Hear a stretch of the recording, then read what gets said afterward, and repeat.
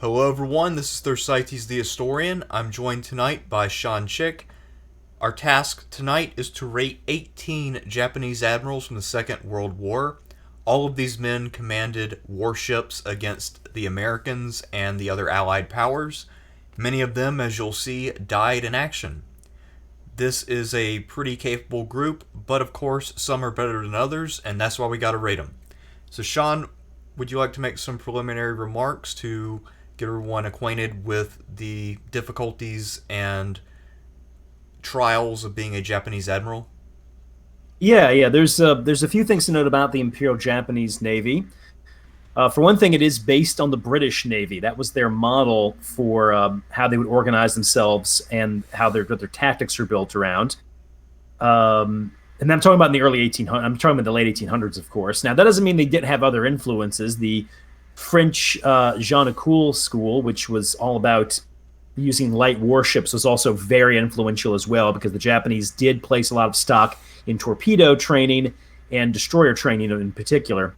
But at any rate, the Japanese were based on the British model with some French thinking involved. They were obsessed with the decisive battle as a way to win wars, which is an incorrect way to look at it, as Drachenfeld, I can't pronounce his name, but Dratch, the one who does the Naval channel, pointed out recently in a video. A decisive naval battle does not necessarily win you a war. In fact, rarely does. It simply puts you up in a good position to win a war. But the Japanese, understandably, were tied to that because they're not a country built for long-term conflict. Even though they won the Russo-Japanese War, it was actually a case of Russia breaking first, because Japan was in a very bad economic situation from that conflict. That's one of the reasons why the war ends when it does, is because Japan actually is, I don't want to say eager to get out of the war necessarily, but they know that then is the best time to get out before it does any more economic damage to them. So they know they're not built for long-term conflict, and when you're not, you want to seek a quick decision if possible. So and also probably also helps the Japanese won one of the most decisive naval battles of all time at Tsushima, so that'll definitely influence your thinking. The Japanese were overall very innovative. They built the first from the keel up aircraft carrier, the Hoshio. So they're one of the pioneers in carrier aviation from the very beginning.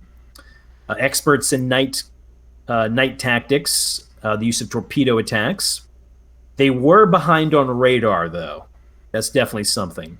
And I actually did see that recently when I was doing some research to get ready for this video again. I'm more like freshening up. This is actually the Imperial Japanese Navy, of all the topics that I've read about, is probably the only one I'd feel okay writing a book about.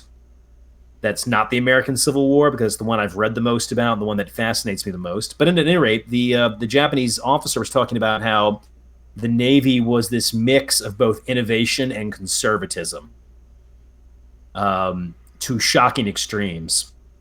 So, of course, they can be very innovative in air tactics and aircraft creation and in using aircraft carriers in particular, but then very backwards on the application of anti-aircraft guns and, most importantly, radar.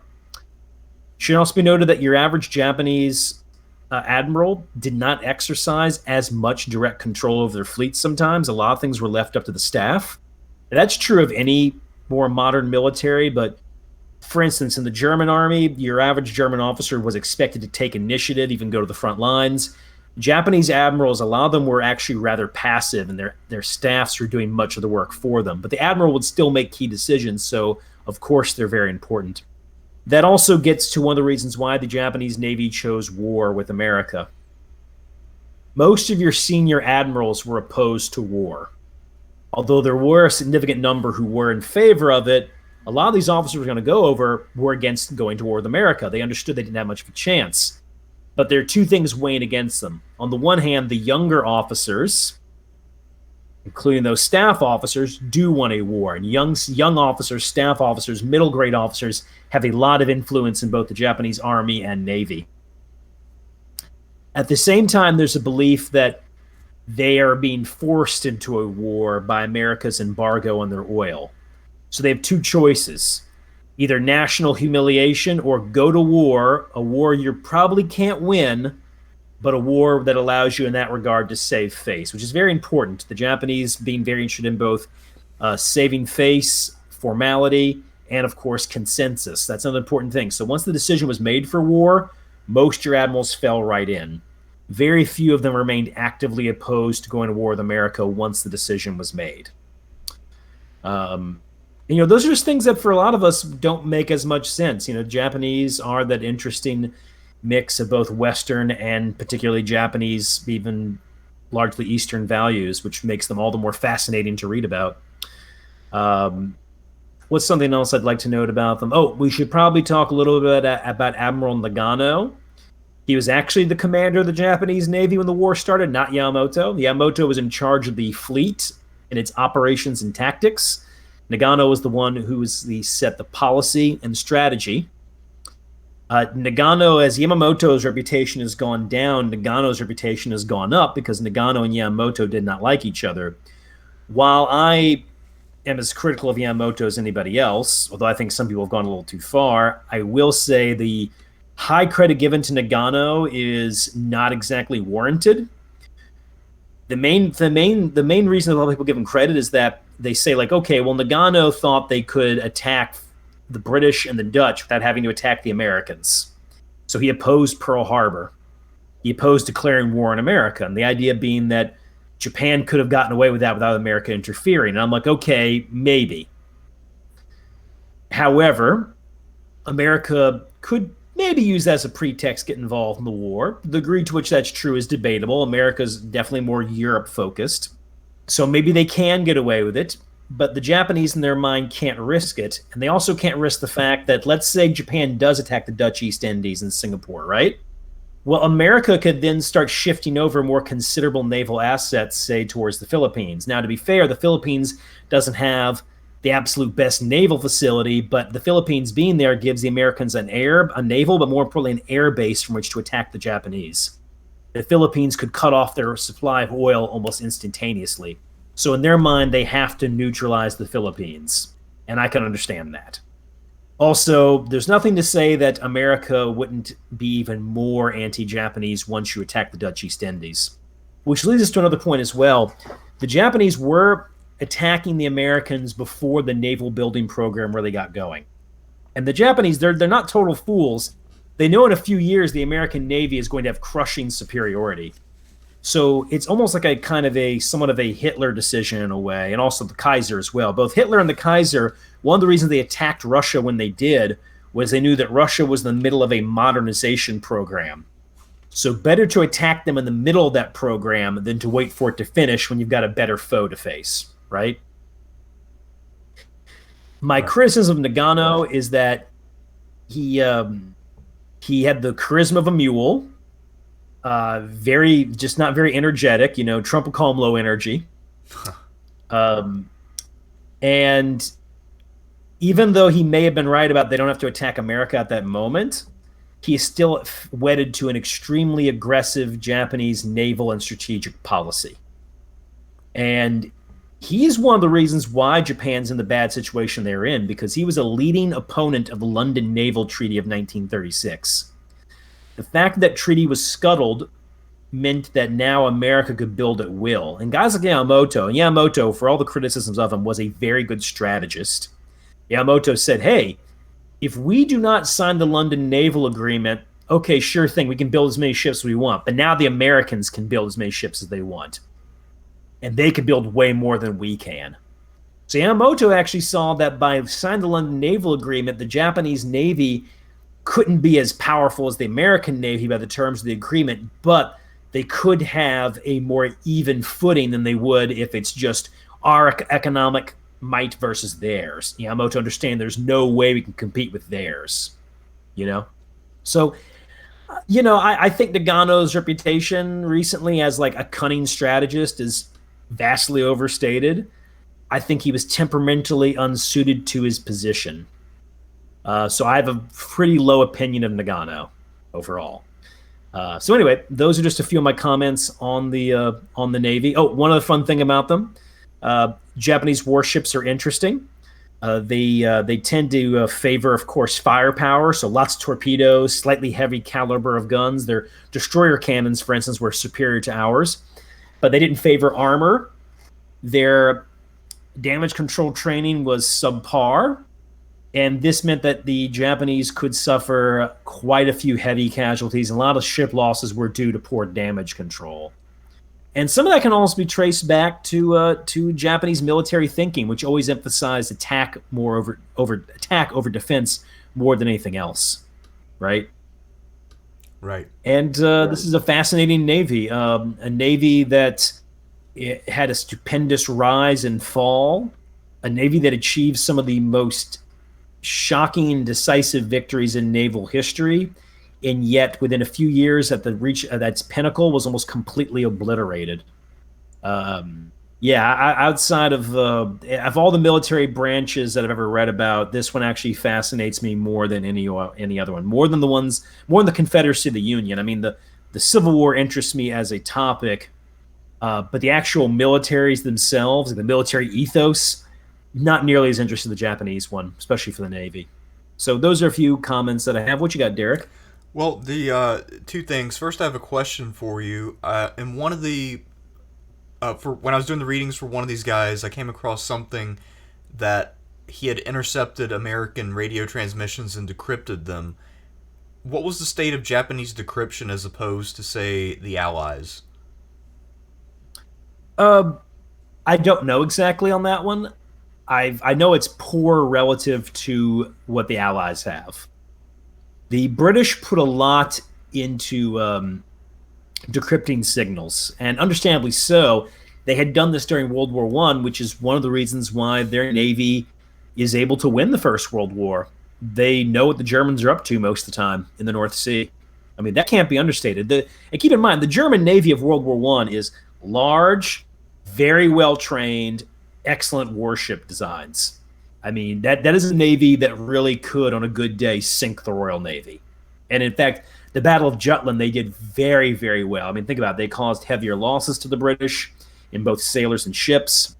And when the British finally do corner the High Seas Fleet, the High Seas Fleet is able to turn away from battle with some very deft maneuvers and then escape during night. I mean, it's amazing. Now, of course, it's a strategic Allied victory, but the German Navy at Jutland did show that they were a force to be reckoned with. Unfortunately, the Allies know when they're leaving port most of the time.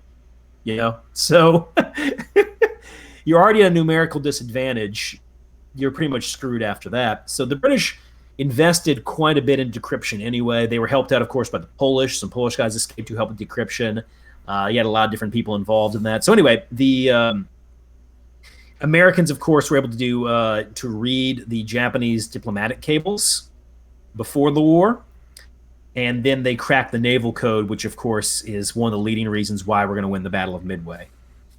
The degree to which Japan is able to read things, I don't know exactly, but from what I've seen, not much. And I don't remember the Japanese investing much in intelligence either. Yeah, something about the fascist powers in World War II. Germany had a pretty god-awful intelligence service as well. Huh. Although, wait, there's one thing to keep in mind.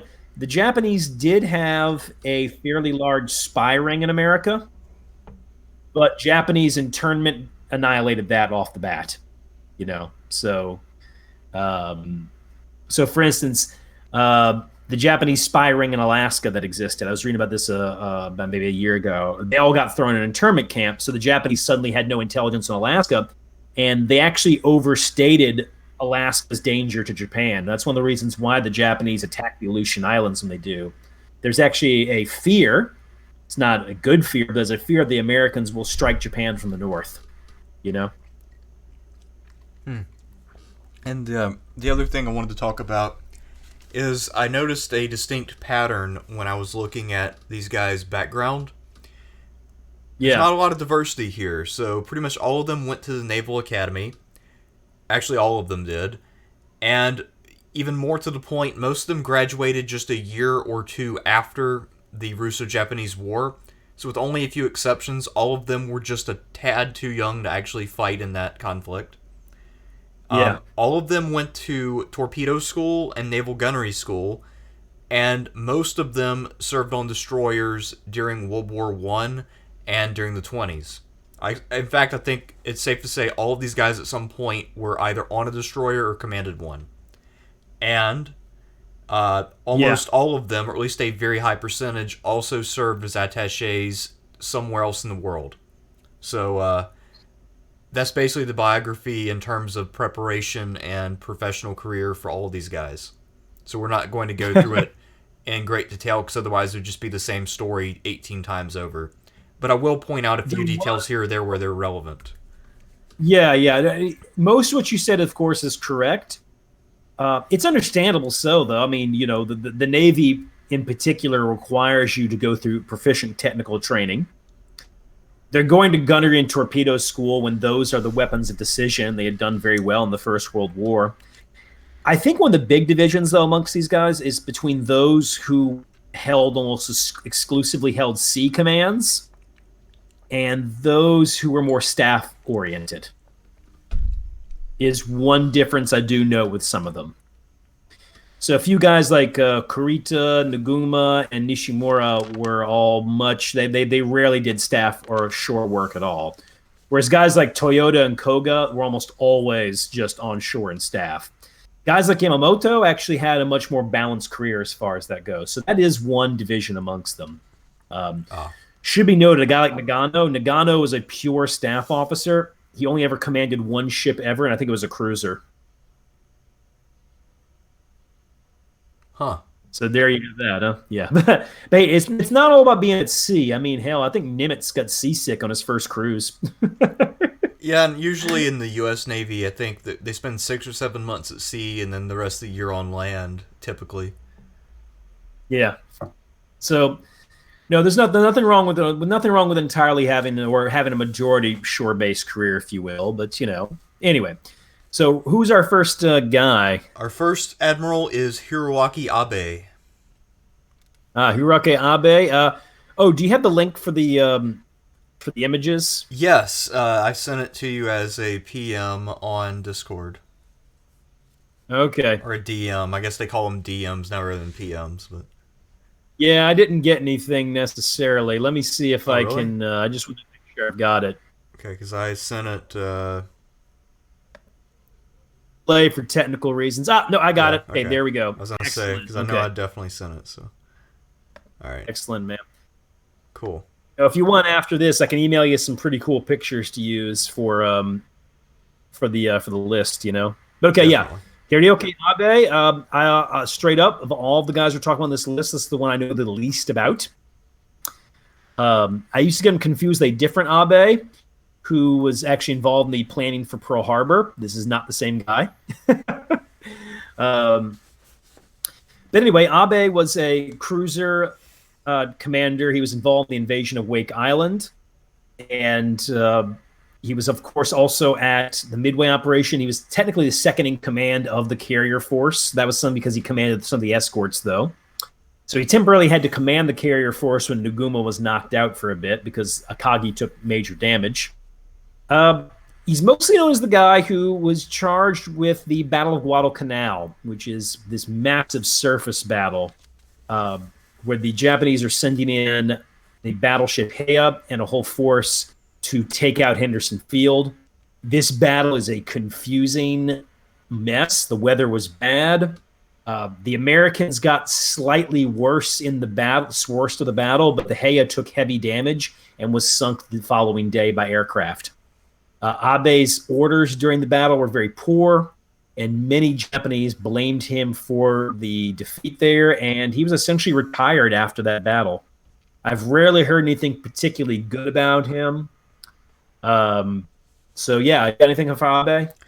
Well, just a couple other things in addition to what you said. Before Wake Island, he commanded Cruiser Division 8 at Pearl Harbor, so he was there to protect the carriers. During Guadalcanal, he was involved not just in the naval battle part, but in the other parts of the campaign as well. He had a group called Combat Division 2, which combined a battleship group and a cruiser group, and he was in the vanguard at the Battle of the Eastern Solomons. He was also at the Battle of Santa Cruz Islands, and after those two battles, he was promoted to Vice Admiral. And at one battle in the Eastern Solomons, his 2 battleships and 3 heavy cruisers, 1 light cruiser, 3 destroyers, they were able to disable some U.S. air power. Or no, the hope was that they would disable some U.S. air power by hitting the field at Henderson Field, which was the major airstrip for the Allies in the region. But, yeah, that didn't quite work out for him because, as you said, it was an extremely messy battle. Both Santa Cruz and the later naval battle of Guadalcanal. At Santa Cruz, he won a tactical victory, but he wasn't able to escort men all the way. And he did have the battleship Chikuma take heavy damage, so that was now knocked out of the campaign. He also couldn't close with the carriers, although the carrier Hornet was lost due to other stuff, and the Enterprise was damaged, and now the only carrier in the whole Pacific for the Americans. So while Abe didn't do that well at Santa Cruz, the Japanese as a whole did. And then he was entrusted with Naval Battle of Guadalcanal, as you said, also known as the Battle of the Solomons, also known as the Battle of Friday the 13th, even though Jason Voorhees was not present. And yeah, again, the point was he was trying to escort a bunch of transport ships to Guadalcanal so they could land and seize Henderson Field. The problem is it was confusing, and I think it was at night, so they had to put out searchlights to find each other. And Abe's men were shining searchlights and shooting at stuff only 3,000 yards away, which in terms of naval gunnery is basically point blank. And pretty damn close. Yeah, he lost a battleship, 2 cruisers, but he also jacked up some American ships. Probably got a little bit better than he gave. Gave a little better than he got. But he didn't press his advantage, and as you said, Yamamoto personally held him responsible, and he was cashiered after the battle. And for those of you interested, his opponents during this were Callahan and Scott. If that helps. Yeah, they both died and were given Congressional Medal of Honor, each one of them. Well, Medal of Honor. It's actually not congressional. Anyway, so yeah, they're both given the Medal of Honor for that. Which is interesting because, they died at their posts, but most books I've read actually say that Callahan and Scott mismanaged the battle. Funny enough. But anyway, not much to say about Abe. He's always struck me as a pretty colorless personality, and most of the officers who commented on said that. I'd go with an E or an F. What do you think? I think an E. I mean, I don't see any evidence of extreme incompetence. He was just kind of mediocre and had a somewhat bad luck with the weather. I don't blame him entirely. Yeah. And clearly the Americans didn't handle the situation much better, so it's not like he got connived out there or anything. Yeah, no, he didn't get connived. You know, the naval battle of Guadalcanal, the one that he fought, is really, how can I say this, man? It's like the Thrilla at Manila. It's just a boxing slug match between 2 heavyweights, and they both leave it days, but the Japanese can't afford that. They need a decisive victory right then and there. So I guess it'd be kind of like if you had a series of matches between an up-and-coming boxer and an aging boxer. If the aging boxer doesn't establish dominance, and eventually each fight he's going to be weaker.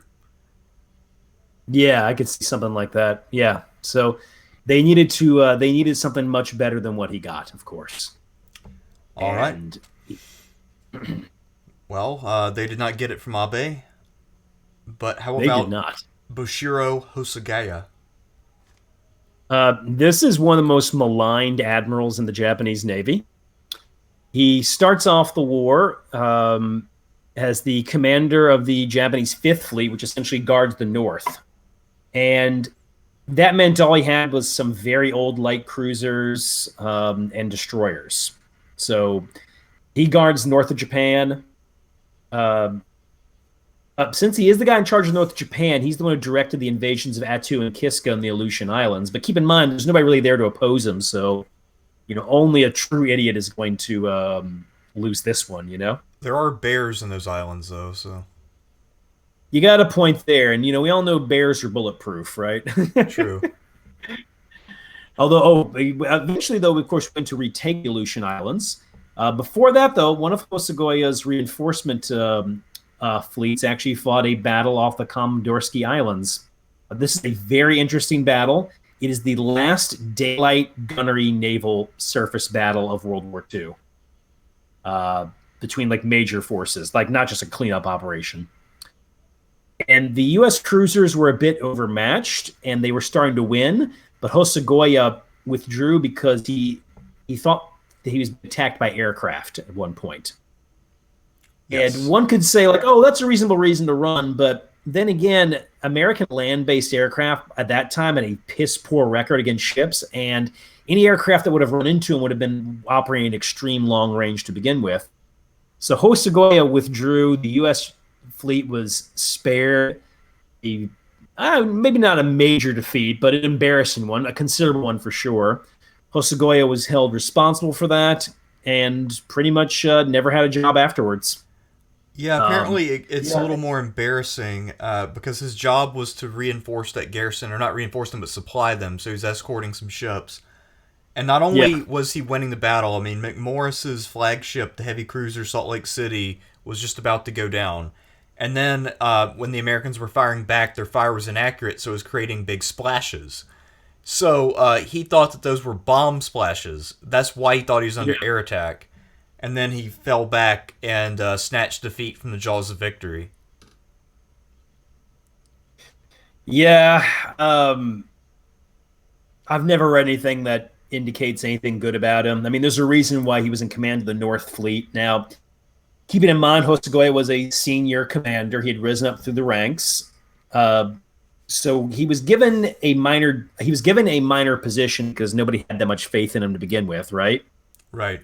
And he was finally in an important position because the Aleutian Islands were where the Americans were about to launch counterattacks. The Aleutian Islands were a lot of eyes were drawn to in 1943, and that was one of our first major Pacific offensives. And I don't know, I gotta go with an F. Hosogoya is pretty bad. I'm inclined to agree. Also, I was looking at some of his other assignments. He was an instructor at the torpedo school at one point. He was the commander-in-chief of a backwater naval district at Ryujin in 1939. And then he took over the first Chinese expeditionary fleet, or first China expeditionary fleet, in July 1941 when nothing was happening on the Chinese coast because the Japanese already had it. So yeah, you're right. Yeah. I mean, he was always on the periphery, and they were trying to keep him away from anything important. He just accidentally finds himself in an important position in 1943 when the Aleutians are now becoming a major theater. And once the Japanese know the Aleutians are a major theater, they, interestingly enough, say, okay, we got to get rid of this guy, you know? Yeah. So, all right, it's time to come guard the North Island. Patrol although here's one fun one. This is one of my favorite naval battles of all time. Not really a battle. It's called the Battle of the Pips. You ever heard of it?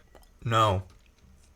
The U.S. had a battleship fleet in the Aleutian Islands. This is before they invade the islands, and the battleships had radar, and they picked up pips, and the Americans were thinking that it was the big Japanese naval counteroffensive they all thought was coming, so they fired their naval artillery into the pips, but there was nothing there. So they expended a lot of ordnance shelling open ocean. And no one to this day knows what made those radar pips happen, but they think it might have been birds. Sean, I'll tell you what it was. What? UFOs, man. UFOs. UFOs. There we go, man. Yeah, get that? Yeah, UFOs. Yeah, apparently the Japanese garrison, I think it was on Kiska, got to watch the fireworks and got a good laugh out of it. It's actually one of Japan's last big naval successes was their evacuation of the Aleutians. They pulled it off pretty effectively. Yeah, I watched a little thing on that. Pretty amazing. So I guess they had a big pitched battle at Kiska, but then when they went to Atu, the Japanese had fallen back. They just left a few traps, and then the Americans and Canadians were firing at each other in the mist and falling into bear traps, and I think they lost, 100 men or 200 men, if you count all the wounded, and there was literally no one there. And then they found a dog who had been there with the American weather team back when it had been in American hands. I think that was Atu was where the battle was fought. And Kiska was the one. Okay. Kiska was the evacuated one, yeah. Yeah. No, Aleutian's campaign is fascinating in general. With both the weather and just some interesting stories there too, and also Atu is one of the first, is arguably the first island we attack where the Japanese army is not easily defeated, where it is a grinding campaign. So yeah, fascinating battle. Anyway, our next guy is Ito, not to be confused with Lance Ito, the judge during the OJ trial, right? Yes, Seishi Ito. Or Yeah, Saishi, Seishi I don't know how to say Ito. that. Yeah. I don't know either, man. I'm just gonna call him Ito. Ito's an interesting one. Most people held him in extremely high regard. Now, he was a staff officer through and through. He had actually attended Yale in the United States. He was friends with Yamamoto and was actually an acquaintance of Ray Spruance as well. Now, when the war starts, he's one of the people who opposes war with America, and he opposed the Midway operation, I believe Pearl Harbor as well, but he in the end submitted to both of those. He helped work out the planning, though, for Japanese operations at the time, particularly the Southern operation. That's the one he worked on most. And by Southern operation, we mean the push to the Dutch East Indies, which, of course, was successful. So Ito was held in pretty high regard. And then, oddly enough, this man who's been mostly a career staff officer then finds himself in charge of the principal Japanese battle fleet after Leyte Gulf. So at this point, the Japanese Navy hardly matters at all. Like they're no longer, the U.S. Navy no longer makes plans thinking what's the Japanese fleet going to do. Now, the Japanese still have a considerable number of warships. There's no way that they can affect things. And of course, they start taking heavy losses even after Leyte Gulf. Aircraft carrier Onryu and Shinano are both sunk by submarines. Battleship Kongo is sunk by submarine. So, at any rate, Ito here, though, is given command of that. He is then the man who has to do the operation where the Japanese battleship Yamato and its escorts are going to plunge away at Okinawa. Now, the idea with the Okinawa operation is that maybe they could reach the island, beach themselves there. The sailors would get off and join the garrison. But the main point of the operation was to distract the Americans while kamikazes attacked. And the Navy felt, the surface Navy, seeing that the kamikazes were gaining glory and recognition, kind of wanted some of that as well. So there's a feeling among some officers that, hey, we should really, do our own special attack. That's what they called them, by the way. They didn't call them kamikazes. They called them special attacks. Well, Ito opposed this, thought it was ridiculous and a waste of life. But orders were orders. But when I say he hated this, he hated so much that when he was on the bridge of the Yamato, he said nothing almost the entire time. He sat in the commander's chair with his arms folded, and when he would receive news of American aircraft or submarine movements, whatever, he would just nod his head. That is until they reached roughly the midway point, and I pulled out my book I have here, which is called Requiem for Battleship Yamato. It's an account of the sinking of the Yamato. It's very, very good. But this is what happens. So, hours at sea, Ito then looked at them and said, "We got through the morning all right, didn't we?" That's the first thing he said in hours. Well, shortly after that, the American aircraft attack, and the Yamato will, of course, be sunk. Now, when the Yamato was doomed, Ito told the people on the bridge, go ahead and leave. Then he simply went to his cabin and locked the door and went down with the ship. Ito is very, very much a fatalistic character in the Imperial Japanese Navy's history. We're talking about a man who was opposed to the war. He seems to have felt some guilt, though, over Japan's naval defeats. He opposed the operation that he was sent to with Okinawa, but carried out his orders regardless, and then went down with the ship as well. And he was known for his very good comportment, too, a very well-mannered man. So in that regard, you can really see him. I mean, the Japanese prize good manners and the ability to fulfill your duty and submit to fate. So Ito is like a perfect Japanese military hero for the era, wouldn't you say? Yeah. He seems very Japanese admiral-ish to me, based on what little I know about the norms of this period for the Japanese. Yeah, I almost didn't want to include Ito on the list simply because he didn't really hold a naval combat command in the war until it was practically over. And a lot of people also commented on why they're giving a high-ranking staff officer such an important position, But all that said, I thought it was important because his story is interesting, because he is involved in the Japanese Navy's last charge, if you will. So, what do you think of Ito? He's pretty hard to rate. I mean, clearly he's a smart guy, but he was sent on a suicide mission, and it pretty much had a predetermined outcome. So Yeah, it's hard to really judge his performance in any meaningful way. he was a good strategist. It should be noted. His planning for the Southern operation was very good, and he correctly saw the Midway operation was not going to work. And also should be noted that the overall handling of the Yamato fleet, although it was mostly being handled by the staff, was done very well, and almost everybody spoke highly of him. I'd go with a C for Ito. Okay, seems fair. All right, our next admiral is Kikuji Kakuta. Yeah, you know anything about Kakuka? How do you pronounce it again? What'd you say? Kakuta. Kakuta. Yeah. Yeah. What do you it's know? spelled with the T at the end. Gotcha.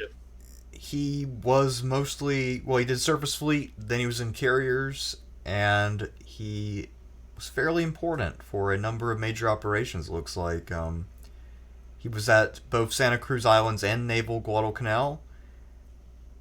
And let's see. Well, he's from what I remember about him is that he was mostly a surface commander who then found himself commanding aircraft carriers in 1940. Yeah. He did pretty well with them in 1941, and particularly the Santa Cruz Islands. Now, he was not in command of the frontline carriers, so not like a Kagi or Zuikaku or any of those. He's always in command of like Junyo, Hiyu, and Ryojo, so the medium to light carriers, if you will. So anyway, although the term medium carrier I know doesn't technically exist, I feel like the Japanese in many ways kind of had medium carriers because they had carriers that would hold more than a light carrier but less than a fleet carrier, So I feel like the Japanese kind of had a hybrid there, but that's my personal take on it. But anyway, no, he did exceptionally well at Santa Cruz Islands, so he was actually considered to be the replacement for Nagumo after that battle. But eventually the command did go to Ozawa. Now, Kakuta was then given command of the land-based aircraft, which was mostly working on the Marianas Islands. And this is what's interesting. His actions at the Marianas Islands are borderline disastrous. His land-based aircraft were attacking the Americans, and he essentially lied to Ozawa about how effective they were being. So a lot of the reason the Battle of the Philippine Sea happens is because Kakuta is sending in very optimistic reports. And by this time, he was becoming known mostly for his alcohol abuse, if you will. Oh, wow. Yeah. I think he kind of knew it was over, and he was trying to maintain face, if you will. And keeping in mind, this is a man who had mostly known, at least on a tactical level, success, and now he's being faced with failure. So that probably played a part, too. And by the way, we have a lot of speculations about the personality of the Japanese admirals, because not only did a lot of these guys die, but the ones who survived, a lot of them didn't talk much. They would keep quiet, with a few exceptions that we'll mention when we get to them. Kakuta, though, really screwed up in the Battle of the Philippine Sea. Of course, he inflicted no losses on the Americans, inflated what he was doing. That in a way kind of baits Ozawa into the battle. Kakuta did try to escape from the Marianas Islands, but he failed and then ended up committing suicide. Yes, apparently he wanted to escape to a submarine, and for whatever reason, he wasn't able to make a rendezvous. Yeah. He was a big guy, and I think by this time they said he was also growing fat, too. So think about it. Alcoholism, gaining weight, this guy must be depressed. Yeah, also in February 1944, American aircraft carriers had sent in planes and wiped out most of his planes, so he had been without planes for months by the time the Philippine Sea battle happened. Yeah, but he lied about that, too. Yeah. Wow, okay, I didn't realize that he had lied about it. I mean, that's, that sounded like an F. Which it's interesting because his carrier operations in the Aleutians, while they're unopposed, they're well done, and he did well in the Santa Cruz Islands, very well. So he was considered as one of Nagumo's replacements. I think this is really a man who was doing well when he figured Japan had a chance, and when he decided they didn't, he was like, all right, I don't care anymore. So what do you think, D or an E? I wouldn't go with an F, though. He Oh. did pretty well in 1941-42. Yeah, okay, so that's that part of his career to consider. Um, I guess we have to weight it relative to the significance of the war's course and outcome. So, did his contribution to the Battle of the Philippine Sea, did that outweigh the earlier positive things that he did, or how's the balance on that? I'd say they're almost even, and in some ways it's because his failures at Philippine Sea are just so dramatic, and so they're such massive failures. It's pretty bad. And keep in mind, he's given command to land-based aircraft Marianas. That's a very important position at that time. But at the same time, he handled his carrier operations very well in 1941-42. It's also his aircraft carriers are the ones that supported the invasion of the Philippines and the Dutch East Indies when Japan only had one carrier in that area, the Ryojo, which is essentially a light carrier. So, yeah, he is okay. He is very hard to rate. I would favor a D. I'm okay with that. I mean, he seems like someone who, like you said, he gave up, but he clearly was not an idiot. No, definitely wasn't. I mean, there's a reason they considered him for the top carrier command in late 1942. So, no, not an idiot, but just somebody who I think just kind of gave up. Yeah, it's kind of a sad I mean, who can story. blame him, right? So, like, Yeah. if he had some non-alcoholic beer, if somebody had replaced whatever he's drinking with O'Doul's, and then maybe slipped him a Zoloft, who knows how history could have turned out. Oh God, yeah, but it's funny you mention that. Remember that whole thing back in 2004 where they were like, most people said they could have a beer with Bush and they couldn't have one with Kerry, right? Right. Yeah, And I was like, literally the exact opposite.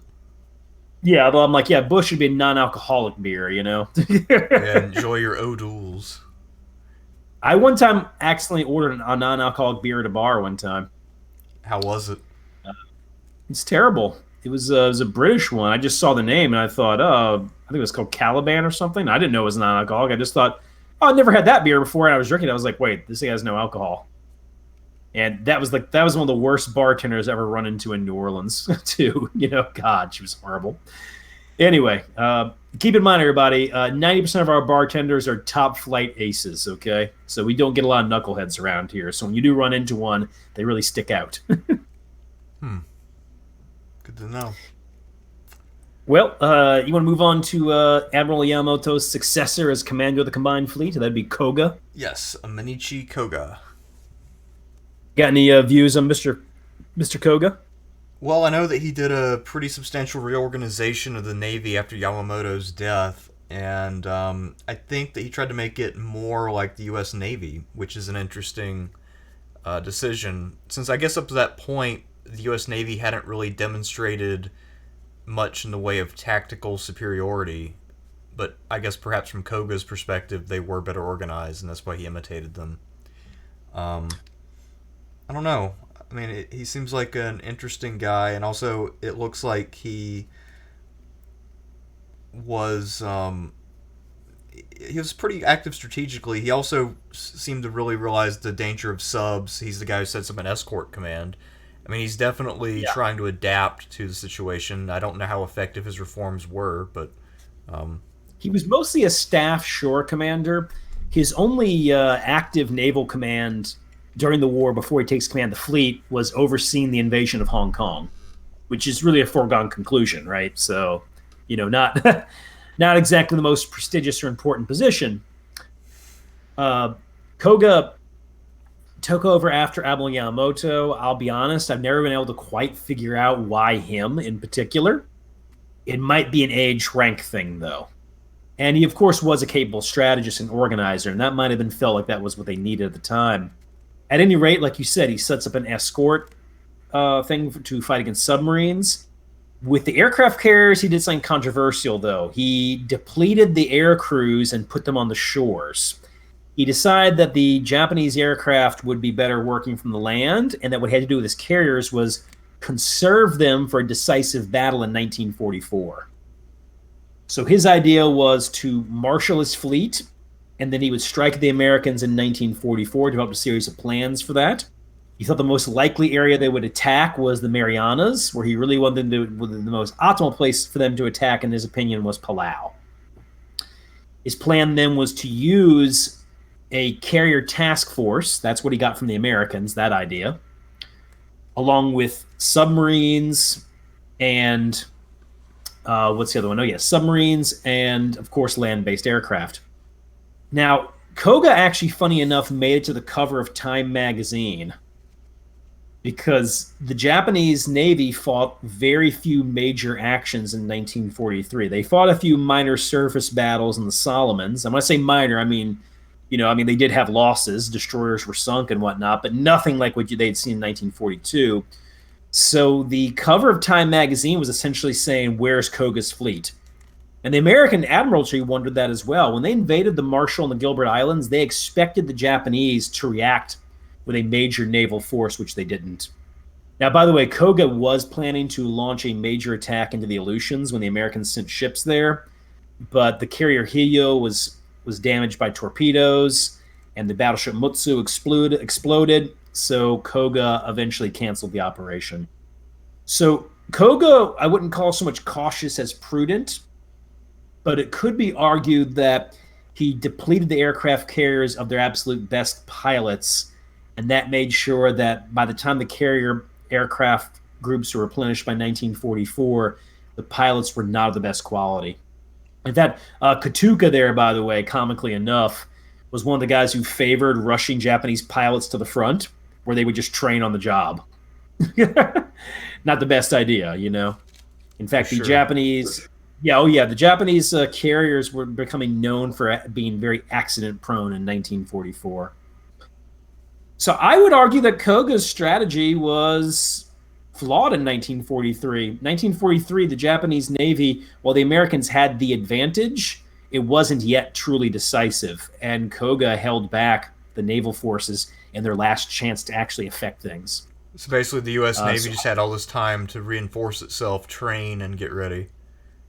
Train, learn its lessons, if you will. I mean, for instance, the British sent an aircraft carrier to the Pacific, the HMS Victorious, and the Americans there observed that the British were really much more efficient at carrier operations than they were, and they integrated that in there. So by the time the carriers return, they're at their absolute strongest. The pilots are well trained, they have better aircraft, better carriers, and they've refined their carrier tactics. So I think Koga's decision in 1943 to hold back the fleet and prepare it to have a battle in the inland areas was flawed. Now, it could be argued that a lot of that was logistical as well. The Japanese are having problems fighting the Solomons because they're fighting at the end of their logistical chain. Koga's holding the fleet back where the logistics are solid. And his plan in 1944 isn't even all that bad, really, considering the situation he's in. It's just that by then the situation's hopeless. So I don't know. Koga's interesting. His decision to hold back in late 1943 is debatable, of course. In that regard, maybe a bit hard to rate. It's hard. I see what he was going for, but I think it was a mistake. Another, I guess, knock against his strategic vision is that apparently even late in the war, he still held a battleship-first mentality, because he and Yamamoto had debated that, although both of them agreed going to war against the U.S. was a bad idea. But Koga always believed that battleships were more important than carriers. And maybe that's part of why he did what he did with the carrier fleet, because he still saw carriers as basically somewhat of a novelty or special purpose ship. Yeah, I don't think so by that time, because his plans for the 1944 counterattack really do revolve around naval air. Although, good point there with the battleship thing. You mentioned it, I remembered it now. Yeah, he was one of the battleship guys. But yeah, I don't think that was why. I think what he wanted to do was reinforce the forward air bases, husband the carriers in the back, and then get new air crews in. And yeah, it doesn't work. His plans are essentially the plans that will be used at Philippine Sea. Philippine Sea will, of course, be a defeat. For more on that, I recommend going to Forgotten Battles and watching our excellent, almost hour-long Philippine Sea documentary. There's my shameless plug for the night. When does that come out? That was one of our first ones, and I Oh, think it's their video that has the second most views because everybody's obsessed with World War II. Like our videos on like the French Revolutionary Wars, almost nobody watches that. What gets the most views is World War II, and the Civil War does pretty well too, as well. And of course, Ancient Combat does well as well. So anyway, there you go. What do you make of Koga? What would you rate him? um, maybe a C or a D. I mean, not really that interesting, honestly. I think the dilemma he faced is interesting, of course, but I think a D is appropriate. Yeah. Yeah, I agree that the idea of letting the American Navy rest for that long when they knew they were doing a build up, that was a really dumb idea. Yeah, by that time though, there's a general feeling that hey, we I mean these a lot of these guys went into the war thinking they were going to lose anyway, So, but who's our next guy? Kondo. Yes, next up is Nobutaki Kondo.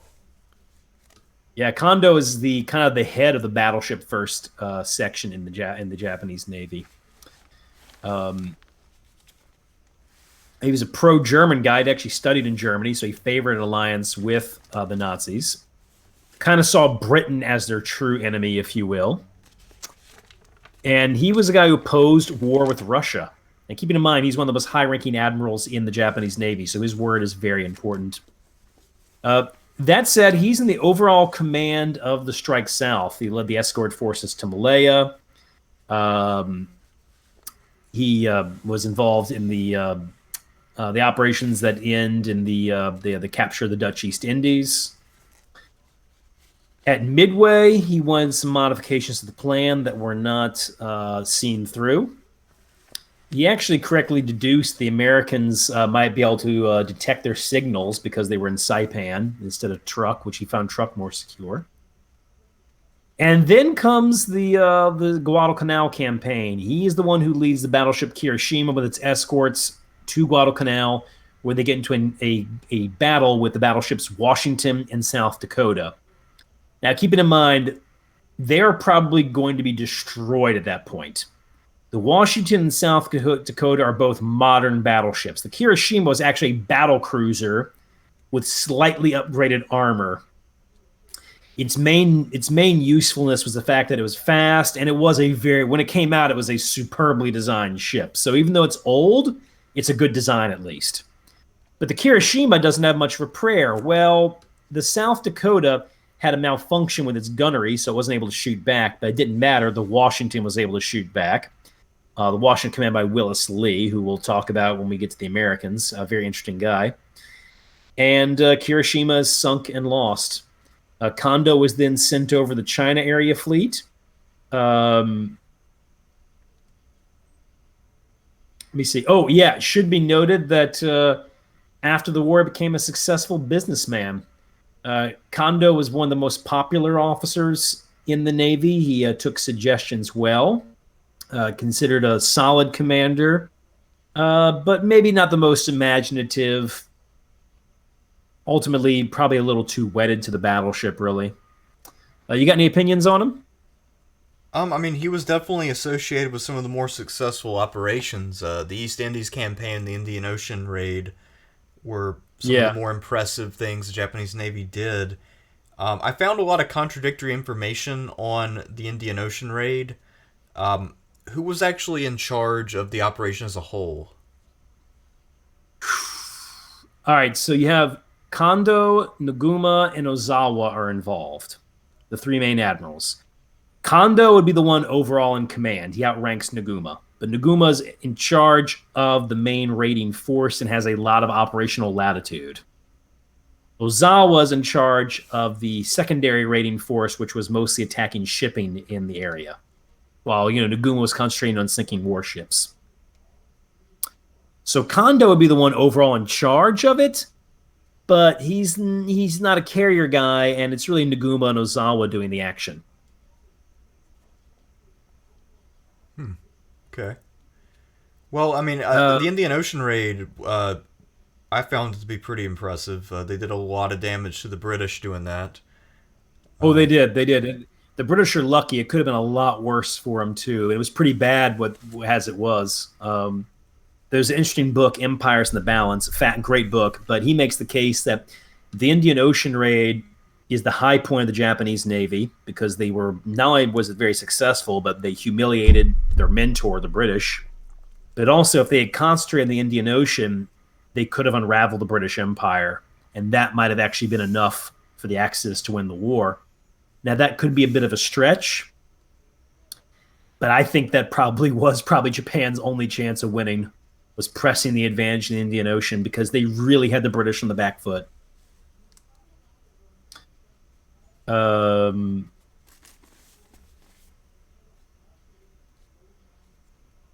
I don't know. He's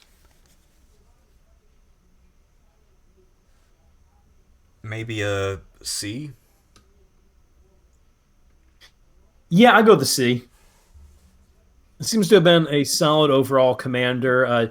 Definitely good at being an overall theater commander, especially for the Japanese, where staff and subordinates are very important, and he gives both of them a decent amount of latitude. So he's basically Harold Alexander. Yeah, in many ways. And like Harold Alexander has a successful post-war career too. Yeah, so there you go.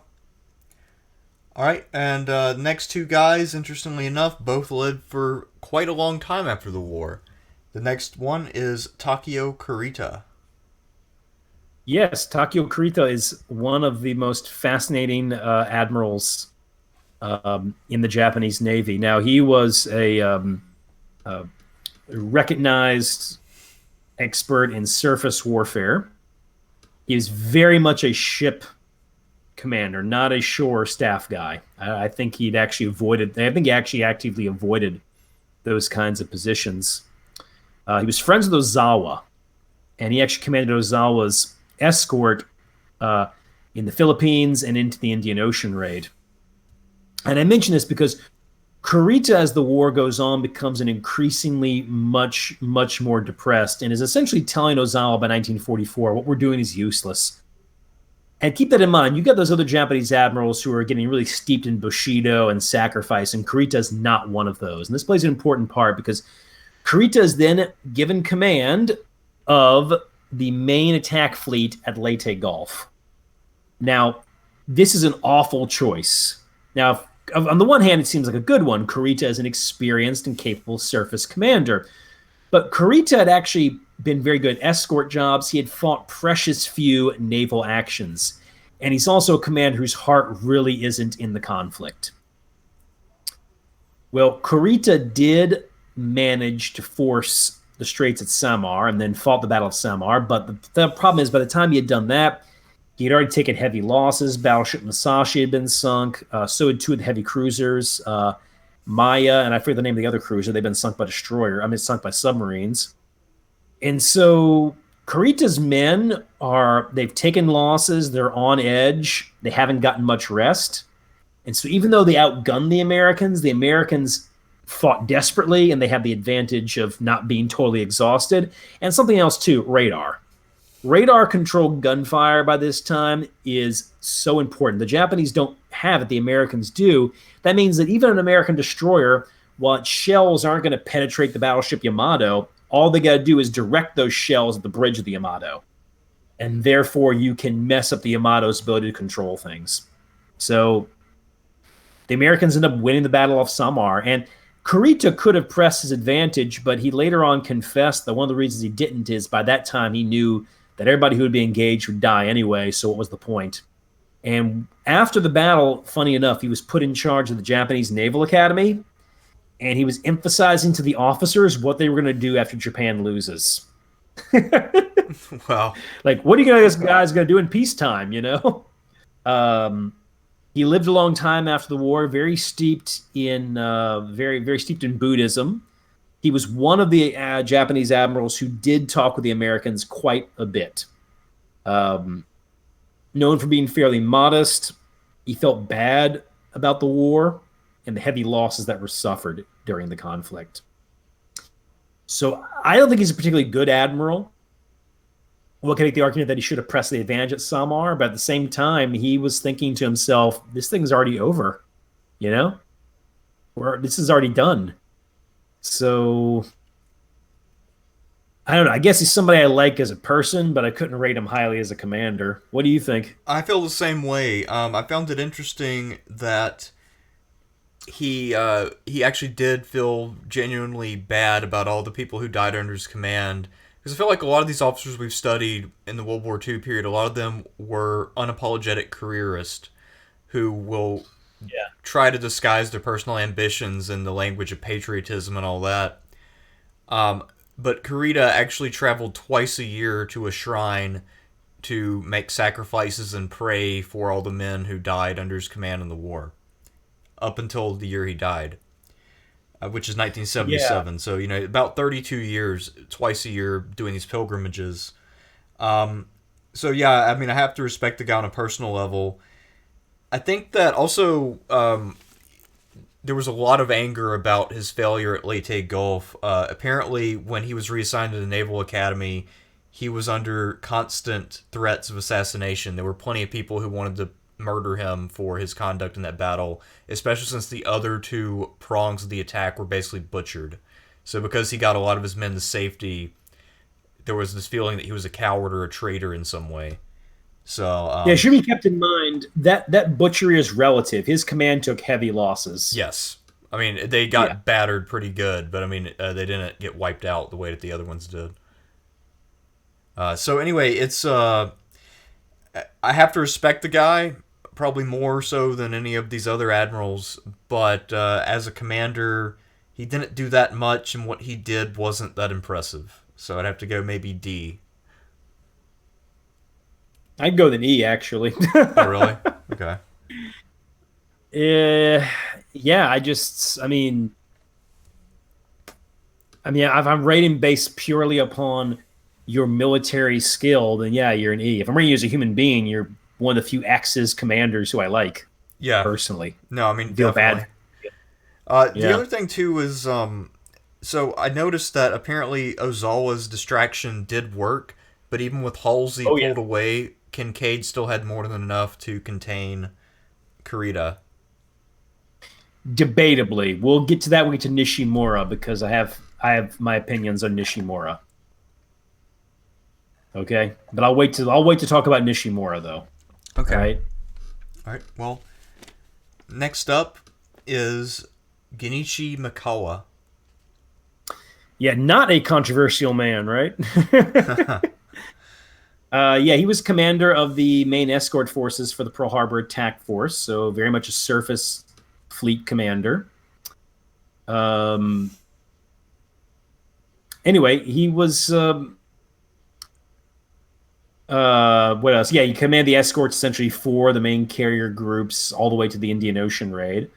He found himself at Rabaul in command of 8th Fleet when the Americans attacked Guadalcanal. Now, 8th Fleet had heavy forces, heavy cruisers, but it had the oldest heavy cruisers in the Navy. And Mikawa, while a very studious man, was also very aggressive and decided he would gamely go out and fight the Americans. This leads to what's called the Battle of Savo Island, one of American Navy's worst defeats. Mikawa goes in there, and his ships take relatively minor losses, but they're able to sink 3 American heavy cruisers and 1 Australian heavy cruiser. The controversy with Mikawa is that he did not press ahead, which would have led him to attack the transports, which he could have sunk, plus the warships protecting those because they were as unaware as the cruisers that he just sunk. However, dawn was approaching. He believed that he would be under air attack if he lingered.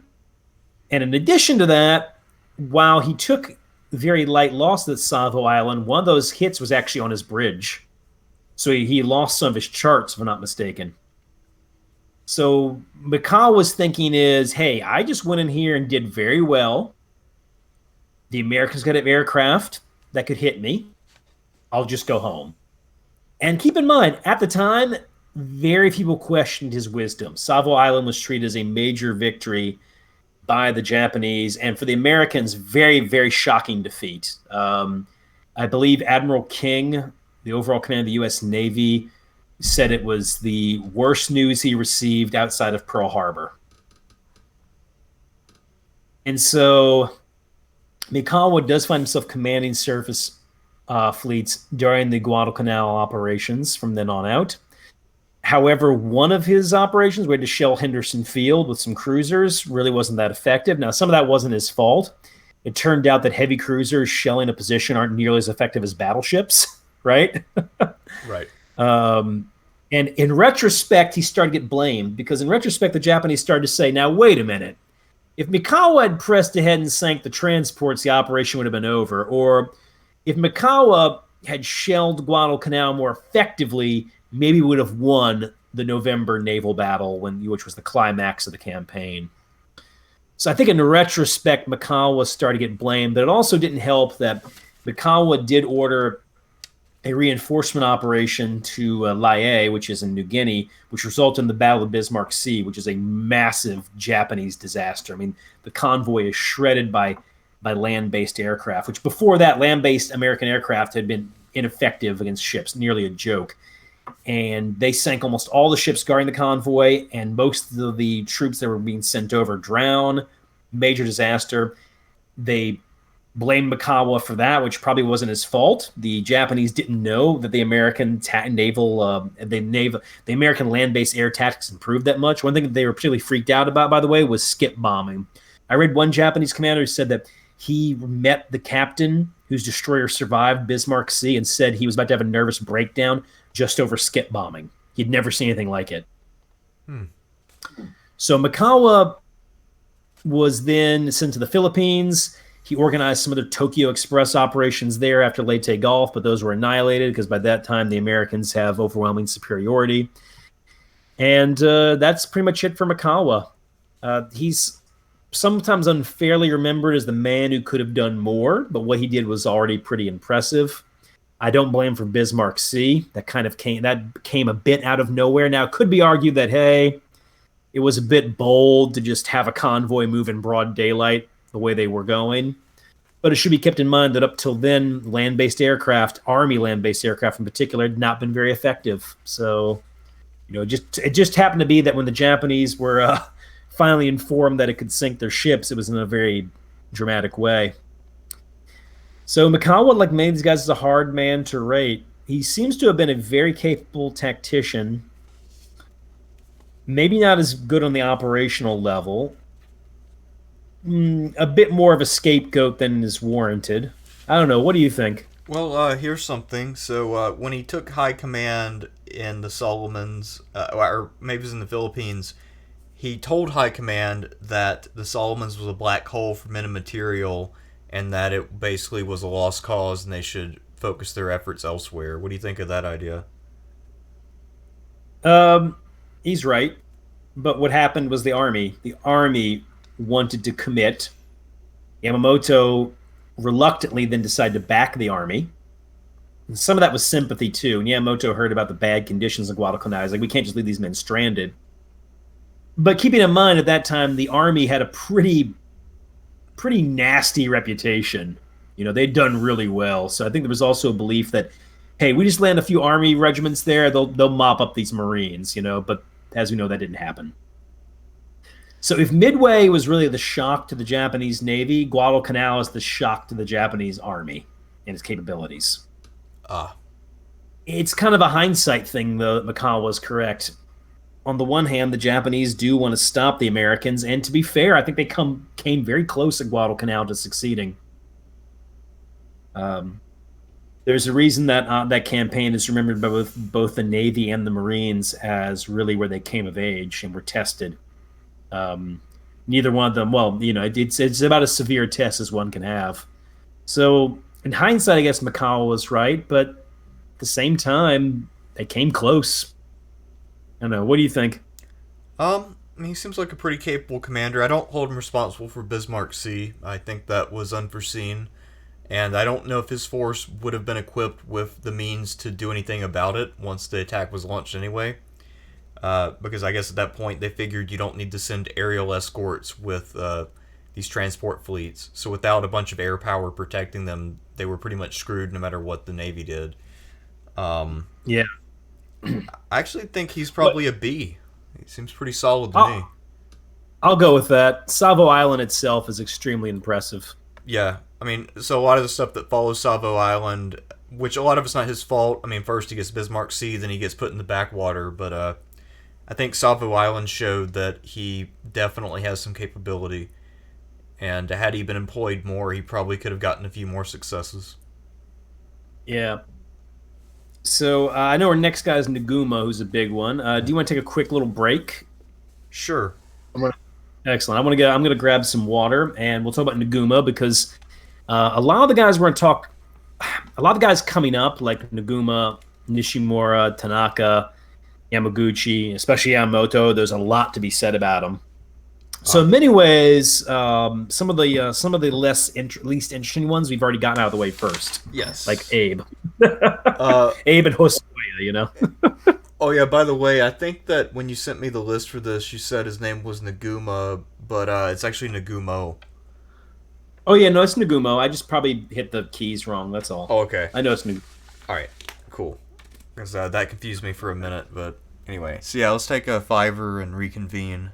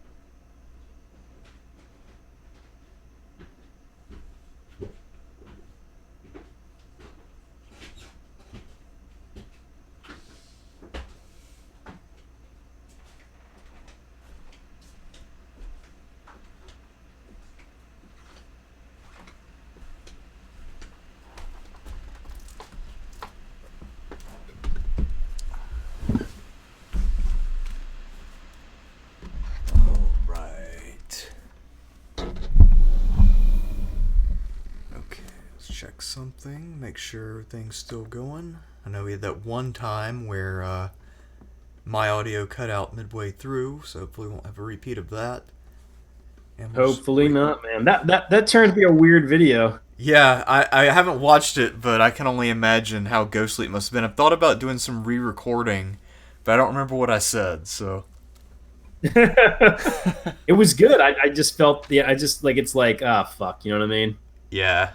So I didn't know at the time, just for those of you who were curious, I didn't know that when the light on my microphone went red, that it had a specific meaning. Because Sean could still hear me, so I assumed everything was fine. And I'd just gotten this mic pretty much, and I'd never had that happen. But what it means is that some sources are not receiving my mic. But right now the light is green, so don't worry about it.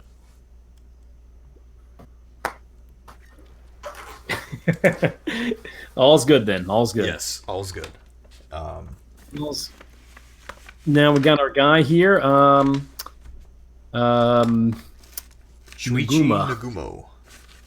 Nagumo. Nagumo.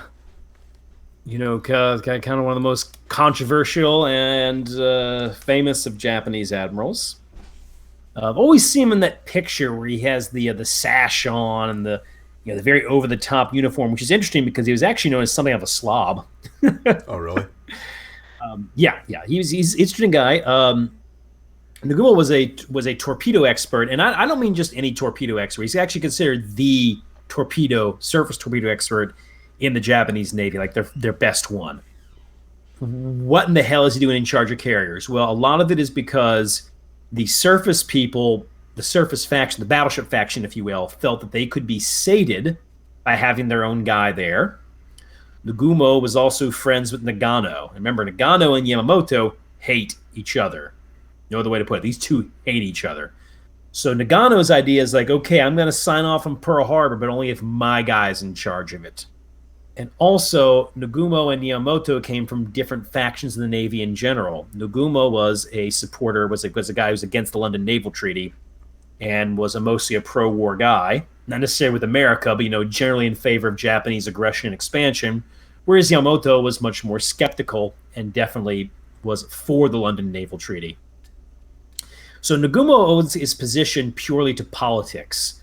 The three factions in the Navy who have some cross-pollination, of course, but those three factions who all do not like Yamamoto all like Nagumo. That is why he's in charge. It's political.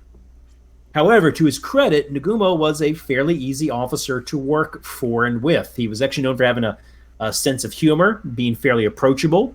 He understood that carriers were not his expertise, and so he relied a lot on his staff to do things for him. Well, he did, of course, make key decisions. Now, some of those decisions are, how shall we say, post-war fabrications.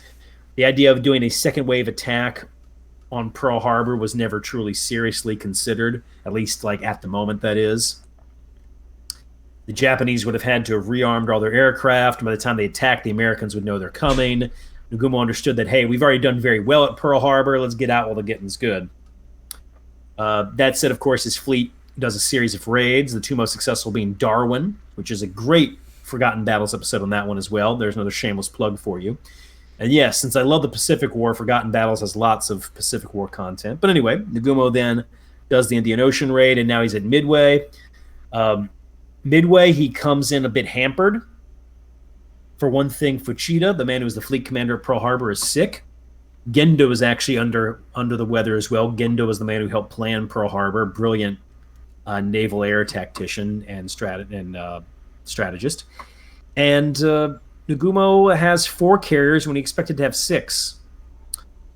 And not only that, his operational orders, even his tactical orders, are pretty strict. And some of that, I think, has to go back that Yamamoto just didn't trust him. And so he's placing Nagumo in a bit of a box. Now, Nagumo doesn't know the Americans are there waiting for him at Midway. And by the time he does, he decides to attack.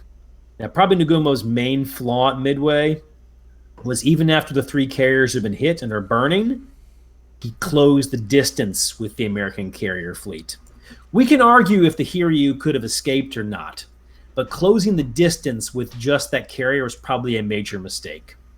But I think at that point, Nagumo wanted to show that even in the face of defeat, he still had an aggressive fighting spirit, which that might explain why he's still in command after Midway. There's also in the Japanese Navy, from what we can tell, post-Midway, there was a closing of the ranks where the Navy understood they had lost a major battle and they didn't want to give their opponents in the Army or the government any ammunition against them, so better to close ranks. Nagumo's handling, though, of the carriers in the Solomon Islands is not particularly effective, but by that time, he probably knows they're pretty much done. So I don't know. Nagumo is somebody who is definitely not the incompetent he was made into post-war, but clearly not some kind of carrier genius, and in some ways not the right man for the job. Would have been better to put Ozawa in charge, who was Yamamoto's main pick for the carrier position. So what do you think? Interesting guy. Also, even though he's about the same age as everybody else, I read that he was much more visibly aged mentally and physically, and that everybody around him realized that he was not the same guy he had been. And this is when the war is starting. So all these guys are a little under 60, but I mean, everybody ages a little differently, and apparently age hit him harder and faster than all of his contemporaries. So he was already declining pretty visibly when he got this new command. I think one of his real strengths as a commander is that, a lot of these Japanese admirals were not particular. I mean, they could be charismatic in their own way, but they weren't particularly popular with their men and their subordinates. And Nagumo was. That's something to keep in mind. Men actually like serving under him. Right. That's a major asset to have. Yeah. Especially in a navy, like the Japanese Navy, which has such strict discipline, Right. I guess the thing that really defines his career is Midway, but if you look at everything he did before Midway, he was doing pretty well. I guess the question then becomes, how much is Midway his fault as opposed to Yamamoto and the other senior commanders? It's Yamamoto's plan is poor. We'll get into that, though, when we get into Yamamoto in particular. The big deal, though, is just a lot of really bad luck. I mean, Nagumo did launch a search for the American carriers, a decent search for the time. It's only by bad luck the American carriers weren't spotted. He came under continuous air attack that disrupted his operations. I think I can fault him for anything in Midway. It's probably a charging ahead with the Hiryu.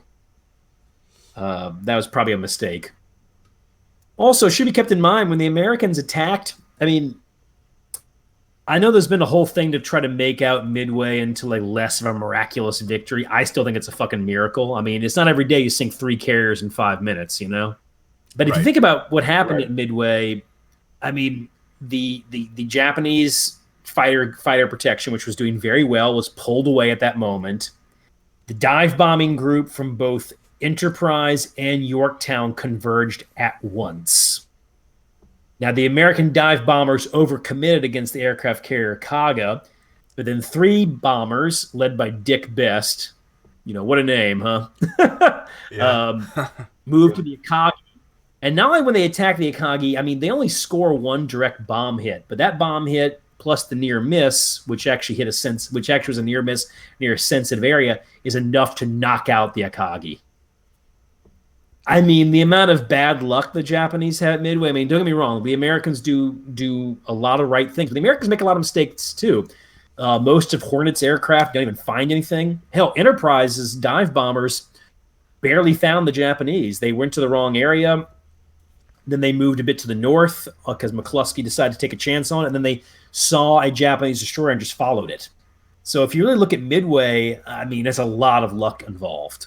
I mean, there's a lot of luck involved in warfare as well. But man, like Midway, there's of all the battles I've read about, I think it's the one that in some ways luck and fortune played as much a role as anything else. In some cases, some fairly dumb luck too. So I don't really blame Nagumo for Midway overall. I will say his performance in the Solomon Islands campaign wasn't particularly great. But by that time, he really is a beaten man. I mean, he had seen the four finest aircraft carriers that Japan had, well, four of the six finest at least, sink, right? I Right. mean, that's.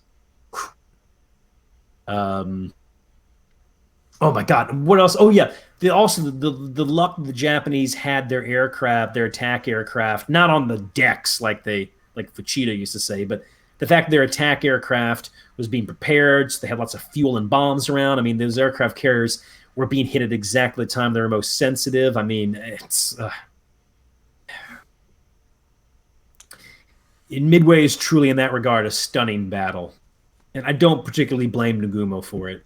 Yeah, and the other Um, thing about Nagumo's physical condition, which I think probably played a role in making him downcast, is so when he was younger, he was a great athlete and a very avid sword fighter. And yes, because yeah. he sustained a bunch of injuries when he was young, those really kicked his ass when he became middle aged. So he had horrible arthritis. So he's constantly in pain and discomfort. And yeah, so that's not going to help him maintain a positive attitude or Yeah. try to think his way out of these situations and adapt to the realities of carrier warfare. They picked someone who, if it had been 10 years earlier, he may have been perfectly fine for the job. But as it is, he's not the kind of guy who's able to handle a lot of personal misfortune. Oh, we mentioned him being an athlete. He could do headstands when he was a young man. Yeah, I mean, he was apparently even when the Akagi got messed up, he was able to leap off of the bridge and land nimbly because of all the training he's been through. Whereas most of the other people got hurt doing it because this guy's an ace athlete. It's just that all of the years of taking hits from swords have really caught up with him, so he's usually in pain. Yeah. I like Nagumo personally, and once again, I don't think he's nearly the incompetent that he was portrayed in a lot of earlier histories. But clearly, no naval genius, and definitely like not the right man for the job. I mean, he is the Japanese Navy's torpedo expert. He should be in charge of surface forces, but Navy politics dictated he's given the carriers. I guess you could even make a case for giving him subs because of his torpedo expertise. Yeah, maybe. I don't know about that, but anyway, what would you rate him? I mean, you gotta balance everything out. If we're just talking about pure performance, pure ability, a C or a D. I mean, I don't think he was that bad. I think he, like you said, Midway had a lot to do with luck, and luck was not with the Japanese that day. I favor a D, but I agree. C or D sounds appropriate. All right, I'll go with the D. I mean, you've read a lot more about this guy than I have, so. Yeah, and then we get to a man of some interest to me, Nishimura. Yep, Soji Nishimura. Yeah, oftentimes depicted as a moronic blockhead who sacrificed his fleet, which is, I think, a misunderstanding of Nishimura. Now, Nishimura, like Naguma, was a very much an at sea guy. Like Knight Naguma tried to avoid having shore commands, not a staff officer. Nishimura oversaw early operations in the South, such as the invasion of the Philippines, Dutch East Indies. He actually suffered a series of setbacks there, including a defeat at Balikpan, which was not a crushing defeat, but it was actually Japan's first defeat in a naval battle. Now, not their first naval operation to go wrong. That'd be Wake Island, but that was not a naval battle. That was them attacking an island. At any rate, Nishimura was a man of had some kind of bad luck, if you will, but the officers recognized that he was very good. He was an excellent planner, and when he was told to carry out a mission, he was hell-bent on doing it. Now, that said, his bad luck extended to his family. His son died during the war. This made him increasingly fatalistic. And then he's given command of the Southern Attack Force at Leyte Gulf, which contains the battleships Fuso and Yamashiro. The Fuso and Yamashiro are the two oldest battleships in the Japanese Navy. I mean, true battleships, not battle cruisers. These ships had been modernized, but they're old. I mean, they had problems leaking. Their crews had not seen any major combat, and in fact, their crews were often mocked by their Japanese crews because being posted as battleships was seen as kind of the cushy backwater position. And to be fair, Fuzo and Yamashiro had seen almost no action during the war. And there was actually a plan to sacrifice both of them. Like use them to land troops the way they would try to do with, like have them beach somewhere kind of operation. So these ships were seen as sacrificial. Well, the southern operation, Nishimura was told that he was to charge into Leyte Gulf. Now get this is important. He is told to charge into Leyte Gulf 2 hours before Kurita gets there. So there is not a plan for a simultaneous attack. It is a plan for him to attack first with an inferior force. However, what it was hoped was one of two things would happen.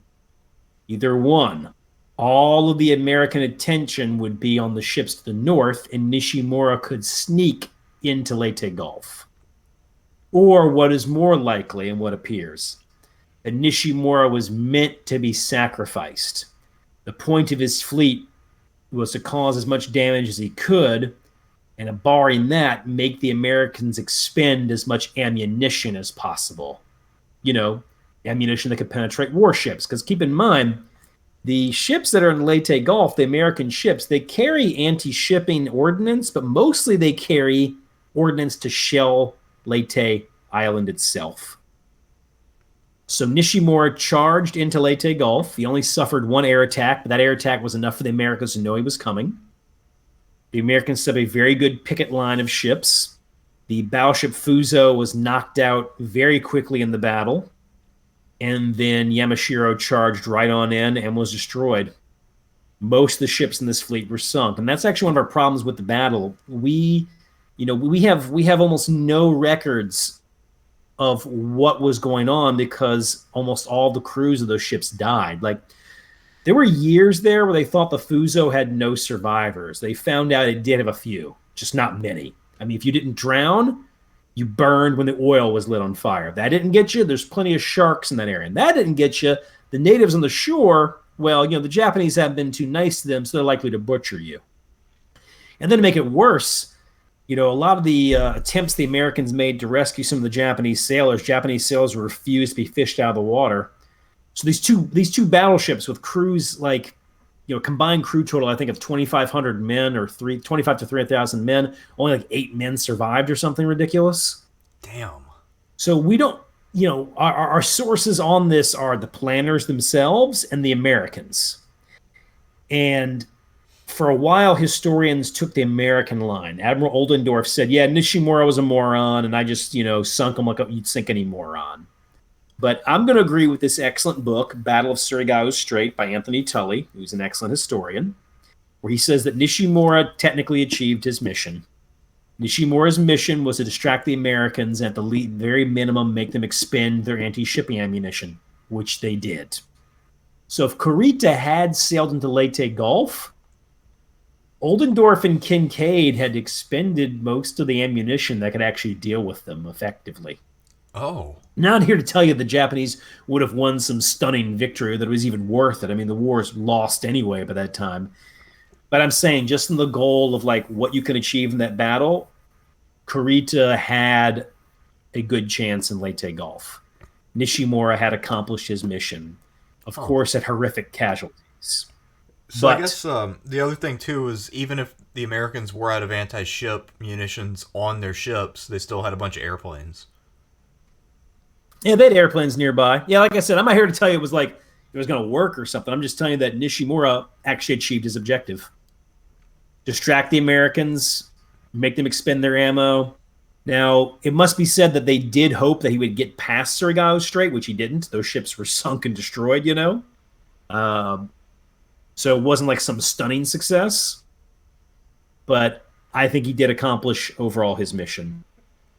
Also, navigation expert as well. That's actually one of the reasons why I think they chose him for the mission, was that Nishimura is considered a navigation expert.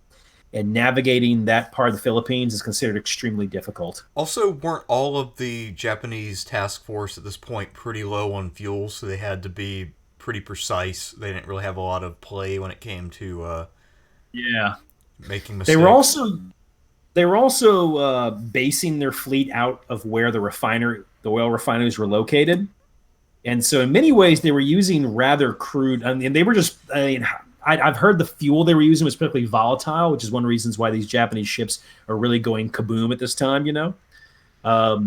So it's a difficult position to be in. Now, how do I rate Nishimura? I mean, it's kind of hard. He had some bad luck early on in his career, but men thought very well of him. He's a good planner, good navigator, and is the kind of man who will accomplish his mission no matter what. I believe that Sergei Strait Anthony Tully is correct. Nishimura was not there to attack simultaneously. That's definite. What he was there to do is distract and everything else I've said. I actually rate him a C. And keeping in mind that when I grew up reading like whatever little random history books you would get on World War II, like World at War series and whatnot, he was portrayed as essentially a suicidal moron. Oh. And I don't think that holds up under scrutiny. Earlier, did you talk about his role in taking out Carol Dorman's fleet? No, I was going to talk about it mostly with Takagi, but yes, he was involved in the Java Sea operations. Okay, so he's got that going for him. He was at Guadalcanal. He was also he landed at Balikpapan, which was a Dutch possession, and he lost some of his transports, but he did get them into the beaches. And the invasion held until 1945 when the Australians liberated it. So yeah. He, other than his most famous battle, he was mostly successful, and he was willing to undergo some heavy hits to get the job done if necessary. So I think, probably a C is pretty fair for him. He was competent. Yeah, definitely.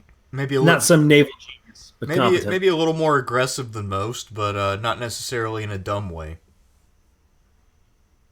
Yeah, keep it in mind. It is the job. It is the mission that he's supposed to perform as well.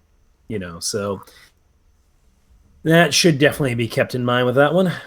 Who is our next gentleman here? Next up, we have Takijiro Onishi. Onishi, the creator of the kamikazes, planner of the attack on Pearl Harbor. Onishi's interesting. He had graduated the Naval Academy.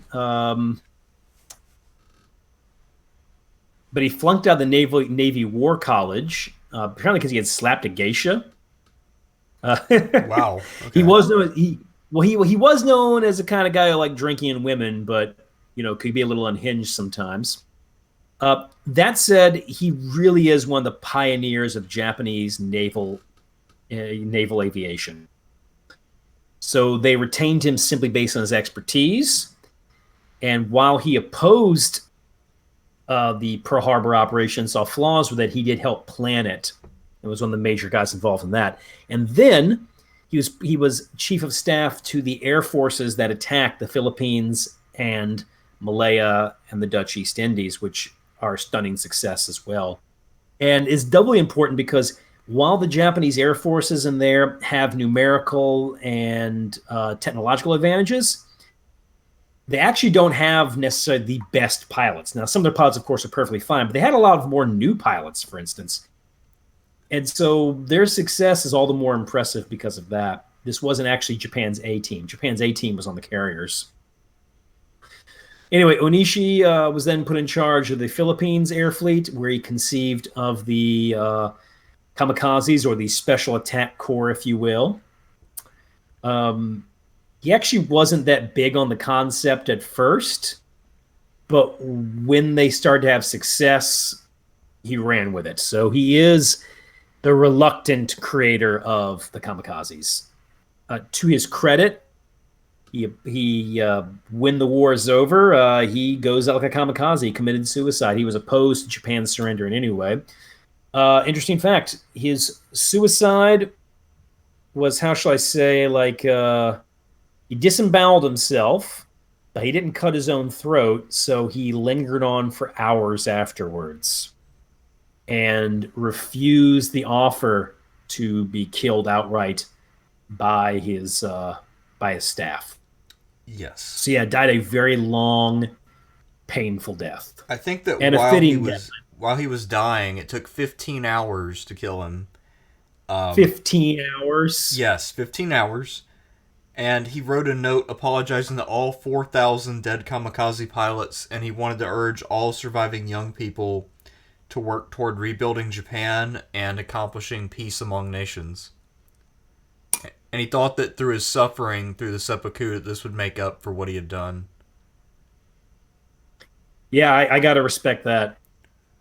You know, kind of like in that, and somewhat in a similar regard, like Modell, remember the German commander who committed suicide? I mean, all those other Nazis got to run around and be like, "Oh, I did nothing wrong," but Modell's like, "Ah, fuck it, I'm going to shoot myself," right? Right.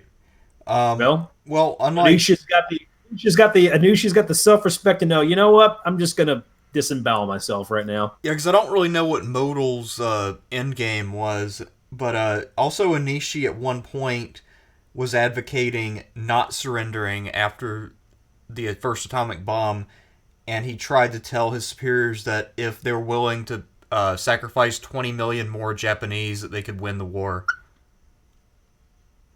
Whew. Yeah, which it sounds like somebody who's totally flipped, somebody who's completely lost touch with reality. And apparently, the thing that really sent him over the edge was the unconditional surrender language. Well, yeah, unconditional surrender language. There can be a whole debate that I think there should be more of a debate on whether or not that was a good strategy. Did it just make the Germans and the Japanese fight harder? I think it did. Do you think the Americans went to the British and Soviets and were like, "Hey guys, we had this really great general named Ulysses S. Grant, and he had this really cool phrase. It's called unconditional surrender. You guys like how that sounds? Let's use that." Which he only used once. Yeah. Like, you ever looked at Grant's terms at Vicksburg? They're really lenient. Or even Appomattox, very lenient. Yeah, he only did the unconditional surrender routine at Fort Donelson. That was it, Yeah, I'm never for unconditional surrender. I think it's what you do if you really want to have an increased body count. Like, if you're obsessed with having more people die, go ahead, have at it, But I think you should be willing to negotiate to end a war at any time possible. That's just my opinion. Anyway, so yeah, I don't mean that Onishi and Modal were like, great guys or anything, but I got to respect somebody who at the end has said, you know what, I will kill myself. Yeah, they want to go down with the cause that they fought for. And I think in Onishi's case, I bet that if it hadn't been for that idiotic comment about we need to sacrifice 20 million more people, he might have just tried to ride it out. Maybe, I don't know. He had invented the kamikazes, but he wasn't an enthusiastic creator of the kamikazes. Right. So he's already kind of carrying in like if not guilt, at least like mixed feelings about the whole thing. And the Japanese is a very shame-based society. So I guess he was thinking, how can I look at those families where I sent your son to die for nothing, right? Right. And that is definitely part of his psychology as far as that goes. That's what it would seem to me, at least. So I don't know. He's an interesting guy. He did invent what was a very effective weapon overall. It caused heavy losses at Okinawa. There's every reason to think that the kamikaze attacks, if we had invaded Japan, would have been much more effective because they had more aircraft, and they had also improved their tactics quite a bit. I was actually reading about that, and the plan was something like when the invasion fleet came was to send like 200 kamikaze aircraft every hour to target transports only. That could have worked. That might have actually sunk the fleet. We don't know. It didn't happen, but so he does that. He plans Pearl Harbor. He oversees the Japanese naval land-based air during its most successful campaigns, which is the first half of 1942. I give him a B. What do you think? Seems fair. Clearly a capable guy, and more interesting personality than a whole lot of these dudes, too. So, yeah, fascinating fellow. Yeah, it never helps that so many of them are.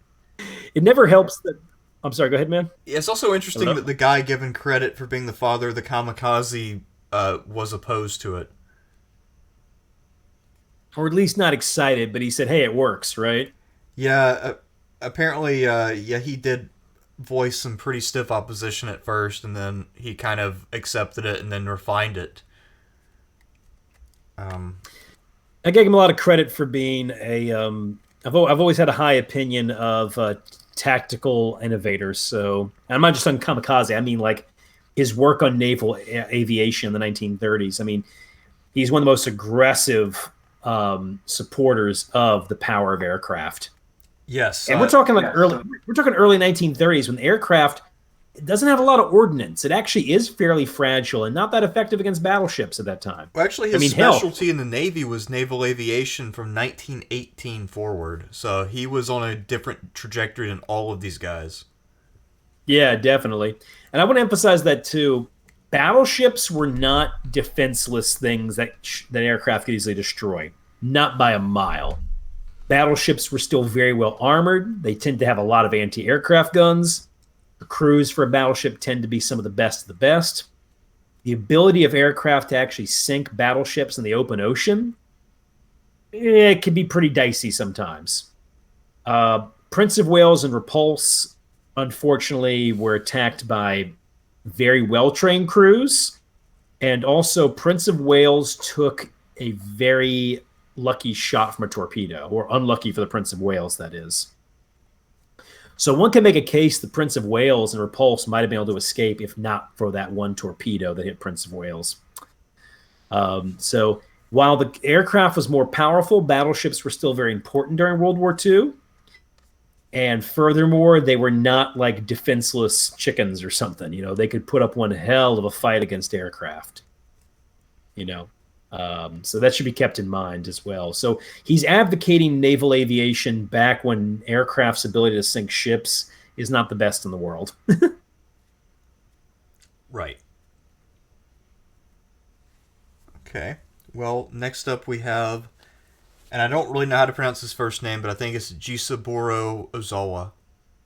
Or as he's known by his contemporaries, Gargoyle. What a great nickname. Do we call the Gargoyle as well?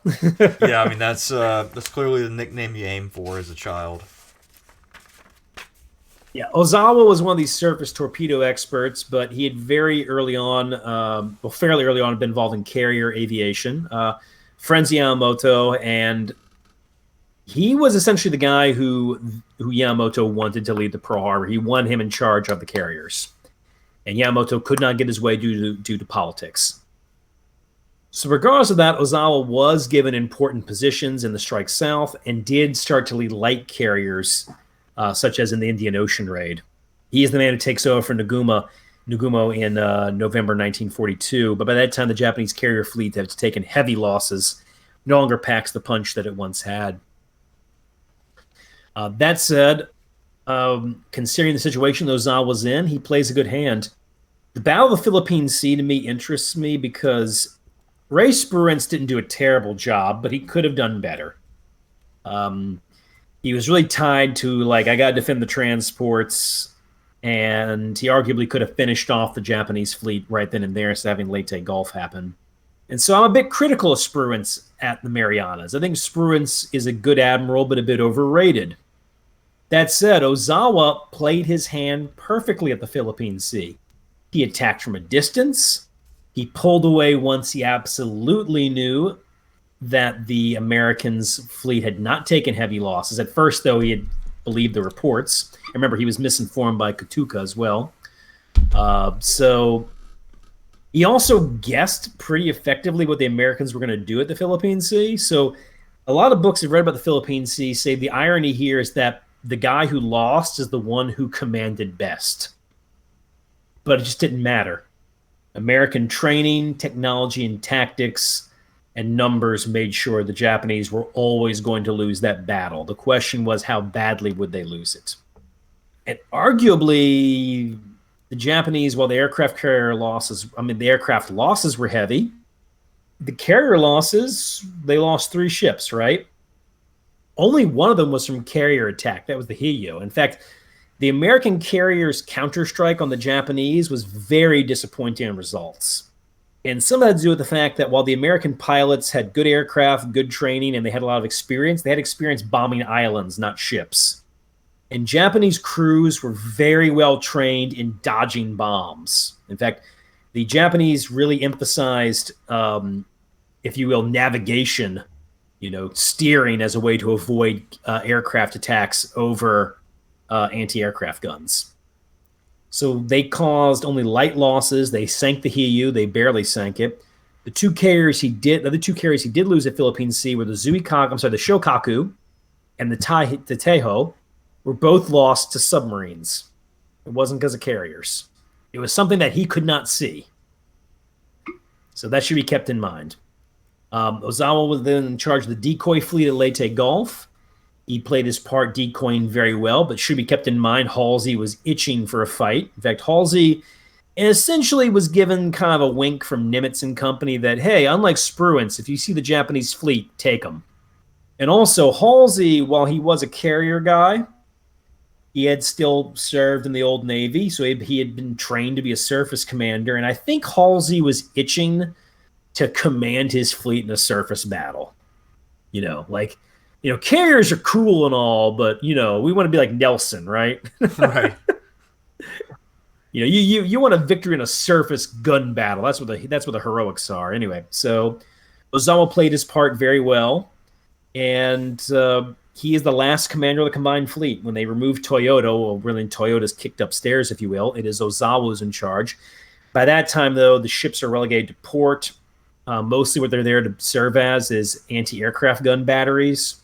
And, of course, the U.S. carrier planes sank a lot of the ships in port. Almost kind of, as one person said, what comes around goes around, right? Like the Japanese Navy kicked off the war by sinking our fleet in port. Well, we ended it, or we ended their part of the war by sinking them in port. So that's Ozawa for you. Very good. It's interesting. He has this high reputation, even though he never really oversaw victory. But everybody agrees that he did the part that he had to play in those operations very well. Also should be noted, definitely cared for the welfare of his men. One of the most genuinely popular admirals in the Japanese Navy. So what do you think of Ozawa? Well, one thing I found interesting, apparently at Philippine Sea, he did have a pretty good strategy where he made sure the U.S. carrier planes were engaging at the limit of their range, and they ended up losing a number of planes that didn't make it back. So his strategy was sound, but by this point the U.S. fleet is just superior, and also their submarines are everywhere. So actually, the Americans lost more planes due to running out of gas than they did the Japanese action in the Philippine Sea. And that's only due to Ozawa's decision to engage from a distance. So I feel like he did as much as he could have as a commander, but ultimately he was outclassed in terms of the quality of the opposition in material terms, not necessarily the admirals. Yeah, no, definitely. And by the way, I know Spruance's defenders will kick in. I'm not saying Ray Spruance was like an incompetent or anything. He definitely wasn't. I just think that his handling of Philippine Sea was pretty pedestrian, whereas Ozawa's was actually inspired and intelligent. He's just screwed going in. You know? The Americans by this point have overwhelming fire superiority. All the aircraft are better. There are more of them. There's submarines everywhere fucking shit up. The Japanese would have to be pulling out some truly brilliant stratagems to pull out any victory at this point. Yeah. I personally give Ozawa an A. What do you think? I think that's fair. I think he deserves it. He's a very good admiral. He just happened to fight under conditions which were not conducive to producing victories. And honestly, he would have won Midway, and not because Nagumo's incompetent, by the way, but because Nagumo was put in a box. Yamamoto said, you do this, you do that, right? Some of that's because he doesn't trust Nagumo, but Yamamoto trusted Ozawa. I think he would have said, hey, Ozawa, I'd like if you did this and that. Apparently, also, Ozawa was one of the big pushers for carrier battle groups, or the Japanese equivalent of them, because he very much believed in that model. So he's also a guy who wants to imitate the U.S. fleet structure. Well, keep this in mind, though. It could be argued the U.S. fleet is really imitating the Japanese structure in some ways. Well, let me explain. So the British had their carriers operate separately. The Japanese are the ones who conceived the idea of have all the carriers operate together for maximum firepower. Now, apparently, that idea was what came about accidentally.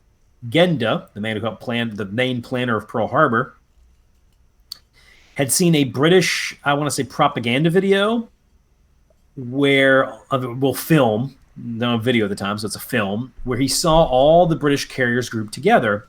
And he kind of assumed, oh, the British must be doing that. And then Genda started to think, wait a second, if you can concentrate your carrier air power, you've got that much more punch. American carriers at this time only operate in singles or at very most pairs. So it's really the Japanese who have this idea of massing your carriers. Now, the idea of the task force, though, is the idea that your fleet should be more concentrated. And that's something I forgot to mention in the general introduction. Japanese operational naval plans are heavily criticized during the war for good reason. They were overly complicated and were based on ideas of deception. Like you should have one fleet going here, another fleet going there, and it just never worked. Instead, you just had fleets that couldn't support each other, you know? And it wasn't, I mean, Yamamoto has been blamed for that too because he approved those kind of operations, but it should be noted that Koga and Toyota had fairly similar operations in many ways. It was just part of Japanese culture, the idea of deception, if you will, and dispersed forces. So that idea of copying the Americans, it was more to copy the having a massed fleet, if you will, is what they were really copying from the Americans. And keeping in mind, the Americans eventually had figured out that, hey, the Japanese are right. If you bunch your carriers together in one group, you've got more offensive power. And also, fun fact, when we talk about how much better Japanese carrier operations were in 1942, at Midway, for them to launch a strike of, I want to say, like over 100 aircraft took them 10 minutes. You know how long it took us? Like an hour. Damn. And our forces were dispersed, too. Oh, yeah, like if you're looking at tactical doctrines overall, the Japanese are superior to us at Coral Sea and Midway. But you know what? We had the advantage of surprise. The Japanese had some bad luck go their way. We had some very good luck go our way, and you can get a decisive victory that way. But yeah, if you're talking in terms of like planning, doctrine, and debatably even pilot quality, the best man didn't win Midway. Now, by the way, when I say that, though, keep this in mind. Your American naval air crews are well-trained. And, of course, the dive bomber pilots went above and beyond during the battle. And also around Midway is when the Wildcat pilots are really starting to figure out how to counter the Zero. But even then, Japanese pilot quality overall at Midway is superior to ours at that point in the war.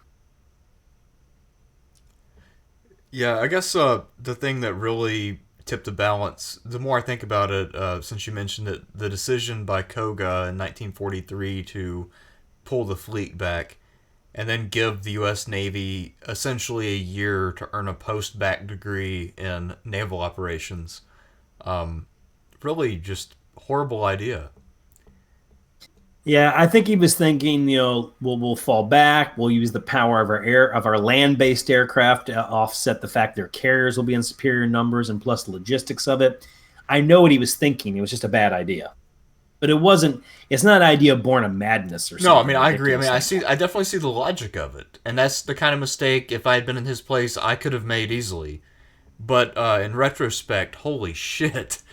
That was the worst possible decision you could make, and that's not to say that it was a dumb decision, but it was one which had some extremely negative consequences for them, because then the U.S. Navy emerged as the behemoth. Yeah, by the time they roll around and hit up the Gilbert Islands, there's not much the Japanese can do. Right. So our next man is Takagi, right? Yeah. Takeo Takagi. Nice alliteration in his name. Yeah, he's probably the second admiral on this list I know the least about, along with Abe. I do know he's the overall commander at Java Sea. But the thing is that the stuff I've read about the Battle of Java Sea, very few will credit him with the victory. In fact, if anything, they say he might have been a handicap for the Japanese there. Really? But it's it's just based on what's his name doesn't speak very highly of him. Timichi Hara, who wrote Japanese Destroyer Captain, excellent memoir. Although it should be kept in mind that Hara is one of those guys who thinks that everybody above him is not as smart as he is. That should always be kept in mind, you know. This is like a lower ranking version of von Manstein. Yeah, but Takagi, but I thought his take on Takagi really not being involved in the battle, more of a caretaker admiral, if you will. Takagi did find himself in command of the carrier group at Coral Sea, which is interesting since he's not a carrier guy. But he had a good staff that he worked well with, came up with some good plans at Coral Sea. And tactically, Coral Sea is often considered a Japanese victory, which is debatable, but maybe so. But it's definitely a strategic defeat, to which Takagi was blamed. Put in command of submarines, he kind of fucked that up pretty badly. Now, to keep in mind, though, by the time he's in charge of submarines, our anti-submarine technology from fighting the Germans is now superb. So whereas the Japanese submarines had some early dramatic successes in 1942, they have precious few after that. But it should be noted that under Takagi's command, the submarines took particularly horrendous losses and were generally mismanaged. At any rate, Takagi then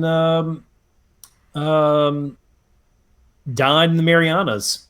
I've heard two different versions, either that he committed suicide or he drowned trying to get to a submarine. I think he probably committed suicide. That's just my take. Anyway, you got any thoughts on Takagi? Yeah, so actually in regard with his sub-command, he actually spent several years as a submariner in the 20s. So unlike a lot of these guys, he had left the surface fleet. So actually his appointment to that command made sense. Oh, definitely. It definitely made sense. He had visited the U.S. and Europe in 1931, so like a whole lot of these guys who went on a tour to visit other navies. He was the commander of the naval forces supporting the invasion of the Philippines in late 1941, and then his task force covered the Java landings. So at Java Sea, just to recap the results, he sank 2 carriers, 3 destroyers, only lost 1 single Japanese destroyer, and effectively managed to crush Dorman's navy. Regardless of how much credit he does or doesn't deserve, according to a captain, clearly the Japanese Navy as an institution thought he was responsible. They promoted him to vice admiral afterwards. And then he was given the carrier task force of Shikaku and Zukaku. And, of course, as you said, senior commander at Coral Sea. I don't think... Was he not at Midway, or what was the deal there? I don't think he was at Midway. Okay, interesting. Was he? I think he had to go to the Solomons to refuel. No. He was involved in Midway. He just wasn't he wasn't in charge of a major force. That's all. I see. Okay. He also apparently botched an invasion plan on Port Moresby. Pretty minor failure, I guess, but still. And that pissed Yamamoto off, and he was relegated to backwater commands until he got the 6th Fleet with subs at Marianas Islands. And, of course, that ended when he couldn't escape and probably committed suicide or drowned. Like you said, by the time he took over the submarine fleet, the U.S. had that one figured out, and there wasn't much his subs could accomplish. Yeah, I mean, he mismanaged the subs, but also to be fair, by that time, anti-submarine technology is so good. And, I mean, Japanese sub crews, I'm not saying they're poorly trained, because they definitely weren't. But let's just say the Germans were definitely the better sub crews of the two. And designs as well. Japanese subs were known for being particularly easy to detect. Huh. But a lot of it's because they were very large submarines. Yeah, you see, submarines in the Pacific have to by nature be very, very large, right? And the larger a submarine is, the easier it is to detect. So that has to be kept in mind as well. Because of the vast distances, the need for oxygen and food. Well, I mean, they're easy to detect also because easier for your sonar to pick them up. It's a slightly larger object. They're going to be more obvious on the surface. I mean, the Type 7 U-boat, for instance, in some ways it had considerable weaknesses. It didn't have a great range. However, it was very maneuverable, and most importantly, it had a very low silhouette on the horizon. That meant that you could approach a convoy from the surface and do some serious damage. So Type 7 U-boat, eventually they took heavy losses, but earlier in the war, they were pretty hard to detect. So that should be kept in mind too. Smaller submarines can sometimes be a little more, or they're more agile, harder to detect by sonar, harder to spot from the surface. Japanese submarines in general were getting slaughtered. And when I say getting slaughtered, I mean the crews knew it too. So whereas your Japanese submarine crews took horrific losses in 1943 and 44, by the last year of the war, the submarines, which can barely even operate, were also avoiding conflict. They were given the kind of reports like, enemy too far away. And you're like, okay, that's a sub that's seriously not trying to engage. Now, of course, the I-58, though, of course, had the dramatic success against USS Indianapolis. But Indianapolis also wasn't zigzagging. It was going in a straight line, Right. So that kind of helps out. Of course, the captain of I-58 later testified and saying zigzagging wouldn't have done any good. I honestly don't know if that was the case or if he just wanted to protect a fellow sailor who was being unfairly attacked for losing the ship. You know what I mean? Right. I mean, sometimes your best advocate is an old opponent, right? True. Yeah, so that might have been the case with the loss in Indianapolis. But anyway, Takagi, what would you rate him? I'll leave this one up to you. Okay. I actually think he did fairly well. I don't really see precisely why he got removed from command, really. More or less blame for Coral Sea, really. Yeah, but Coral Sea wasn't even that bad, especially after Midway happened. Seems like once you get a relative perspective on how bad Coral Sea wasn't, you would, reevaluate that some. They also got close, man, at Coral Sea. Like, the Japanese launched a late evening attack that essentially just grazed right past the Americans. I mean, they were really close to hitting them hard, Yeah. I'm actually thinking a B. You know what? Like I told you, man, of this list, the only two, I include them here because they're important, but the only two that I did not have firm opinions on is Abe and Takagi. So if you want to say a B, I say lower. Why don't we compromise with the C? How does that sound? All right, sounds good. I'm not saying that wrecking the Dutch fleet was necessarily an act of brilliance because it was the Dutch fleet. That being said, he did wreck a whole national fleet. So that has to count for something. Well, no, not a national fleet, a mixed fleet, which is one of the reasons why they did very poorly. That fleet was British, American, Dutch, and Australian. Right. But even so, because the Netherlands probably had so few ships, that probably was their fleet, really. Because let's think about it. How many ships do you think the Netherlands had? In terms of not cruisers? That many. They had some interesting plans for building like battle cruisers, for instance. So the Dutch had some expansionist naval plans, really. And fun fact, they wanted to buy the battleship New York from America and crew it with the Dutch crew.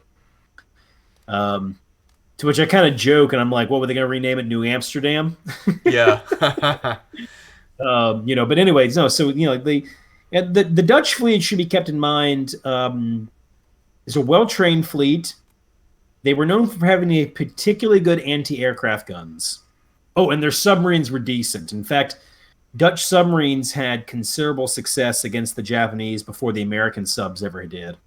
So, not a bad navy, especially for the size of their country. But it should also be kept in mind the Netherlands has long had a great naval tradition. Now, granted, most of that is the 1600s, but still,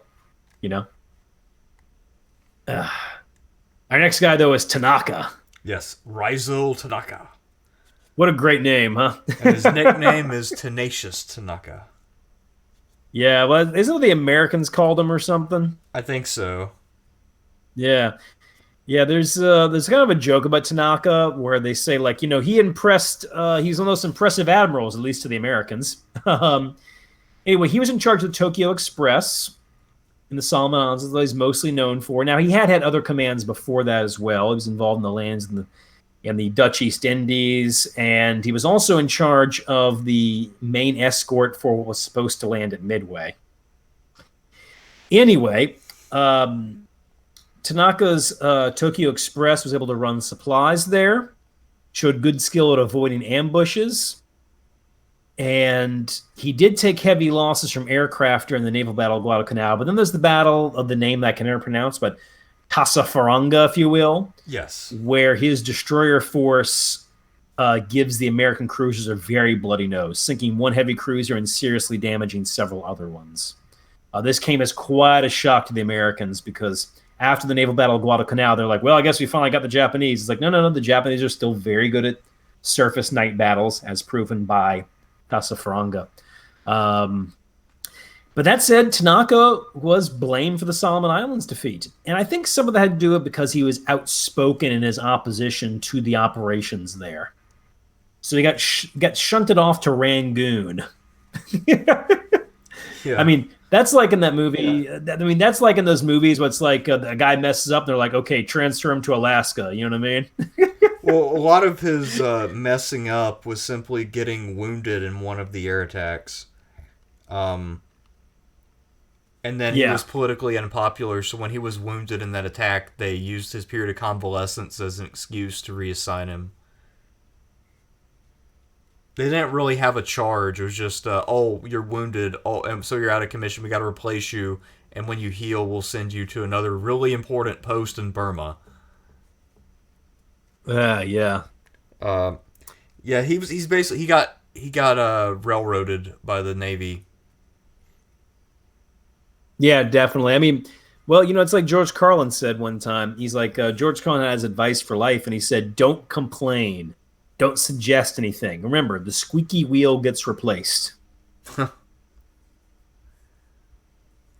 Yeah, that's accurate. Yeah, sad to say, it's accurate. Tanaka has a fantastic reputation as a naval tactician. Showed good strategic insight as well. He understood these Tokyo Express operations while he was being ordered to do them, and he carried them out well. He knew they really weren't all that effective. So he kind of deduced the Army wasn't going to pull it off faster than his superiors did. I don't know. What would you rate him? Or what do you think of him? In terms of pure ability, he's got to be pretty high. Not only was Tasafaranga the one that people remember, but apparently there were other smaller engagements where he was facing equal or superior forces, and he won or drew all of them. And keep in mind, at Tasafaranga, he has 9 destroyers. And then the U.S. force opposed to him has 4 heavy cruisers and a few other, maybe like 6 destroyers. So in terms of firepower, he's massively outgunned. He loses 1 destroyer, completely sinks 1 heavy cruiser, pretty much sinks all the other destroyers, and then disables the other 3 cruisers, all of which were out of action for 9 months or more, meaning that they played no further part in that whole campaign. It's a defeat it's a considerable defeat. Although he's pretty junior, and obviously his overall impact on the war is a little limited, I'm actually feeling an S for Tanaka. I might be able to go with that one. It should be noted, though, you mentioned destroyers sunk. He didn't sink any American destroyers at Tasafaranga, just to say. Oh, he didn't? I thought he took No, them he out. only sank. No, he only sank the heavy cruiser. That's all. Okay. It's just that it's not some like decisive naval battle, of course, but it's the kind where you're like, all right, this shows that this is an impressive victory, and as importantly, shows the Japanese are still dangerous, and the Japanese will still win a few surface naval battles in 1943. Right. Although, fun fact, the one of the ships lost was the New Orleans. I believe it had its bow knocked off. and it went back to Pearl Harbor by going in reverse the entire way. How you like that? It's pretty amazing, actually, that they were able to do that. Well, that's the thing is like the Japanese. I'm not saying no Japanese crew could have pulled that off, but a lot of them couldn't. Japanese damage control is not very good, and that is that is a major handicap to have when you can't produce warships at the rate your enemy can. You know. Right. Also, another interesting detail, I'm pretty sure that battle at Tasfaranga started because of U.S. radar. So the Americans initiated the battle and had advanced intelligence on what was going to happen. So he did not have surprise at Tasfaranga where he won. No, he did not. So, that makes it all the more amazing that he was able to pull that off. All right. I'm fine with an S. Yeah. Okay, so he's probably only S on the list, you know. Yeah, probably so. I can't think of anybody else who did something more like, holy shit! How did the hell did he do that? Yeah. All right. Next up, we have someone who is a little bit more of a staff guy, Suimu Toyota. Not to be confused with the car company spelled with a T. This man is spelled with a D. Toyota. I love what you do for me, Toyota.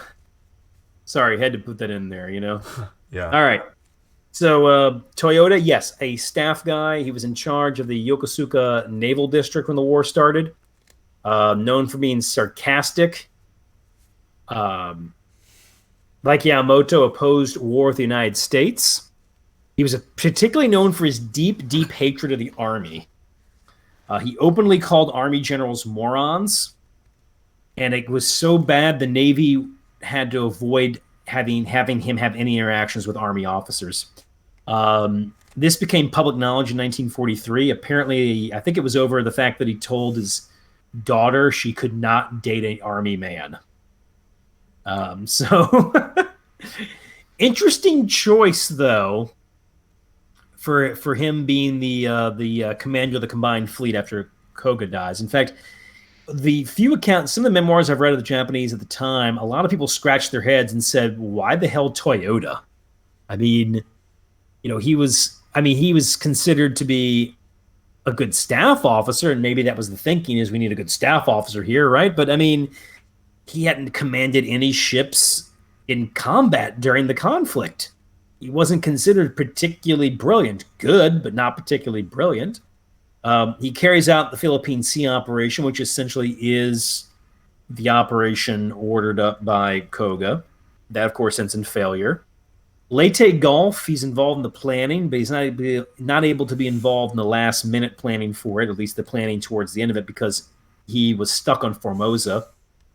The Allies had launched a huge air attack on Formosa. Now, Formosa is interesting. The land-based air there attacked the Americans, and the pilots exaggerated the kind of losses they inflicted. Now, pilots almost always exaggerate the losses they inflict. But these exaggerations were really ridiculous, to the point where it was advertised by Japanese propaganda as a major victory, and there apparently were some Japanese command officers, especially in the lower ranks, who thought the Navy had finally won a major victory, and therefore at Leyte Gulf, they might be able to knock out the American Navy. Toyota is smart enough to know that, hey, these guys are really exaggerating what they did. Following the fall of the Philippines, or at least the invasion of Leyte Gulf and everything, the Japanese Navy is kind of relegated to trying to supply the Philippines. Even that becomes prohibitive. Losses are heavy. Toyota is ultimately the one who will approve the operation that leads to the sinking of the Yamato and the death of Ito. And he is then kicked up to essentially what would be the War Council, which is interesting because Toyota, remember, he'd opposed the war, and the peace factions in Japan at the time considered Toyota their ally. But what they didn't know is that Toyota was, you know, a pretty hardcore nationalist. And when the debates about surrender came up, Toyota joined the hardliners in the army.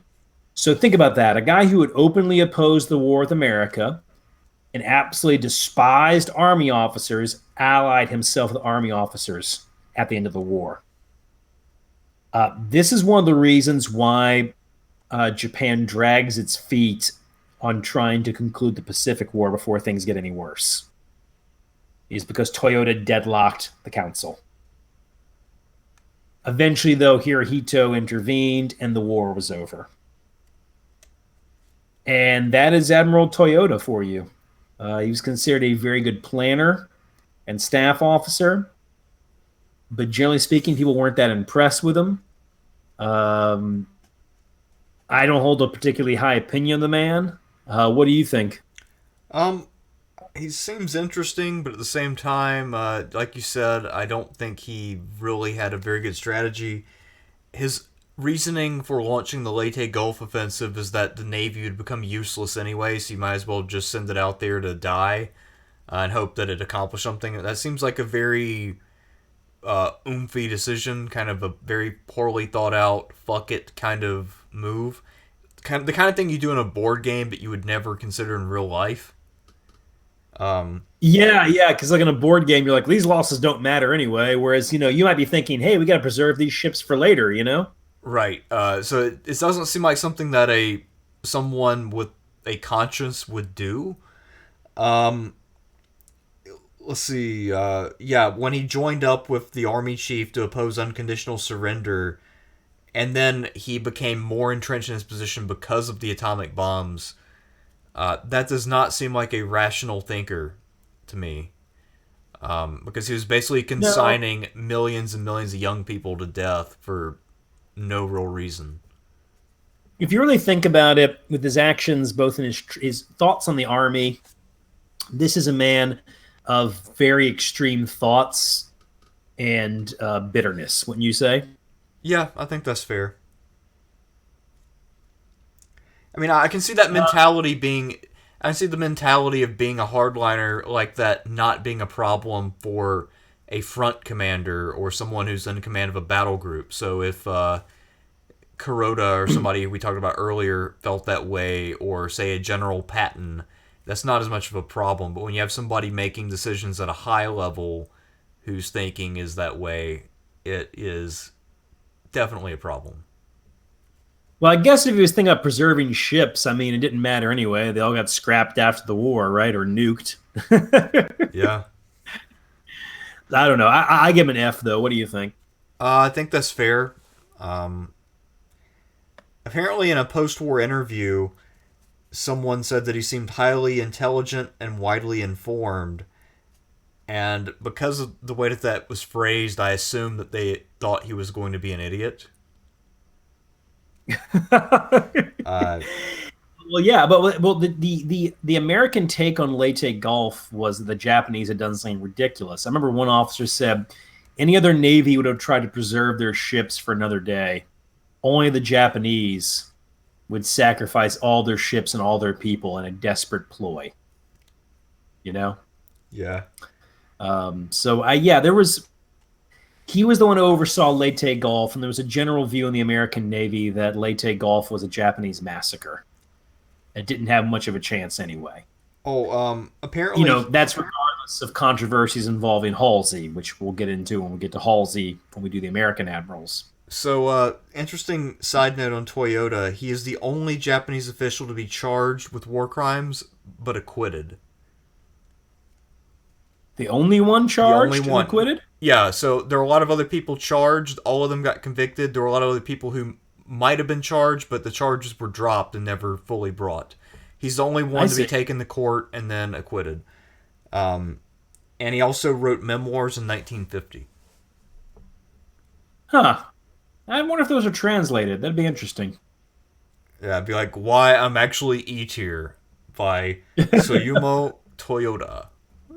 Yeah, Subaru Toyota. Don't listen to Derek and Sean, right? Yeah. In the future. Their Seichi's the historian's an asshole. There we go. That's the name of my book. Yeah, he wrote that. He's like, in 70-something years from now, someone will try to accuse me of being incompetent. It is a lie. I have only one question. I have only one response to them. cut off your dick and stuff it up your ass, you know? Yeah. All right. Next up, we have Motome Yugaki. Yes, man who kept a interesting diary. I actually read one of his, in a history class, I read one of the passages of his diary when we were learning about primary sources in high school. Ugaki was the chief of staff to Yamamoto. He suffered from, I would say, melancholia. His wife was dead. He himself was obsessed with death. Somewhat difficult an officer to approach. He had helped plan, of course, the Pearl Harbor operation and was considered a very intelligent commander. What he's probably most infamous for is that he's not the man who planned Midway, but he was also the one who ignored results that were unfavorable to Midway during the planning, which is very interesting because Japanese planning for Pearl Harbor was very good. And one thing was particularly good about Japanese planning was they really took into account how could this thing go wrong. Midway, the planning was sloppy, and a lot of it assumed too much about American incompetence or passivity. The Japanese, by that time, they were suffering what was known as victory disease. Their victories had been so swift and so complete that they had started to buy their own bullshit, if you will. Ugaki apparently felt very guilty about that with Midway. Later on, he commands battleship fleet forces.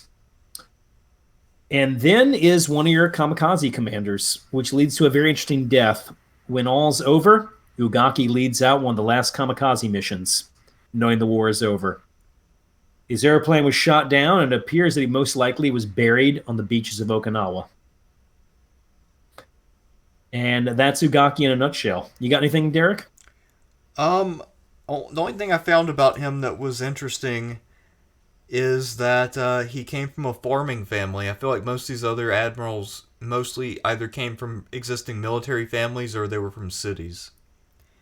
Let's see, anything else interesting? He lived in Germany for 2 years, so he actually, I guess, learned about the German Navy. So 1928 to 1930. He was badly wounded because he was traveling with Yamamoto when he was shot down. But he did recover, of course, and survived, went on to command kamikazes. Let's see. He was at Leyte Gulf with the battleships. I'm trying to think, is there anything else interesting about this guy? Oh, his headquarters was in Kyushu, and he had to build a fortified bunker because it kept getting bombed by B-29s.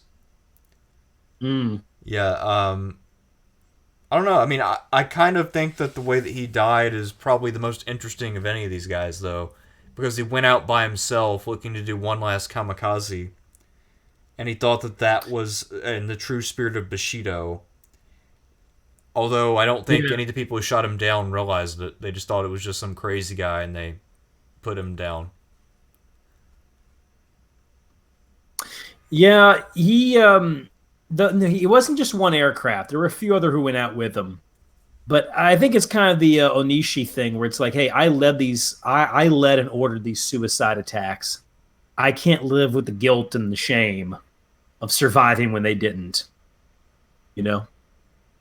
Right. That plays a big part. And he was obsessed with his own death anyway and what would be the best way to die, if you will. Can be a bit hard to rate. He did pretty well overall with the Kamikaze Command. However, his planning post-Pearl Harbor is pretty poor.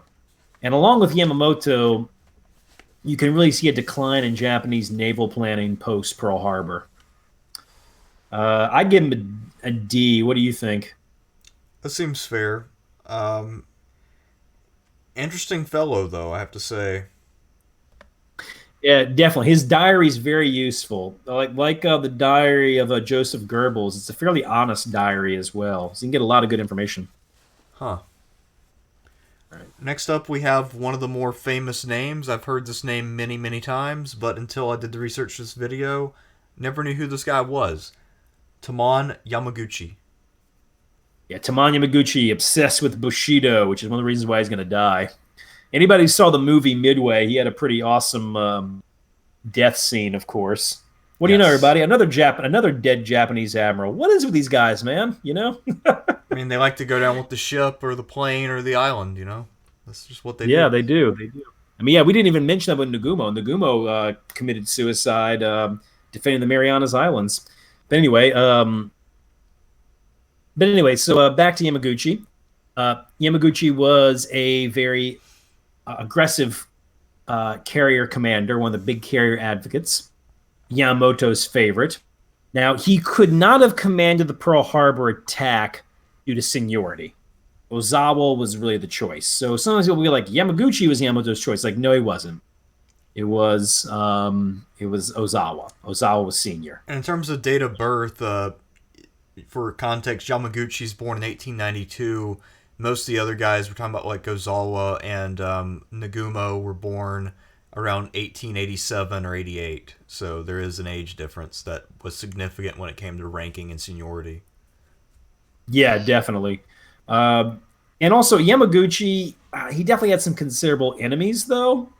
One of my favorite stories about him was that when he found out that there were some plans where his carrier division wouldn't be involved in Pearl Harbor, and he commanded the Hiryu and the Soryu, Japan's two smallest but fastest fleet carriers, he apparently attacked Nagumo and put him in a headlock until Nagumo promised to bring his carriers along to Pearl Harbor. Wow. Yamaguchi really didn't like Nagumo. That's one of the reasons why I think that's one of the reasons why Yamaguchi was detached after the Pearl Harbor operation to bomb Wake Island. Not only was he recognized as being the best carrier commander they had, but also Nagumo was probably like, you know what, let me get this guy away from me. Apparently, though, Yamaguchi was one of the only people who advocated a second attack on Pearl Harbor to destroy docking facilities. He also advocated an invasion on the Hawaiian Islands, which logistically was probably impossible. He also supported the raid on Darwin, Australia, but he, interestingly enough, did not submit the plan to Nagumo. He hated Nagumo so much, he submitted the plan to Kondo to get him to approve it. And that's how that happens. So it should be noted that, if you think about it, Nagumo's second in command of the carriers throughout his, well, at least until midway in his career, is a guy who has physically attacked him, bypassed him, and has insulted him. So it's almost as if the Japanese Navy was political and dysfunctional in many ways. Yeah, like all humans are political animals, right? As We form Aristotle factions. said, yeah. Yeah, but he's right. We form factions. We form cliques. We will hate each other based on religion. We will hate each other based on race. We will hate each other based on nationality. It is what we do. It's what we always will do. It is baked into the cake. Hell, half the reason humans cooperate anyway is just to beat up other humans. Anyway, enough of my cynicism. Or my reality. Anyway, so Yamaguchi is in some ways the worst guy for the job in that regard, because if you're going to have a guy like that under Nagumo, I mean, how do they work together, you know? Now, that said, by the time of Midway, there are some signs that relations have, I don't want to say improved, but they've kind of chilled out a bit. And it should be noted that Nagumo fully supported what Yamaguchi was doing at Midway after the other three carriers were hit. Now, Yamaguchi launched a series of strikes that will eventually seriously damage the carrier Yorktown, but actually don't sink it. Yorktown stayed afloat miraculously. Oh, yeah, that's right. American damage control is really good, you know? That carrier is actually sunk by a Japanese submarine. Carrier Hiryu takes serious damage, and Yamaguchi decides to go down with the ship because he was completely entrenched, obsessed, submerged, whatever word you want to use, in Bushido culture. Yeah, he literally was submerged in Bushido culture. That is factual. Yes, he was indeed. He went down with the aircraft carrier Hiryu. So yes, he was in the end submerged by Bushido culture. So some good things about Yamaguchi was that he was aggressive. He was an early carrier advocate. His forces were very well trained. The Japanese pilots liked him best, I guess, because they felt like they had a true believer. That kind of helps, you know? Right. Was he some kind of like out and out carrier genius or something? Maybe. Maybe he would have been better than Nagumo in charge of the carriers, although once again it would have been Ozawa. But still, uh, if for me he's somewhat of a hard person to rate. I feel like he's the kind of guy who died just at the time for him to be missed most. Like in other words, if he had lived past Midway, maybe he would have been involved in something a little more embarrassing, right? Sure. But no, he dies with a high reputation. He dies a hero's death, or at least like a suicidal hero death, if you will. So, what do you think of Yamaguchi? Clearly very capable commander. Although putting Nagumo in a headlock is pretty insubordinate and not good for unit cohesion by any stretch of the imagination.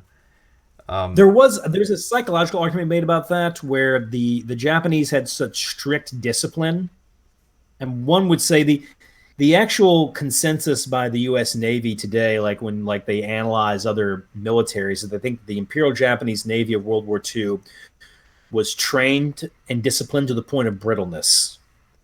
But that also meant that when these men let loose, they let loose. That's not the only story I've heard about that. So the idea that an officer would get drunk and then attack somebody else, I wouldn't call it common, but it's not unheard of in the Japanese Navy.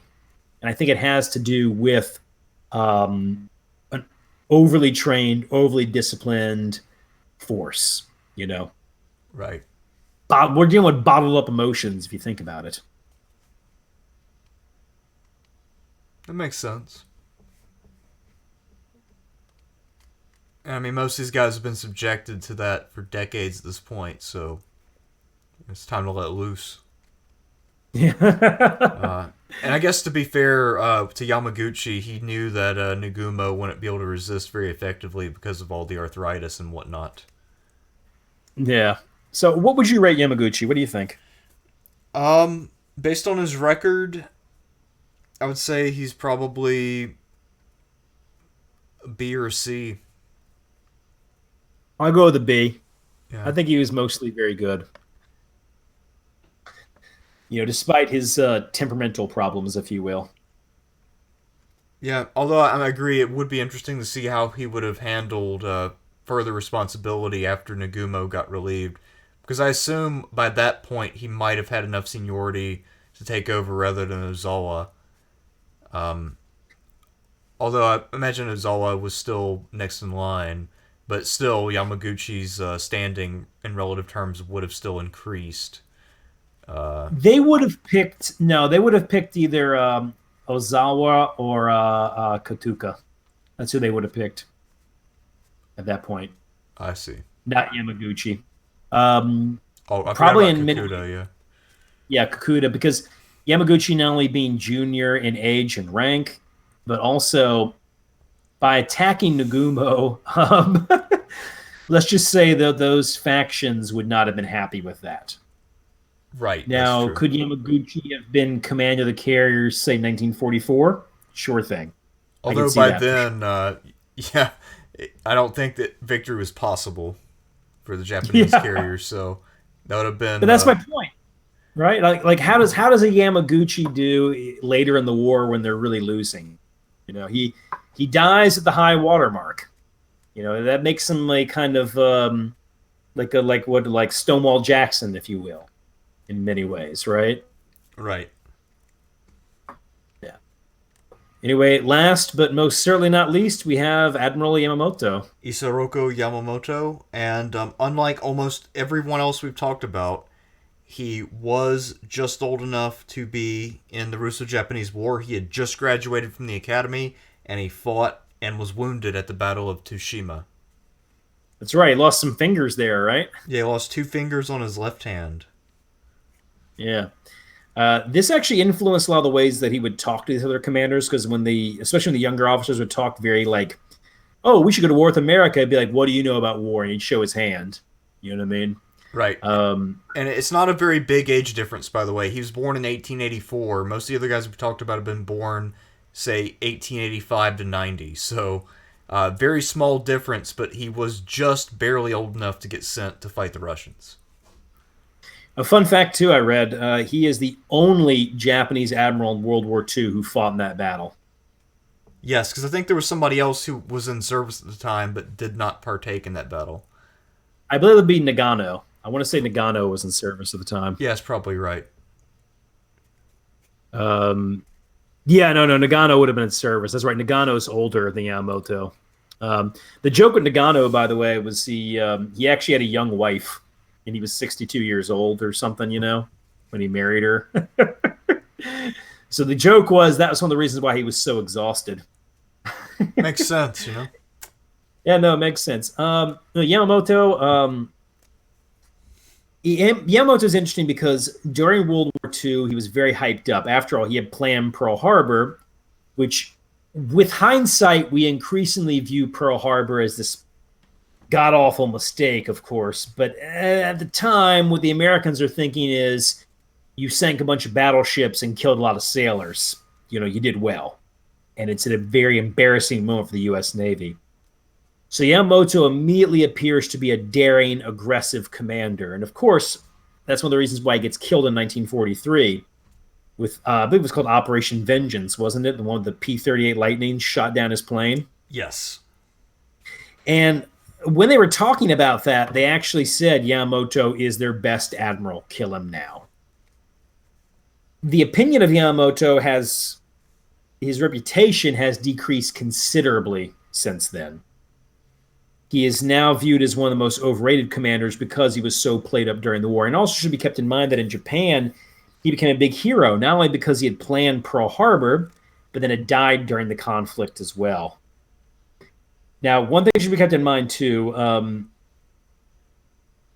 Pearl Harbor in Asia has a different kind of memory than it does in America. In America, of course, we view it as this embarrassing defeat that brought us into a war that we eventually won. At the end of the war, we had the most powerful navy in the world, and have had it ever since. In Asia, it was viewed as this proved that Asians were every bit as good as white people. And so there are, people in Indonesia would say, like, yeah, I didn't like the Japanese, but I thought Pearl Harbor was pretty cool, So this really adds Yamamoto's mystique and reputation. Huh. Yeah. Now, Yamamoto has a commander. He, of course, opposed the war. He was a big advocate of naval aviation.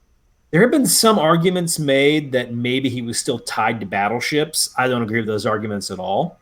They say that because they feel like, oh, Yamamoto didn't want to risk his battleships, or he thought the battleships would win the battle. And I'm like, I don't think so. I think Admiral Yamamoto understood that battleships were important, but more importantly, they don't grow on trees. So be careful with them. At any rate, he, as an advocate of carriers, aircraft, naval aviation, he understood that if America was going to get at Japan, they'd use island hopping. He was also a big advocate of land naval aviation.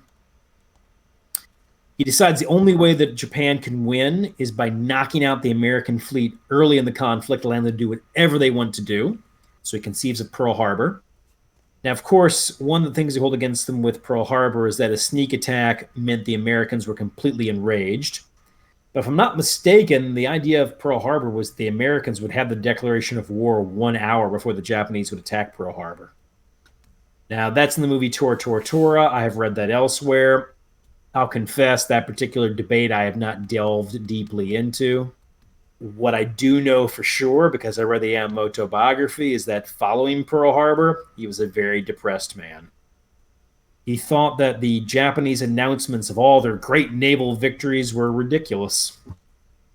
In his mind, they had already lost because they had not hit the American carriers at Pearl Harbor. And I think at that moment it really sank in that, oh, great, we're in a war we can't win. And he fully understood this. He had attended Harvard, he had been in America, and your Japanese admirals in general are more cosmopolitan, for instance. Yamamoto in particular was more cosmopolitan. He liked America.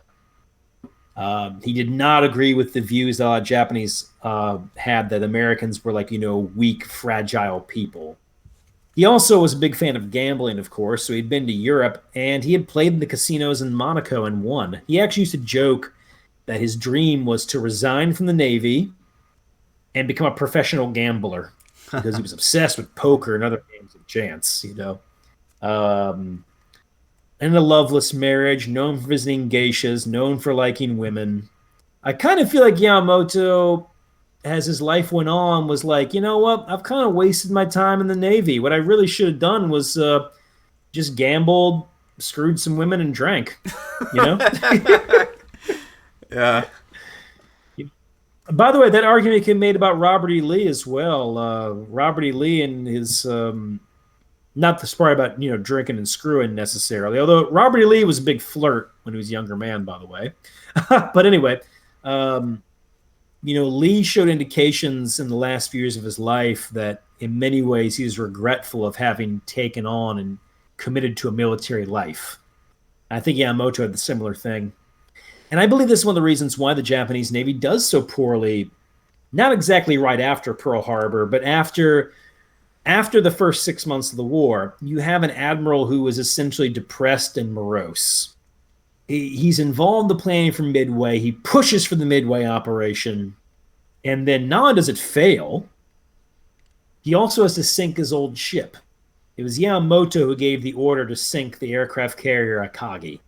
He had commanded the Akagi in the pre-war Navy. That was like his favorite ship in the fleet. And after that, Yamamoto in particular is quite detached from things. So I think what you increasingly had in the Japanese Naval High Command was a guy whose heart was not in it. And he kind of knew it was in many ways over. But you got to play the part you have, right? You got to carry out your orders, right? Right.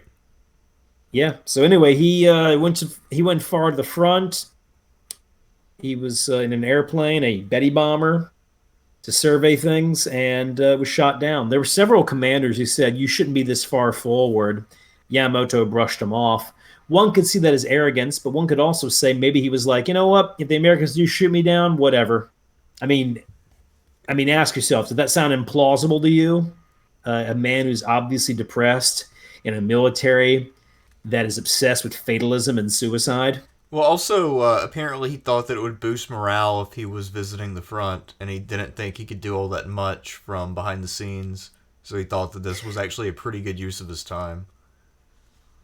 Yeah, there were increasingly criticisms that Yamamoto was too much to the rear. They started to refer to the battleship Musashi, which was his flagship at the time, as the hotel. Oh, man. There's a lot of irony in that, actually. How so? Yamamoto at one point opposed the construction of the super battleship Shimato and Musashi because he said that they were wasteful and that instead they should focus on building more battleships rather than constructing these super battleships which consume so many resources. Yeah. Well, calling them hotels made sense. Not only were they massive, they had air conditioning. Oh, wow, that's pretty luxurious for that period. Oh, yeah. I mean, luxurious, spacious ships, for sure, Damn, okay. So Yamamoto, I find personally one of the most fascinating figures of the World War II, of the 20th century even. Definitely the most fascinating of the Japanese admirals. I mean, we're talking about a man of intelligence, charisma, good strategic thinking, but in many ways somebody undone by the fact that he's in a hopeless situation, and in many ways I would say succumbs to depression or at least melancholia. Yeah. I can't rate him highly as a commander overall. He makes mostly mistakes post Pearl Harbor, well, post Indian Ocean raid to be more accurate. But still, there is something just fascinating and compelling about the man. And I do believe that any attempt to make Yamamoto into a rank incompetent or any attempt not to figure into the fact that he knew they were doomed from the beginning is not doing the man justice. Yeah, he also showed a good bit of civic courage compared to a lot of other officers. In 1937, he knew that Japan didn't want to fight a war with the U.S., so when a Japanese plane accidentally bombed a U.S. gunboat, he went to the U.S. ambassador and personally apologized. And apparently, for the army militarists, this was basically treason. And there were Yes. many hot-tempered young officers who spoke about assassinating him. And he bore the whole thing pretty stoically. But there were, young guys sitting around getting drunk in army barracks talking about assassinating him. And they were not fucking around either. But I mean, obviously No, the no, they plot were never not. materialized, but it was a real threat for a while. No, there were threats on his life, and it should be noted that I mean he had argued in favor of the London Naval Treaty correctly. He had also gotten into arguments with the army. One of the guys who really hated Yamamoto was Tojo, because Yamamoto and Tojo were both in charge of the aviation of the Navy and Army, respectively. And I mean, their meetings were very tense and argumentative. So Yamamoto had enemies in the Navy, of course, and he had a very negative reputation in the Army. Um, so yeah, Yamamoto definitely was a man of a certain amount of moral courage for sure. Also, with Now, of course, he could be arrogant and willful, and he probably thought he was smarter than he actually was. I get the drift sometimes, but he was definitely an intelligent man. So, with Yamamoto's overall strategies, is it correct to say that he thought that the preemptive attack at Pearl Harbor and then potentially a victory at Midway would give the Japanese space to set up a defensive perimeter and hold the empire, but beyond that, he had no intention of expanding eastward? Is that accurate, or? Yeah, no, there's no plans to invade the Indian Ocean. A few plans were floated for attacking Australia, which the army shot down. Yamamoto is. I need to read more about it because I think now the evidence shows that Yamamoto did not support what was called the U.S. Australia plan, which was to take islands in the general direction of New Zealand. Not take New Zealand, but those islands in the general direction of New Zealand, like Espiritu Santo and all those. Take those islands and essentially cut off communications between Australia and America. If I'm not mistaken, he actually didn't support that idea, but he acquiesced to it after Midway because he had forced Midway to happen and he had lost. So no, his idea was if you sink enough ships and set up a defensive perimeter, then maybe you could pull something off. Now, of course, there is the consensus view is that Japan had no way of winning. I do think they did have a way of winning, the Indian Ocean strategy. And I also think that if they had sunk more ships, they had been more successful in 1942. By the time we came at them, sure, we might have superiority, but we might not have qualitative superiority. You know what I mean? Right. That we had won these battles and had time to properly train and prepare our forces. Whereas if the Japanese say they'd won Midway, who's to say that by the time we attack, even though we may have slight numerical superiority by late 1943, the Japanese by that time would still have top flight pilots, good aircraft overall. So who knows what could have happened, right? And not to mention sky-high morale after defeating the U.S. fleet. Yeah, exactly. And who knows also, I mean, maybe Roosevelt goes like, we really got to concentrate on Germany here. So I'm not somebody who thinks that Germany and Japan were doomed to lose World War II when it started. But I don't think their chances were good. I want to make that very clear. I say Japan had a chance in World War II. It's not a very good one. It's like a 90-10, right? Like 90% chance you're going to lose this fucker. And I'm probably being generous. But that was Yamamoto's idea, and in many ways, that was really what the Japanese had planned for anyway.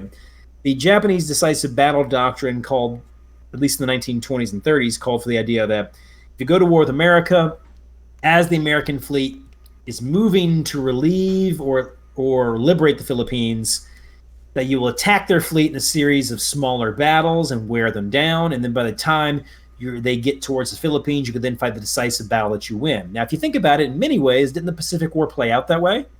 A series of smaller battles until suddenly Japan threw all their battleships all at once near the Philippines? Yeah. I mean, arguably Plan Orange and the Japanese decisive battles did happen, just not exactly the way the planners foresaw in the 20s and 30s, right? Right. Anyway, that was the strategy. And hey, yeah, if the Japanese win Midway, I mean, um, our ability to launch Guadalcanal is gone at that point. Our ability to launch, actually, our ability, if let's say they win Midway, like sink 2 carriers, our ability to launch any major counteroffensive is pretty much non-existent until probably early 1943 at the very earliest. Because what would that have been? Like, okay, like say they sink Yorktown and Hornet, for instance. Okay, you got Enterprise. Saratoga is being repaired, but it's almost done. You could transfer a Wasp over, but Wasp is a very bad carrier. It's one of the worst carrier designs of the war, for that size, that is. There's also Ranger, which is actually worse than Wasp somehow. Wow. You know?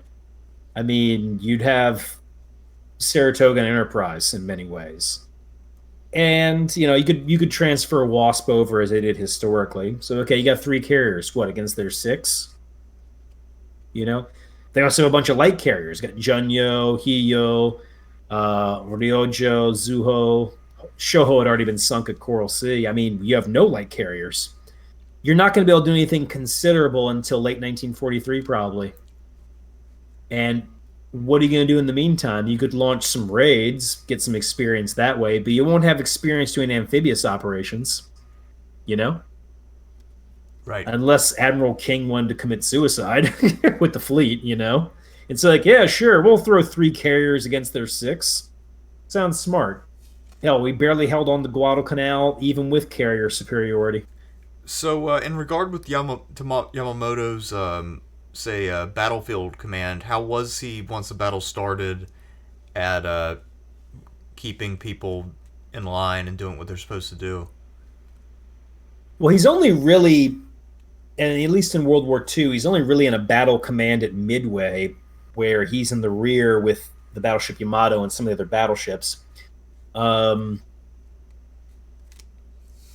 In that case, of course, he had conceived the overall operation and then gave the orders for the scuttling of Takagi.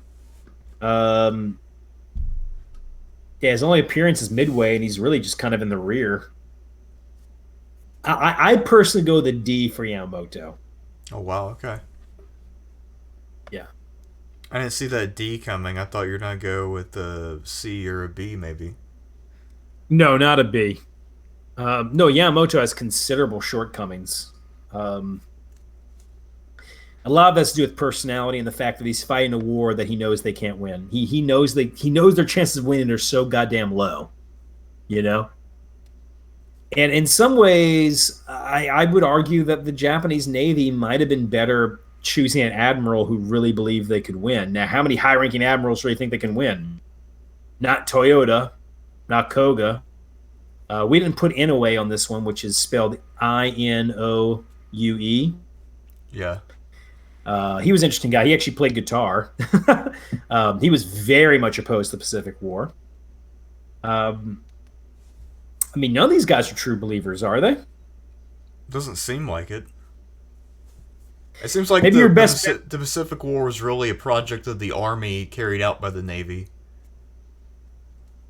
Yeah, to a degree. To a degree, the oil embargo meant that the Navy, Nagano, goes to the government and says, without new oil, we have nothing in 2 years. We have reserves for 2 years. So you got to do something. And there's this kind of thing where these admirals know they probably can't win, but now they feel they're in an impossible situation because to submit to the United States is to lose your great power status. And keeping in mind, a lot of resentment is built up about the U.S. Now, you got guys like Yamamoto and Ito who like the United States, but a lot of these guys have never been there, and resentments have built up. They're like, how dare the U.S. Navy relegate us to 70% of their fleet with the London Naval Agreement, or the Washington Naval Treaty, sorry. The London one came later. So a lot of resentments had built up. And there were, at least amongst younger officers, a general belief that we are a morally and spiritually and racially superior people. The Americans are a bunch of soft liberals who will steamroll. You know, and think about that idea that liberal democracy produces soft, ineffective people is something you can find amongst Nazi commanders. You can find it amongst communist theorists. It's a fairly consistent theory amongst totalitarian and authoritarian governments, right? I guess it would have to be because they have to justify why they do what they do. In And many ways, well, yeah, the belief that our being so hard, right? Our willingness to throw you in the gulag, our willingness to invade Albania or Ethiopia, whatever we're doing, is a sign that we understand how hard the world and life is, and that we embrace that. You know. Sorry if I might being a little vague on that one. Had a bit of whiskey here, as the as we all wait for the hurricane to finally hit New Orleans. But anyway, by the way, we'll be okay. It's not a bad hurricane. We'll be fine. Power might go out for a day or two. But anyway, so yeah, just totalitarian governments at that time, and we could even argue today, are wrapped up in this idea that liberal Western democracy makes for weak, soft people, and we have embraced the harshness of life and the truth of what it means to be alive. You know? And me, you, and Danny were kind of talking about that, right? About the neoliberal or liberal order failing right now. right. And that's something I wonder about, at least today, because on the one hand, I look back at what, Hitler, Tojo, and Stalin thought, and they thought that we were weak, but we beat them, right? I mean, well, we didn't beat Stalin, right? But we Yeah. beat his successors, didn't we? I Exactly. mean, right? Right. I mean, the totalitarian governments of the 20th century fell to Western democracy. They were defeated by it. They were defeated by its military. They were defeated by the culture it produced. They were defeated by its attractiveness. I mean, communism could look attractive to colonial people, but for anybody in a Western advanced country, I mean, it doesn't look all that attractive, does it? And the Japanese and the Germans, they gave us the best they had, and they raised some hell, and they won a number of victories and produced a hell of a body count. But at the end of the day, we blew them to pieces, didn't we? Yeah, and literally so. When it comes to the aerial bombings of German cities, and then the equal destruction we brought upon Japan with fire bombings and the two nukes. Now, if I was to be more of a materialistic cynic, I would say that was simply because the United States is in the perfect position. What did Bismarck say about America? He said, it's a nation of idiots that is blessed by being surrounded by fish. Well, But yeah, Canada and Mexico are no danger to us. Meanwhile, Germany, Japan, Italy, Russia, these countries can be invaded from many directions, can't they? yeah, You know? true. So anyway, I not to delve into contemporary politics.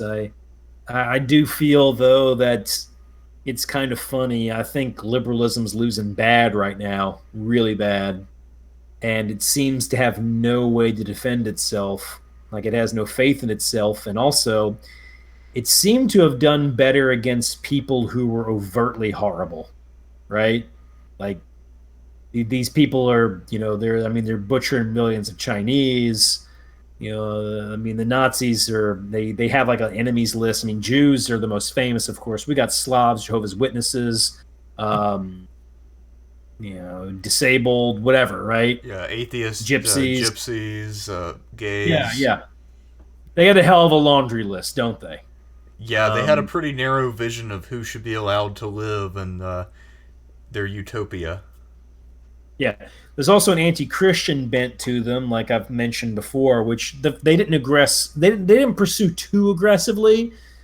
But my indications are that if the Nazis were in World War II, they're probably coming after the Christians next, or at least they're going to try to de-Christianize the society, if you will. The point is, exactly, they have a very narrow view of what humanity should be, and that these people, Hitler, Stalin, Mussolini, Tojo, and the militarists in Japan are so aggressively bad. We were better able to defend against them because they were so terrible and so overtly bad. But I mean, Putin. I mean, I'm not saying he's a great guy because he's not. He does bad things, but compared to the people I just named, he's a kitten. Yeah, true. Even communist China, as horrible shit as they do to the Uyghurs and other people, the Brezhnev was, Brezhnev was far more authoritarian and iron-fisted than the Chinese are today in many ways. And also, China has changed quite a bit since the time of Mao. Yeah. It's significantly different on a whole lot of levels. There hasn't been a revolution, but there has been a lot of evolution. Yeah, I was reading about how obsessed they are with Carl Schmitt, the German political theorist who allied himself with the Nazis. But that's a different discussion, I guess. But anyway, so I sometimes think the fact that the authoritarian opponents of liberalism right now, while they're bad, they're not almost cartoonishly bad, if you will. They're not involved in like wars of conquest. I mean, yeah, people are like, oh well, Russia seized Crimea. I'm like, yeah, well, most people in Crimea want to be part of Russia. Like they annexed a part of Ukraine that didn't want to be in Ukraine anymore. I'm not saying that was lawful or right. I'm just saying if you're going to annex a part of Ukraine, that was the one to annex, the one where they actually want you there. Kind of like Hitler with Austria. Hitler rolls into Austria. The Austrians want him there. He was greeted with all sorts of flowers. Think of the Sudetenland. He goes in the Sudetenland. They're happy to have him. But when Hitler annexes the rest of Czechoslovakia or invades Poland, they don't want him there. Well, so far, these authoritarian governments we have today are not invading Poland, not invading Ethiopia, and they're not invading China. They're not invading Finland. They're not doing these kind of things. So we can't look at them and think like how overtly evil and horrible they are and how we must stop them at every turn. They're more just, generally pretty bad, anti-democratic. But then again, is democracy really working around here? I mean, hell, it's probably a lot easier for U.S. soldiers to go fight and die on the beaches of Normandy and Iwo Jima knowing the United States government has their back, right? Yeah, and also that with the birth of the welfare state at that time, that their families would be looked after. Exactly. And what about before there was a welfare state? Well, the Union Army, those are very patriotic people. They're framing their war in their letters as a fight to preserve democracy, the American nation, and to end a slave system where even if they are racist, they understand there's something wrong with it. We don't have that right now. Our opponents are not nearly so incompetently or over-the-top evil as to be unattractive. Or at least, very unattractive, that is. To make that clear, these guys like Duterte and Bolsonaro and Putin and Xi Jinping, I don't know living under these fuckers, man. But, North Korea... North Korea is your last throwback to 20th century totalitarianism, right? Right, a villain drawn up by Stan Lee. Yeah, exactly. Like a person who we know has fed people to lions, right? Somebody who is cartoonishly evil, exactly. Exactly. Like somebody could be like the X-Men are like, we have to stop this guy or he's going to use this super weapon to conquer the world, Right. Anyway, everybody, sorry for the digression. Just something I've been thinking about lately as I'm looking over the wreckage of the world right now. Yep. Well, So yeah, Yamamoto, I go the D. Begrudgingly, I'd want to go with the C. And I still find him a very personally fascinating person, intelligent, and of course he's the main character in Tora Tora Tora, right? He is. I actually recently saw that for the first time. What'd you think? Very good movie. I was actually really impressed by especially the effects for the time. And also, Yeah. I wasn't familiar with just how much the U.S. was anticipating the attack, but somehow still failed to do anything about it. Yeah, we just didn't know they were going to hit Pearl Harbor. We knew they were coming, though. We knew they were coming. We just didn't know they were coming to Pearl Harbor. In fact, we were pretty sure they weren't coming to Pearl Harbor. You mentioned the effects. The one that impresses me the most is when they're bombing the airfield. Yes. Because they literally are just blowing up airplanes in front of you. And so when I'm watching the part in Tora Tora Tora where they're attacking the ships, it's obviously model work. And they do a decent job with it, but it's obviously model work. And even in 1970, people thought wasn't the best model work. But where the Japanese are bombing the airfield and blowing up aircraft, that shit looks awesome. That looks better than any CGI explosions because they're actually blowing up World War II model airplanes. Well, not model, like full-scale airplanes. They're blowing them up in front of you. There's actually one shot in Tora Tora Tora where there's a guy running away from the flames who looks suspiciously close to them. And that guy did almost die when they were blowing up the airplanes. Because, Hollywood back then, it was a lot more loose, especially with special effects. You know what I mean? Oh, wow. Yeah, people would die doing special effects. It's the most famous case. The most famous case of that would be the Twilight Zone movie. The actual one of the leads in the Twilight Zone movie was killed by a helicopter. Yeah. So it was more Wild West back then. So yeah, when they're blowing up the airfield, that is some of the most impressive looking pyrotechnics I've ever seen in a movie. Yeah, it looks pretty damn good. You can see when the airplanes blow up, you can see like the propellers like spinning out of the flames, And I also like the decision to include a lot of little telltale anecdotes, such as the one ship which detected the Japanese sub in the harbor and fired on it, and then the one pilot who was up training a new pilot, and then sees a bunch of Japanese planes fly by and recognizes the rising sun on them, and then dives out of the way in her monoplane or biplane. Excuse me. I love that part. Yeah, she's in the biplane. She's like, Davey, we gotta get out of here. Yeah. Just really well done. Actually, I know you said you haven't seen Pearl Harbor with Ben Affleck and crew. I've seen parts. Okay, needless to say, Tora Tora Tora, much better representation of Pearl Harbor. I actually will say the recent Midway movie actually had a pretty good Pearl Harbor sequence. I'll say, and definitely made you understand like why those sailors post Pearl Harbor, like, we're gonna get revenge on these people, But anyway, I've seen a bit of Pearl Harbor. I've actually seen some of the attack scenes of Pearl Harbor where they bombed the base. It didn't work for me. Tora Tora Tora is much better. I mean, you got the part where like the Japanese airplane's flying over and those two guys are saluting as they're playing the national anthem, and then they say like, "Hey, that guy's flying too low. Get him for safety violations." And he like the Japanese airplane drops a bomb. Yeah.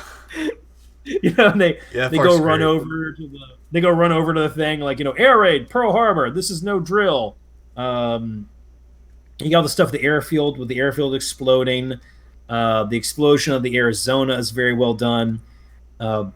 I kind of call those movies event movies, if you will, which is kind of like sort of like disaster films in a way. And it's the idea that you have a movie that's based around a historical event, and all the characters are the characters there are not meant to be like deep three-dimensional characters. You're meant to see how these individual people interact with the event. Right. So Tora Tora Tora, of course, you get the Japanese with their planning. You get the Americans. One of the best things in Tora Tora Tora is that it's filmed. The Japanese segments are filmed by the Japanese, so they feel like a Japanese movie. I think that really, really works for the film. The soundtrack by Jerry Goldsmith is absolutely fantastic. I think Tora Tora Tora, that's my favorite World War II movie. It's a very good one. I was pretty impressed by it. And also Tina watched it, and she liked it too. Even though she's a lot less into war movies than I am. But she thought it was pretty decent. It's interesting you say that. I actually know a few people I know who like Tora Tora and not war movie fans. Actually, yeah, I can think of three people already. My mom, my friend Sean,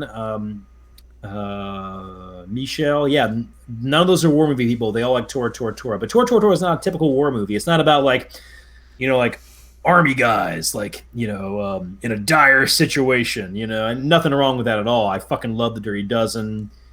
Platoon's a classic. Full Metal Jacket, but though it's not one of those movies. And it really is exploring a historical event. You get to see how everything goes wrong for the Americans and therefore right for the Japanese. And so, yeah, impressively done movie whose reputation has gone up. Because when it came out, it was a bomb, by the way. It was a financial bomb and a mild critical bomb. But it should be noted, one of the reasons I kind of got into the Japanese Navy was I saw Tora Tora when I was very young. And my grandpa was like, "Oh, this is a good war movie. This is about Pearl Harbor." And I was like, "What's Pearl Harbor?" And he's like, "That's when the Japanese attacked us." And I was like, "The Japanese attacked us?" Because, what the fuck I'm 8, right? Yeah. And in some ways, you're a kid, so the movie's kind of boring because it's very bureaucratic. Like, Roger Ebert famously gave a negative review of Tora Tora Tora, and he had a great comment about it. He said, "This is the war movie for bureaucrats." I mean, which is what I like about it. Yeah, that's not necessarily wrong, though. It's not wrong. It's just that he didn't like that it was a war movie for bureaucrats, where I'm like, this is one of its selling points, Because you see why Pearl Harbor happened and how it unfolded, so it's not just explosions. Exactly. And, watching that, I just saw the Japanese in there, and I thought, these guys look cool. Like, the uniforms, the music, the ships, the aircraft. I was like, this looks cool, right? They also seem very But it's confident. also kind of boring.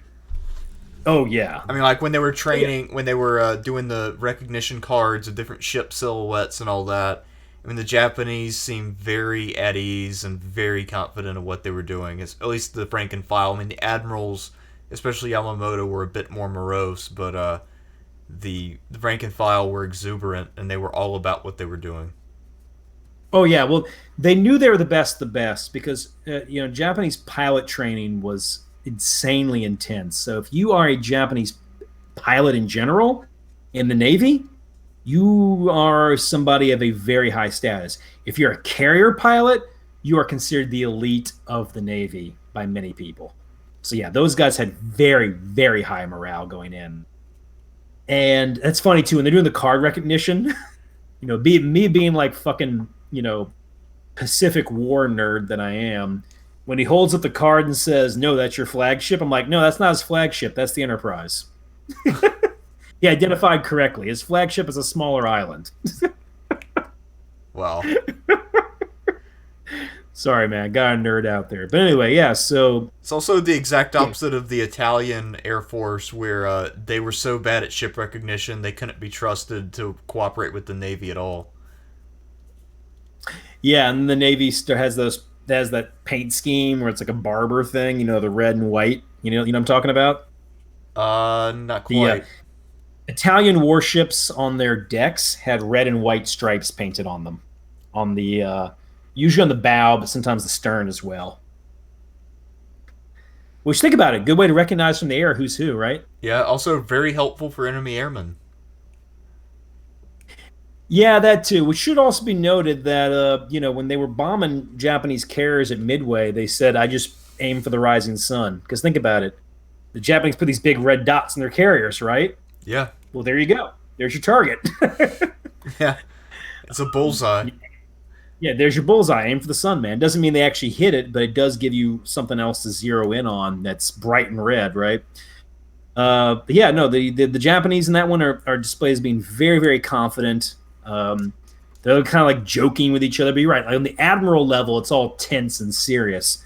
And then amongst the air crew, it's all like hardcore training, but very high morale.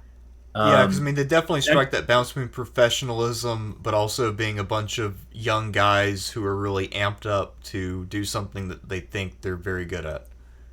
Yeah. Oh man, the part where the Japanese aircraft actually launches for Pearl Harbor and they're flying off the Akagi, perfectly done. Like music, The actors the actors are doing their parts superbly, and they start taking off at night, and then you see the sun rising over the horizon.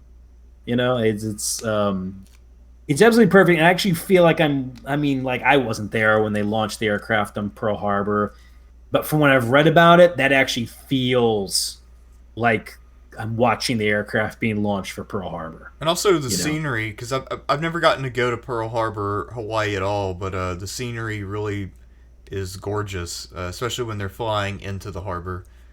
Oh yeah, and they show them flying over the workers. Remember that? But I think they're working rice fields. Right. You know what I'm talking about? Yes. Yeah. Yeah, the airplanes like flying over low and everything. Yeah, I'd love to go to Pearl Harbor. Go to the Battleship Arizona, of course. I was very happy last year when they started finding all the Japanese Midway carriers that were sunk. They found the Koga, and they surveyed it. They found the Akagi, but then they had some malfunctions, so they had to cancel things. So I'm wondering if they're going to get back out there or not. That was all funded by Paul Allen. Yeah, a guy who was one of the founders of Microsoft. Oh, cool. No, honestly, dude, like, I know you and me, we're not actually the biggest fans of rich people, but fuck it, I like Paul Allen. Why? Because he took his money and said, I'm going to fund a pop culture museum full of the shit I've collected over the years, like, from movies like Raiders of the Lost Ark, Blade Runner, Dune. So it's cool, right? Great stuff. And I'm going to make the Seattle Seahawks a winning football team. And I'm going to put a bunch of money into deep sea exploration, in particular to find sunken warships of World War II. He's like 15, even like 7 years ago, if you'd asked me, are they going to find these ships? I would have said, no, it's expensive. And nobody cares. I mean, Ballard could do a few things in Guadalcanal, and he found the USS Yorktown. But after that, nobody was doing anything. But, Paul Allen, he's dead now, but, his money's still funding that stuff. And they found most of them. They found the Lexington, the Hornet, the Wasp. Hell, the Hornet. I was talking to a guy who wrote a whole book about the Hornet, and I asked him, do you think they'll ever go find the Hornet? And he said, no, it sank in a very deep part of the Pacific, and the interest isn't there. But no, we found it. We not only found it, we found that far down the Pacific, the ships are really well preserved. Damn. Like, they found the USS Indianapolis, and you can still read what's on some of the equipment. Like, the lettering is still there. Some of the airplanes we found on the bottom of the ocean, you can still see the decals on them. It turns out the very, very deep Pacific really is like a refrigerator. Huh. You got to go beyond 2 miles, it appears, though. Last year they found the Koga and the Akagi. I hope they can get back there. We can survey the Akagi, look at the Soryu, and if they can find the Hiryu, that'd be awesome. But the Hiryu will be a hard one to find because we're not actually sure where it's sank.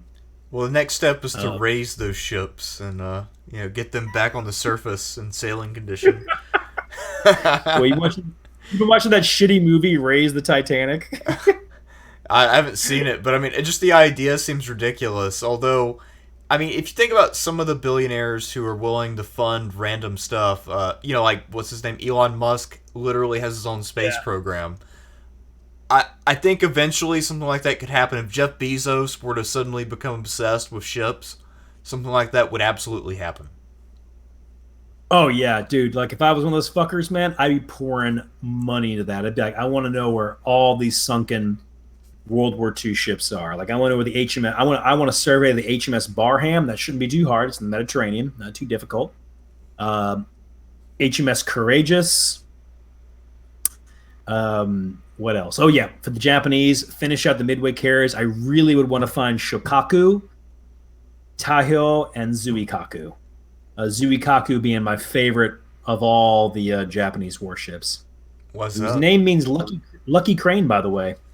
Oh, yeah, look it up sometime. Actually, anybody, if you want to see one of the most amazing pictures ever, find when the Zuikaku was sinking. As the carrier was sinking, it was tilting, and the deck is like it's at an angle, and the second last image of the Zuikaku is the crew on the ship saluting as the flag is lowered. And the ship is like, it's going into the ocean. The next image we have is them throwing their hats in the air and yelling banzai. It's an absolutely stunning image, superbly framed, extremely dramatic. Um, Definitely everybody should go take a look at that. But anyway, no, so fuck yeah, man, I'd fund that. I'm gonna find those ships. Definitely. Okay. Definitely want to go find those, man. Yeah, I feel like there's something else to say, but I can't think of it right now. So, you got any closing thoughts on the Japanese admirals? I guess overall they weren't that militarily impressive, but certainly almost all of them were interesting in their own way. I do have to give them that. Yeah. I think one of the things that hobbled them was by the time that the war rolls around, Japanese naval thinking had become more rigid. They were so obsessed with decisive battle, for instance. And it probably didn't help there was that fatalism to the whole thing. Not the Japanese didn't fight hard, of course they did, but I have to suspect that the fact that most of these guys knew that their chances of victory were so low could not have been particularly inspiring. Now, it can inspire you to die, right? To accept your fate in their culture, but to put it all on the line and win because you think you can win, maybe not as much. At least on the level of admirals. Can't say anything for pilots necessarily. At least on the level of admirals. So I do suspect that might have played a part. We'll, of course, get to the Americans, who are an interesting bunch eventually. And I know the other video you wanted to do was vice presidents post Franklin Roosevelt.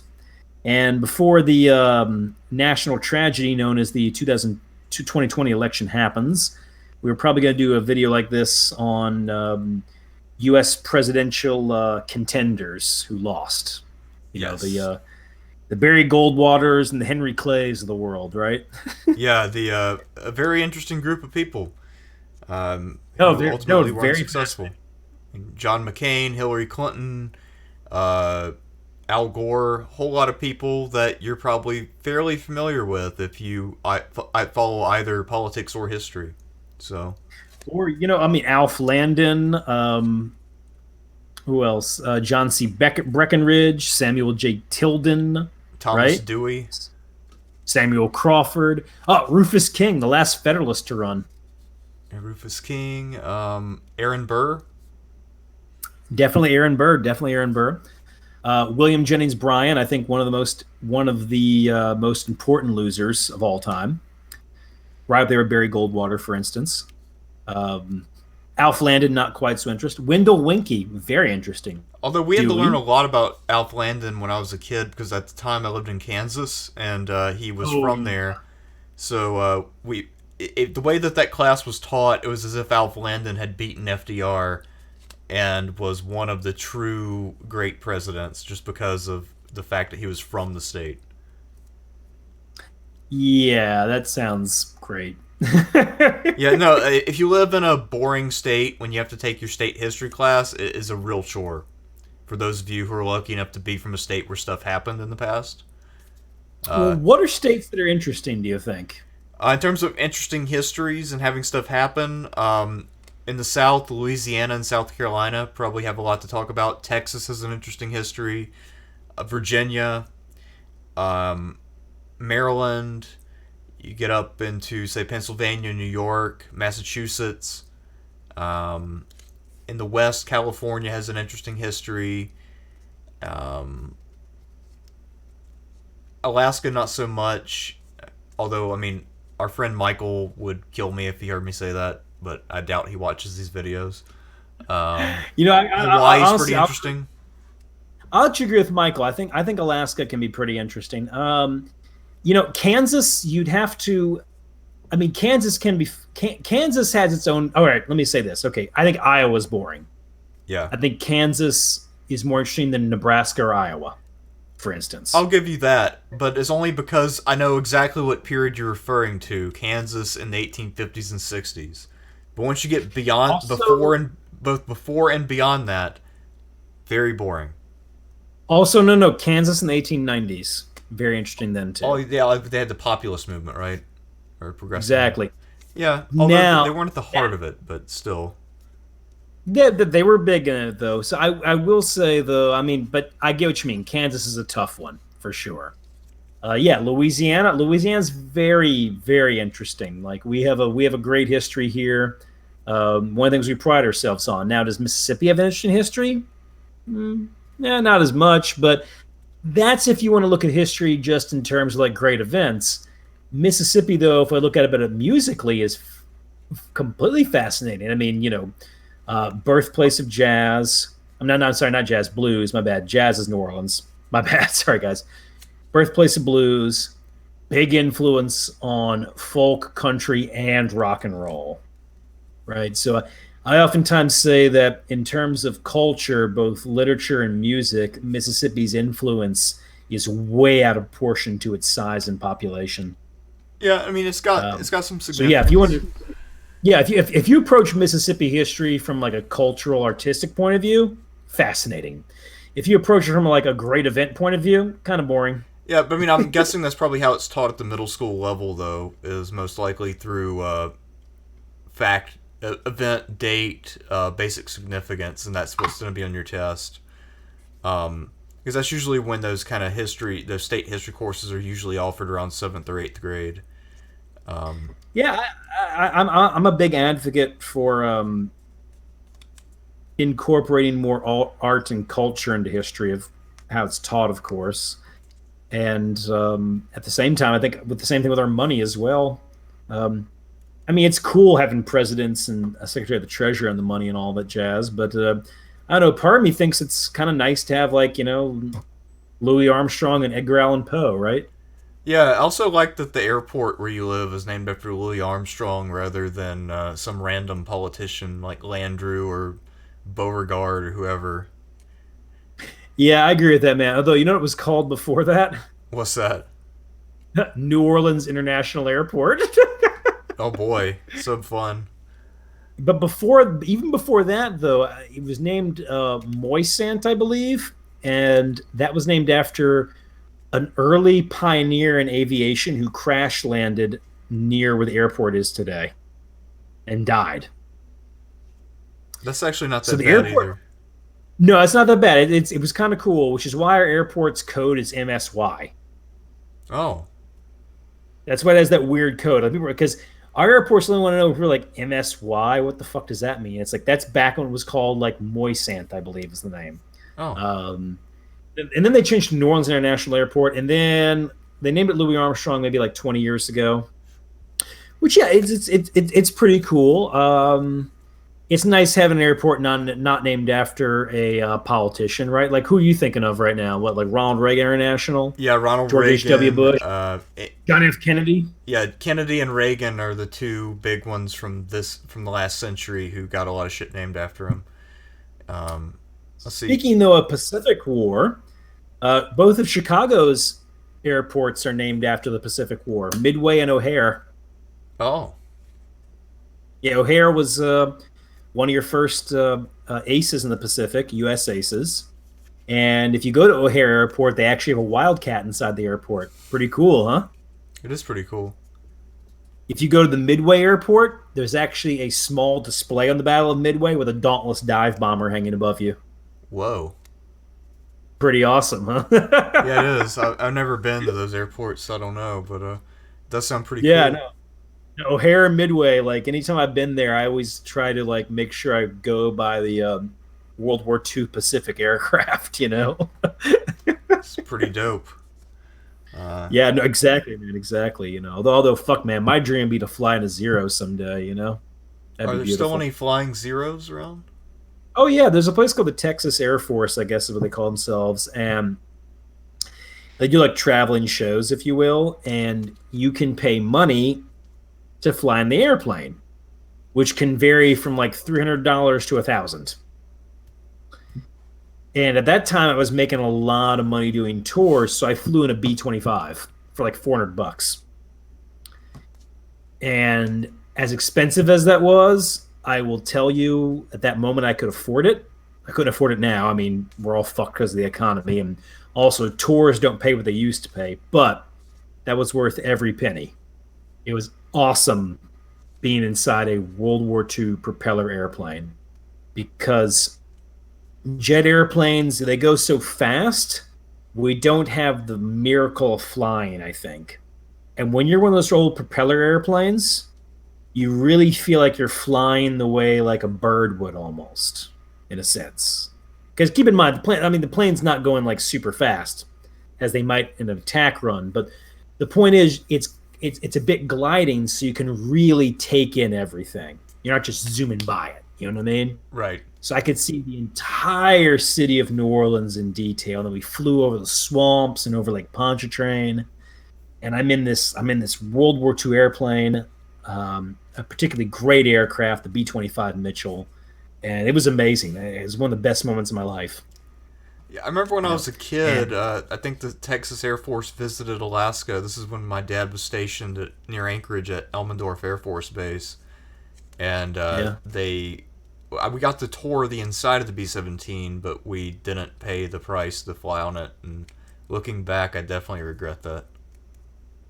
That would have been cool. They were charging too much for it, though. Like, you can do the B-17 for like $600 or $700, and I'm actually not that big on the B-17. I mean, I like it. It's iconic and everything, but the B-25, I'm kind of like, hell yeah, the Doolittle raid,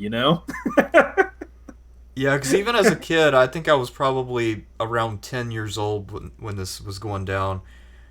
Yeah. I remember I knew enough about World War II at the time to know that a lot of people died on those B-17s. So, yeah, my only thing is last time I went to the air show, they had the Texas Air Force here, because they come to New Orleans like once a year, but I keep missing it because I always have work or something. They were supposed to have a Val dive bomber, the Achi D3A, and I wouldn't have flown around the thing, but I would have loved to have seen that, Japanese dive bomber. But anyway, so it's another impressive thing about Tora now that I'm thinking about it. All those fucking airplanes in that movie are real, and that's a lot of airplanes, right? It is. Yeah, I was listening to people talking about that, and they said that back then, with things being more loose, you could just do shit. They said that with the way insurance works on movies, there's no way you could stage Tora with real aircraft. Just too much paperwork, And we're all lawsuit happy nowadays anyway. Also, another thing that's impressive about Tora, at least from what I understand of the movie, at that time there were still a lot of veterans around, and none of them called bullshit on the movie. No, they did not. They did not. And, movies can be, very debated, if you will. I mean, depending on your reality. So an example of that would be Martin Scorsese. Doesn't like The Godfather because he grew up around mafia people, and he said that's not how the mafia operates. Now, to be fair, The Godfather's more about mafia on the high end, right? Yeah. But Scorsese usually made movies about more petty criminals, like Mean Streets, which is a great movie. But yeah, like the Vietnam War movies, you'd have veterans debate those, like how much they liked or didn't like about Apocalypse Now, The Deer Hunter, Full Metal Jacket, and Platoon. Those being the four big ones, right? Yeah. And some of that depends on what time your veteran went in. So veterans who were in the Vietnam War in the early years didn't like Platoon as much as ones who were in the Vietnam War post-Tet Offensive. Because Platoon really is about the Vietnam War after we know we're losing. Whereas We Were Soldiers, very good movie, is about the Vietnam War when we're first going in, when the morale is high, the unit cohesion and training is high. By the time you get to Platoon, morale's low, people are doing drugs, fragging officers, that kind of shit, Yeah, listen, We Were Soldiers, that's about Ia Drong from, 1965? Yeah, the one with Mel Gibson in it. Yeah. It's good. I don't think it's as good as the four that I named, though. Although, what do you think is the best one out of those? Because have you seen all four of those? Deer Hunter, I haven't Platoon? seen Deer Hunter, but I've seen the other ones. Okay, so of those three, what do you like best? Personally, I prefer Full Metal Jacket, but that's because I think it's the best movie. In terms of being a pure war movie, probably Platoon, though. Yeah. My favorite's Apocalypse Now. Oh, fuck, I forgot that was on the list. Yeah, that's a good one. Yeah, man, that's a tough choice. They're all good. In terms of pure No, movie, no. As the thing is, like, I think Vietnam really lucked out as far as war movies go because literally, I think like 10 of the best of the top 10 war movies I can think of, like four Vietnam movies, and they're like in the top 6 or 7. yeah, All Apocalypse four of those Now. movies are 10, you know. Apocalypse Now would be up there with Full Metal Jacket in terms of competing for best movie, but it is an adaptation of Heart of Darkness, so I guess it is not supposed to be a literal interpretation of Vietnam. I like what Oliver Stone said about Apocalypse Now because he was in Nam, and then of course he directed Platoon, and he said that Apocalypse Now is a great movie, but it's not the Vietnam War as he experienced it, at least. You know what I mean? Well, I guess that Now makes sense. it is the Vietnam War allegorically, right? Sure. You're not watching Apocalypse Now for like its realism. Although it's not like a super unrealistic movie either, if you get my drift. Like, but it is like the acid trip version of Vietnam, right? Yeah, for sure. And Platoon's definitely the realistic, get to know your soldiers who are involved in the war, which in some ways Platoon, if you think about it, is kind of a throwback to those old World War II movies like Hell is for Heroes, Sands of Iwo Jima, where you're really like following a squad, right? You know who's in the squad. You know what I mean? Yeah. Only this squad's in a war they're going to lose, and they hate each other. you know, but Platoon's a fucking great movie, man. Superbly acted, and probably some of the most realistic combat of any war movie because the combat in it is very confused and unheroic, And then you've got Deer Hunter, which you haven't seen, but you got to check out Deer Hunter. Now, Deer Hunter has almost no combat in it, but it's definitely a war movie. But being a war movie, while a war movie usually has combat, doesn't necessarily have to have combat. I mean, fuck, Das Boot is one of the best war movies ever made, and there's only about combat. I mean, there's not that much combat in it. It's mostly just guys hanging out in a U-boat, which is disgusting, and then trying to save themselves. You've seen Das Boot too, right? When I was a little kid, I watched part of it with my dad, but I've not really seen it. Yeah, you gotta watch it again, man. That's a near perfect movie. It's probably a close second for me with Tora Tora Tora as far as best World War II movies go. All right, real quick, man. What's your favorite World War II movie? Right now, I would have to say Tora Tora Tora is up there, but actually the recent ones, Dunkirk, Midway, and there's another one that came out fairly recently. No, 1917's World War One. Never mind, that's not in the running. I like all those. I don't know which one's quite my favorite though. Yeah, Dunkirk was very well done. Although RAF Super Pilot annoyed me, Like he shoots down the Stuco while he's gliding, and I was like, okay, this is getting shitty. I mean, I guess that would probably be possible. It's just unlikely. Yeah, no, he's just a little too good in that movie for me. But it is a good movie overall. The other one you named was Midway. I liked Midway. 1917. I like 1917, but I kind of feel like I was watching a first-person shooter World War One film. I felt like it was more of a survival horror than a first-person shooter. I could see that too. I did like it. I thought it was a decent film. What about Fury? You saw that one? I have not seen that yet. That was good. That was Fury was good. Fury reminded me of the Bridge of Remagen, which is about one of the last battles of World War II on the Western Front. And the idea of the Bridge of Remagen and Fury is that the war is almost over, so morale is in a very weird place, if you know what I'm trying to say, right? Right.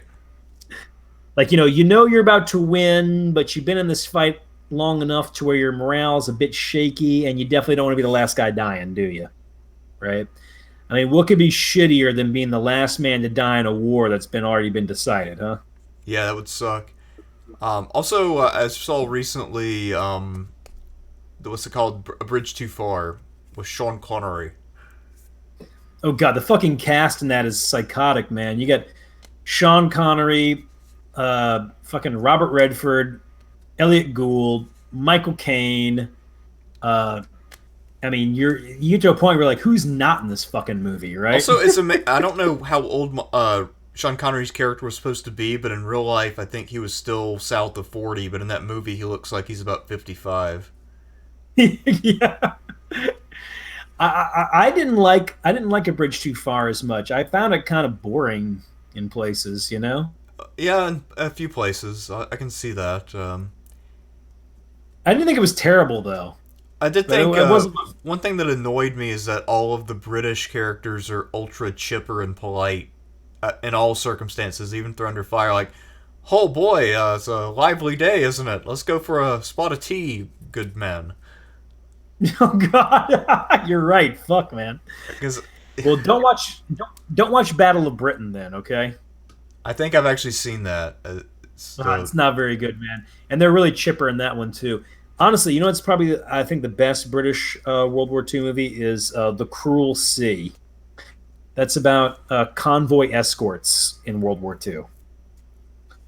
That's a really good one. Yeah. And there's a decision the captain has to make, played by Jack Hawkins, who's very good. Oh yeah, and there's also Bridge on the River Kwai. You've seen that before, huh? I have not. Well, actually, have I? I know I own it, but I don't think I've seen it yet. Oh man, that's fucking great. Great movie. Bridge on the River Kwai. One of the absolute best films of all time. Yeah, that's definitely one worth seeing. That's more in the POW genre, which I like. Have you ever seen the one? It's not The Great Escape, but it's one where somebody breaks out of a Russian prison camp and then escapes thousands of miles to safety. Was The Long Way Home or something like that?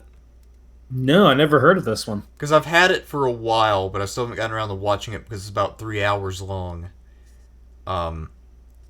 Anyway, that's another, I guess, POW movie. You know, I'll take a look at that one. There's also, of course, Stalag 17 is a very good one. Great Escape's fantastic. All right, not a POW movie, but another good World War II movie is Come and See, which is about Soviet partisans. The Germans actually made a Stalingrad movie in the 90s called conveniently Stalingrad. Solid film overall. Is that the one based on War of the Rats, or is that Maybe it is. I mean, no, I know there's the Gates. Enemy at the Gates is based on the book War of the Rats, and it follows the snipers. Yes, Enemy at the Gates, known for its awkward sex scene, right? Yeah, that was in the middle of that field hospital where they're just surrounded by people. Yeah, I kind of like it. It's fucking, you know, if they were gonna have sex in a field hospital, it'd probably look like that. To be fair, you know. Yeah. That being said, Enemy of the Gates is based on something that didn't happen, which is not the filmmaker's fault, of course. At the time, people thought it did happen, but now we're pretty sure that there was no sniper's duel. Soviet propaganda. Was Vasily Zaitsev real though? He's real. He is real, and it's not a bad movie. I liked it. You know, definitely. I definitely appreciate a World War II movie where there are no Americans involved. So I did like Enemy of the Gates, but keep that in mind. The SS didn't have snipers.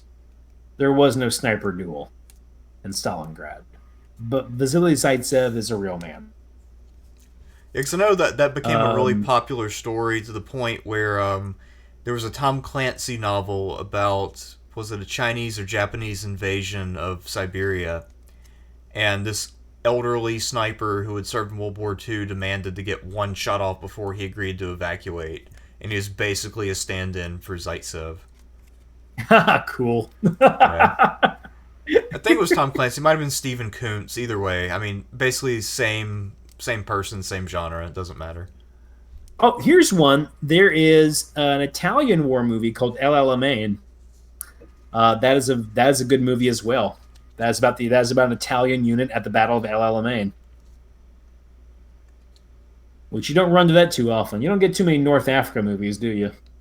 Not unless they're the ones made right after the war where the British are talking about Rommel was an honorable opponent and Monty was a great strategist. It was a clean war in North Africa. A war of gentlemen. It was dashing chivalry, you know. Yeah, There's also the Dam Busters. You can watch that movie as well. I still need to see Um, that. I think I downloaded it. I do have it, but I haven't watched it yet. it's it's pretty good. Special effects are dodgy even for the 1950s. You'll laugh or you'll cringe or be horrified when you hear the name of the dog in the movie. Okay. By the way, the dog was actually buried, and they actually changed the dog's name on the tombstone recently because it's that offensive. Oh wow. Yeah, I don't agree with the change at all because I'm like, oh, great, erasing history again, huh? But when it comes up in the movie, I'm like, holy shit, this is a 1950s British movie after all. But to be fair, that was the dog's actual name, so got to be accurate, man.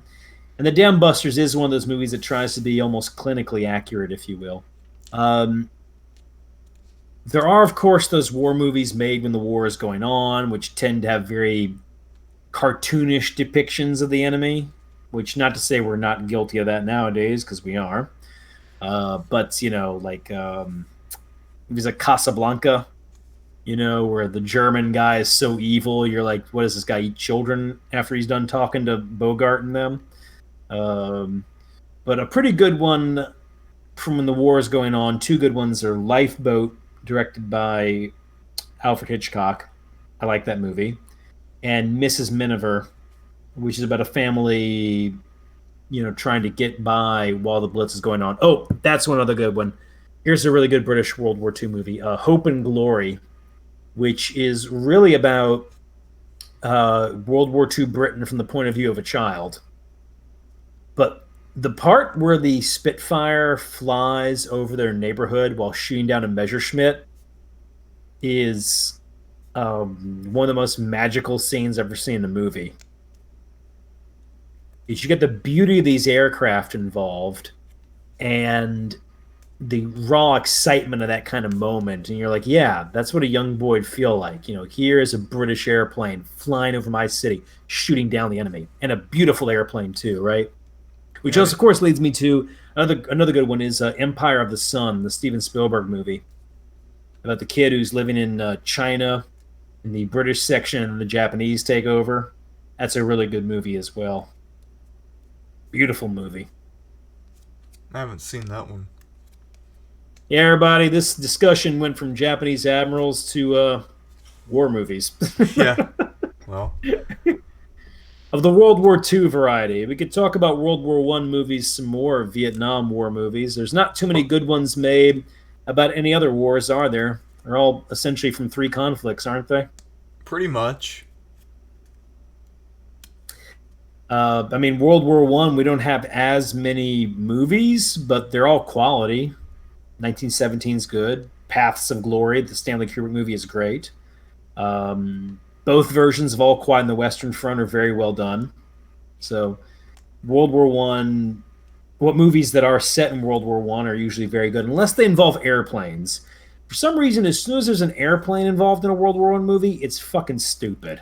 You know? Okay, well, here's an idea though for a World War One era movie. Set it during the Russian Revolution, but make it all about the Baron von Ungern Sternberg. Yeah, but reveal that he's a villain only like later in the movie, right? Right. Like at first you're like, oh, he's just a Russian patriot, you know? Yeah, like at first frame it like it's just talking about how bad the Bolsheviks are, and then you're following this officer, and you're like, oh, so he's our protagonist. And then he reveals, no, I am a genocidal maniac, and I'm going to go involve the Mongols in all of this, because that's what I do. You should get involved in this. Oh, one more to mention to you. You ever seen the movie Cross of Iron? No. Yeah, World War II movie. It's somewhat in what's called the Euro War subgenre. You know about this subgenre, Euro War? No. It's also called like Macaroni War and stuff. Essentially, Italian film companies in the 60s and into the 70s made World War II movies. They were kind of copying the Dirty Dozen, so they're more like action-oriented, if you will. One of the most famous ones is Inglourious Bastards, which then Tarantino riffed on for his movie. But they have over the top names like Heroes in Hell, The Hornet's Nest, and these movies are all like mind-numbingly stupid, and you'll swear to God you have no clue how the Germans ever conquered anything because the Germans die a lot in these movies. Another one, while not made by Italians, another example of that is Where Eagles Dare. That movie fucking sucks. I mean, Germans just walk into machine gun fire. So Clint Eastwood's in the movie, shooting down a bunch of Germans. You're supposed to be like, Clint Eastwood's real badass. I'm like, yeah, I'd be real badass too if the Germans like marched into my gunfire. You know what I mean? So I think Where Eagles Dare fucking sucks. It's like a shitty Dirty Dozen. But anyway, so Cross of Iron has some of the visual aesthetics of like Italian exploitation war movies, but it's about a German squad on the Eastern Front, and this one German sergeant named Steiner who doesn't like his commanding officer, whose name is, oh God, what is his name? Stronsky. Stronsky, there we go. And I mean, of course they're fighting the Russians in the movie, but really it's about a war between these two people. And I like it. It's got some very good, well done combat scenes. It's got a very grim attitude. It's interesting to see a movie set on the Eastern Front from a German squad's point of view. Don't see that every day. The actors are fantastic. You have James Coburn, Maximilian Schell, James Mason, and David Warner. All four of those are excellent actors. So yeah, very, very good movie. I can really recommend Cross of Iron. Also fascinating about Cross of Iron while you're watching it, keep in mind they only had 3 stuntmen on the movie set. So that's why in every shot in the movie, no matter they'll have big combat scenes, you never see more than 3 people die in the shot. And they were essentially killing the same 3 people over and over again in the movie. So the director had to find different angles for how to shoot these people. So you wouldn't be like, hey, they're shooting the same guy, So there'll be shots where it's from the back or from a flank, or like when they get shot, their helmets kind of fall down to cover their faces up, Wow, it sounds like one of those things Ed Wood would do, where he just reuse stock footage. Not Ed Wood. Also, who's the other one? Roger Corman. Yeah, a bit. I mean, no stock footage in this one. Oh, what is really cool about Cross of Iron, though, what made it really impressive for its time technologically, at least like stylistically, whatever, real T-34s. Because they filmed the movie in East Europe, where they still had T-34s running around. And, you can watch a bunch of other war movies like Patton, Battle of the Bulge, even A Bridge Too Far. They don't have real German equipment or American equipment. They're like taking contemporary equipment and saying like, oh, that's a German tank, and I'm like, that's not a German tank, that's a 60s tank, you know what I mean? Right. No, that a lot of movies did that, you're right. Even the B movies from that era did the same thing. Exactly. You're watching Cross of Iron, you're like, nope, that's a T-34. Well, see, here's one too, another bad one. Have you ever heard of Battle of the Last Panzer? Before I get to that, Cross of Iron is not a bad movie. Cross of Iron is an amazing film. Okay. Cross of Iron. But you've spoken to me about Battle of the Last Panzer, and what about Battle of the Last Panzer? What about it? So, it tries to go for the moodiness of something like Apocalypse Now. It's about a panzer crew, it's late war. I think they're supposed to be in a Tiger, but it's really, I think, an American M48 or something like that. Anyway, the tank commander gets a girlfriend, and then they ride around in the tank, and he's just moody and dickish to everybody, and that's the movie. There's very little action. I think there's a little bit of dubbing, but what dialogue there is very minimal, and it's just a lot of him grunting angrily at people, and then looking off into the distance. That's the whole movie. I've summarized the entirety. This sounds like a fucking moody, shitty art film. Yeah, it basically is, but with a tank. And I think they do a little bit of combat. I think they might die in the end. I don't know exactly how that goes, but probably so. The M48, that's the one I was thinking of. They would stick the M48 in those movies and be like, "Oh, look, it's a King Tiger tank." You know what I mean? Yeah. And you're like, "No, it's an M48. It's what's rolling around in Vietnam, right?" Yeah, I mean, something that was probably developed in the 50s and used up until maybe the 60s, early 70s, and they had the M60. And, now they have the M1. But it's only really 2 generations ago of tanks. Yeah, no, it was it's crazy, man. They put in those war movies all the fucking time. Battle Lance Panzer. Okay, I got to check that one out, man. Yeah, it's probably on YouTube for free. I've actually thought about maybe we could do a Patreon special at some point where we just sit there and watch it and make fun of it. Because I'm pretty sure there's no copywriting on Battle of the Last Panzer. The people who made it know that it sucks. Well, I know Heroes in Hell is available on YouTube, and that's a shitty movie. Okay? Alright. This movie is like nobody ever escaped from the SS until these people did. And it's like, you're like your heroes with submachine guns. One got a cigar in his mouth because, it's not an American action hero in World War II unless they got a cigar in their mouth while they're holding their submachine gun. Right, Derek? Exactly. You're not a true American until you get your Tommy gun and your cigar. Tommy gun and cigar, man. Before I leave you here, I feel like there's one other really good World War II movie to mention that's escaping my mind right now, Saving Private Ryan? No. I was never a fan of Saving Private Ryan, really. Well, Red Line? I kind of wanted to like Saving Private Ryan, but it's just too corny. Yeah. Also, it suffers from that same thing where I'm like, wow, these Germans are real stupid. They keep running to machine gun fire. You start to wonder, could these fuckers ever win a war? Well, I mean, maybe the other opponents they faced were just really that much worse. I don't know. Well, I think Rob Ager at the Collative Learning pointed out something about Saving Private Ryan. The Germans in that movie, when they die, they just get shot and fall. Like, you never see them, writhe in agony or anything. Because you're not meant to sympathize with them. They're simply there to get shot by the Americans. Right. And I think there was an inherent callousness and cruelty to Saving Private Ryan that I didn't like. I also didn't like that Saving Private Ryan essentially said you should shoot prisoners. That was its lesson in the end, right?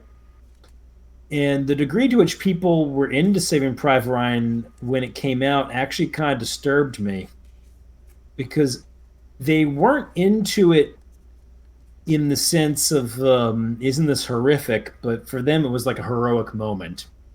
And that was kind of one of those moments where I was like, okay, we're going to war again. It's all you need is to be detached from war for a bit, and then everybody thinks it's heroic. Yeah. True. And I'm not saying Saving Private Ryan's a terrible movie or anything. It's a solid one. It's got some great scenes.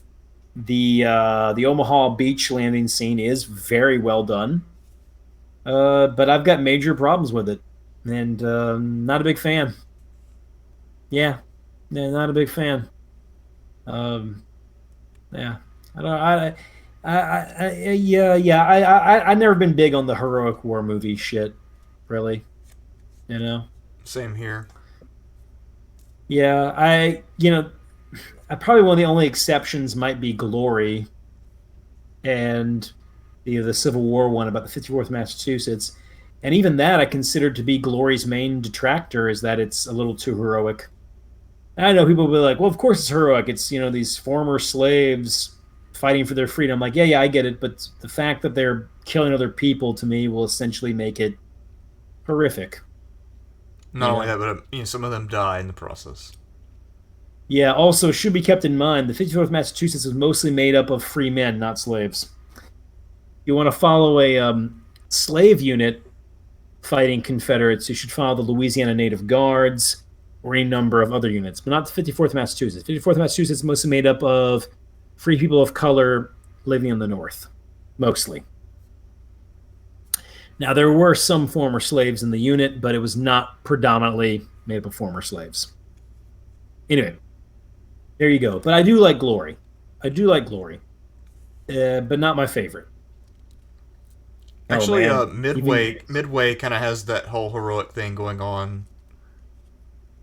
yeah, it does, which is one of the reasons why I can't like fully embrace either Midway in the '70s or Midway today. Although I like both movies, both Charlton Heston Midway and Midway that just came out. I will say though, at least the Midway that just came out definitely showed that like Dick Best fucked up his lungs doing that stuff. You know what I mean? Yes.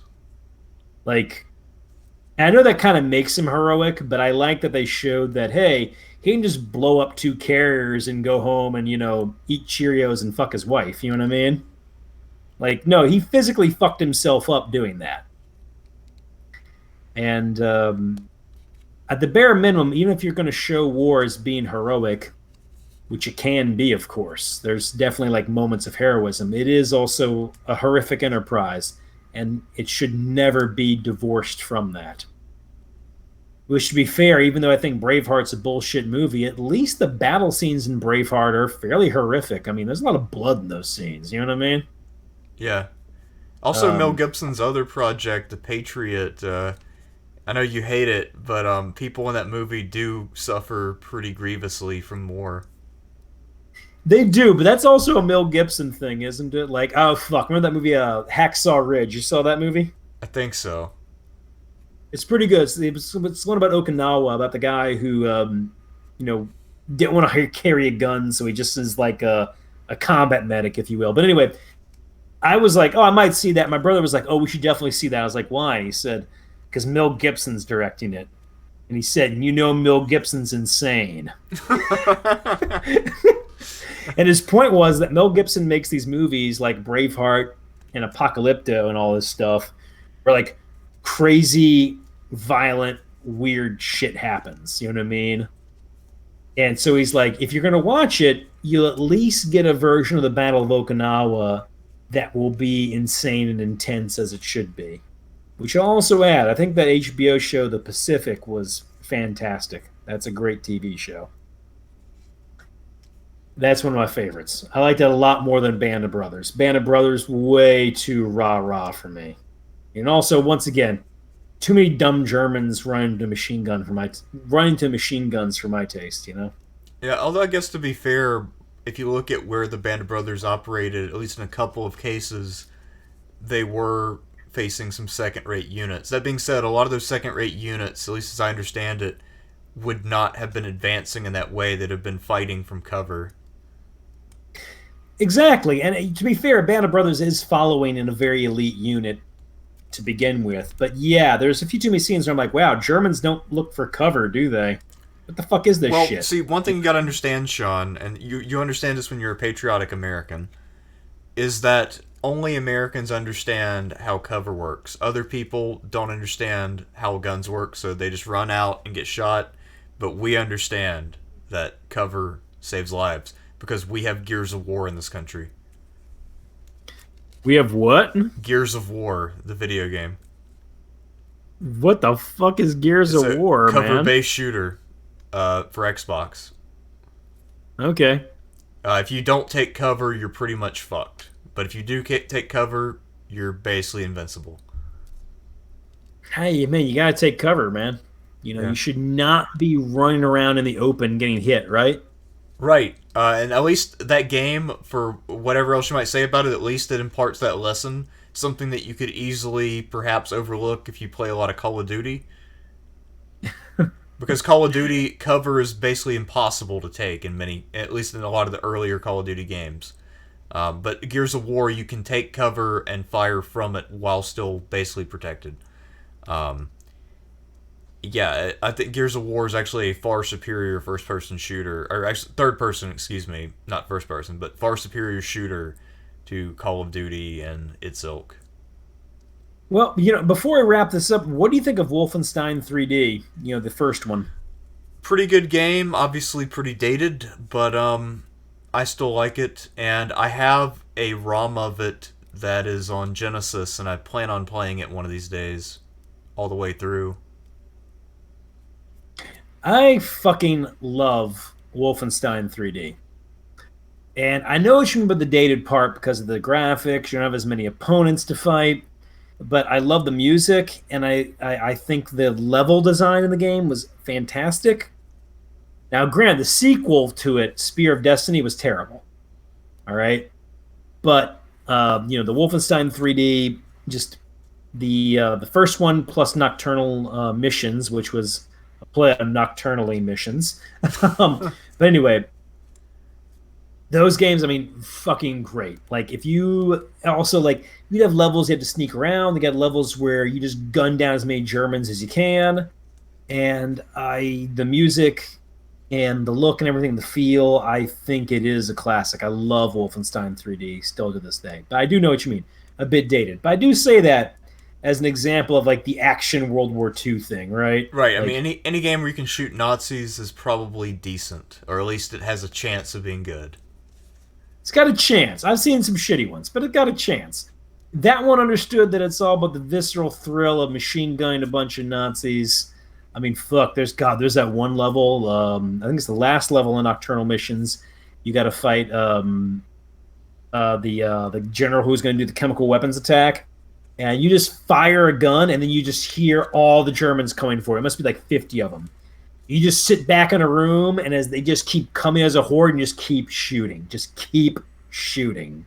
It's pretty awesome. There's also, love it, man. At the end, how you fight Hitler in a mech suit, Mecha Hitler. That is a game Cards Against Humanity card that a lot of younger people or people who are non-gamers don't understand. But I think it's one of the best cards in the entire game, but a hell of a lot of people don't know what it is. And the card just says Mecha Hitler? Yeah, Mecha Hitler. Yeah, well, I mean, everything is dated eventually, right? Yeah, I mean, that's the one that depresses me, though, of all the dated references. Yeah, I mean, Cards Against Humanity, though, was made by millennials from my millennial age group, which was the ones on the borderline with Generation X. Yeah. So we grew up with Wolfenstein 3D. The whole point of getting old is watching the world that you grew up in and that you thought was normal die, essentially. That is the way it was in ancient Assyria, and that is the way it will be right now. The best you can hope for is that a few things that you grew up with will still be fondly thought of, right? People still seem to like Back to the Future, right? Yeah, although I guess for me, I didn't discover Back to the Future till years later because I think the last one came out when I was probably 4 or 5, so I don't know what year it would have been. But anyway, for me, so from that stuff, I guess you might have a little bit of nostalgia for since you're, 3 or 4 years older than I am. I mean, I don't have the same... Oh shit! I remember I was in like 2nd or 3rd grade, and my teacher actually went to the pre-screening for Back to the Future Part 3 and gave me a Back to the Future Part 3 button. Wow. It was nice. I lost it though. No, I didn't lose it. I got destroyed in the hurricane. Oh. Yeah, I got destroyed in Katrina. Yeah. But anyway, so... yeah, because like I remember, like you and Danny watched Transformers and G.I. Joe on their first run. I saw them in syndication, and then I didn't stick with them for super long because then I discovered Ninja Turtles. We did dig Ninja Turtles though. Like Ninja Turtles, like I saw it right when it came out, like the very few of the first few episodes. I was like, this is fucking great, and I still think it's awesome. Like the first few episodes, I remember I was hooked immediately, and I was only about 3 when that came out, but that was the first time I'm like, wow, I love this. Ninja Turtles is the shit. Dude, I'll tell you straight up, man. Like when I went to go see the Ninja Turtles movie, the fucking live action movie. The theater was packed with people, which I'd never seen before, and they were so excited they couldn't wait for it. Movie plays, and we were like, "That was cool," you know what I mean? But it wasn't like our favorite. But we were like, "That was cool," right? The older I get, the better that movie becomes. Oh yeah, the 1990 Turtles. Yeah, like the sequels are fucking awful. Like 2 is horrible. 3's about as bad. 3's worse. 3's way worse. Then 2, I don't know, man. 2's pretty bad. 2's corny and overwrought, but at least the turtle suits don't look that bad. 3 doesn't make any sense at all. The characters are all irrelevant to Turtles lore, and they're also not then expanded upon in any other medium for Turtles. Uh, Most of the characters who are introduced not only don't go anywhere and have no past, but also are pointless and poorly done. All the suits look like shit, especially the Splinter suit. Casey Jones in the movie never fights. I mean, it's pure shit. Where you just said why I like Turtles 3 more than 2, though. It has Casey Jones. But what does he do? He babysits some samurais. He does, and it's funny. But you understand, though, I really think Turtles 2 fucking sucks. All right? I mean, Turtles 2 is not good. But when I was a little kid, that was for a minute my favorite movie. At least when I was about 5. But then, as time went on, I noticed that I would rather watch Turtles 1 than 2, but I could never quite figure out why. Yeah, Turtles 2, like, I saw it in the theater, and I thought, like, oh, that was good, right? And then I saw it, like, a second time. I was like, nah, this isn't good. Let's watch Turtles 1. Turtles 1 was where it was fucking at. You know what I mean?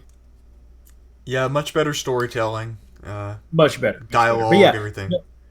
I did see. I saw the second season of Transformers, the classic one.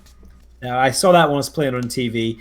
I didn't see the first season, but we rented tapes from the first season, and I was fucking hooked. Like, I was a fucking Transformers kid all the way, right? But I was like really, really young, and I can remember this stuff. I got a really good memory. So I wasn't quite in the perfect Transformers age group, but just about, you know? But yeah, something like you can only hope that some of those things you grew up with may have some longevity. And things go in and out of favor anyway, of course, right? Right. And everything's dated to begin with. But you can only hope that some things you grew up with will have some longevity as the years go on, which is inevitable. But it's always the conceit of younger people. People younger than me will think that whatever they have are great classics that'll last and whatnot. And it just doesn't work that way, you know. True. Yeah. But whatever. Yeah. C'est la vie. What's that famous statue in Egypt where the statue's missing, but the base says, "Look upon my greatness and weep"? That's the Ozymandias poem. Yeah. Yeah. Look upon me, works ye mighty in despair, right? Yeah.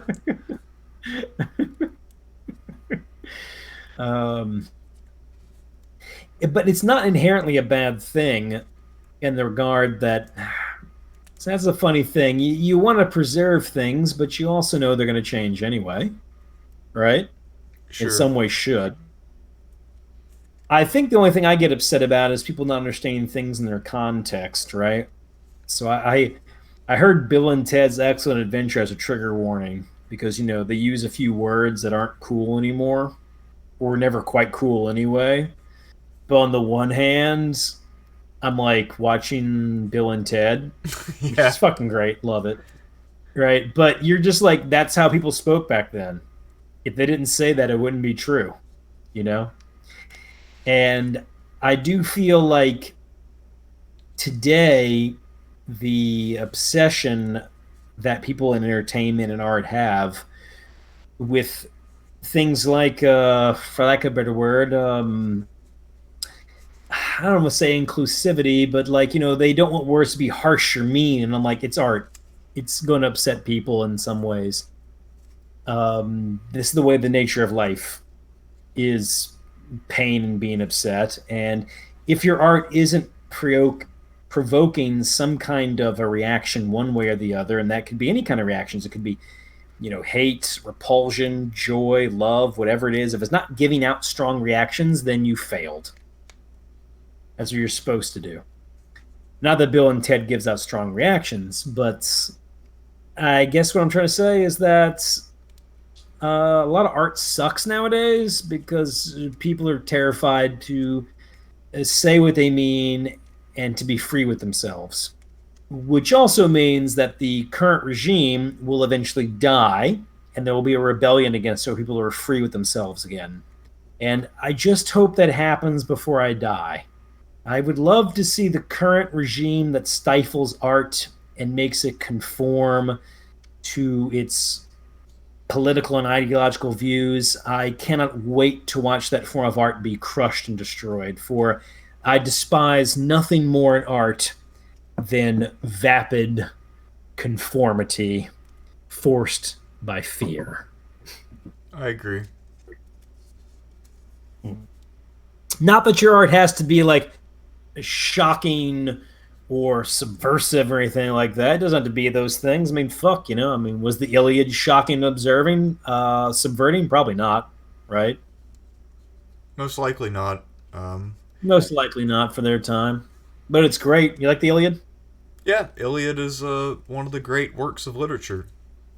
Yeah, definitely, man. Although I want to get into some like odder bits of literature. Like there's a great Iranian epic that I've heard about that apparently spans generations. There's a Portuguese one that was an inspiration for Moby Dick.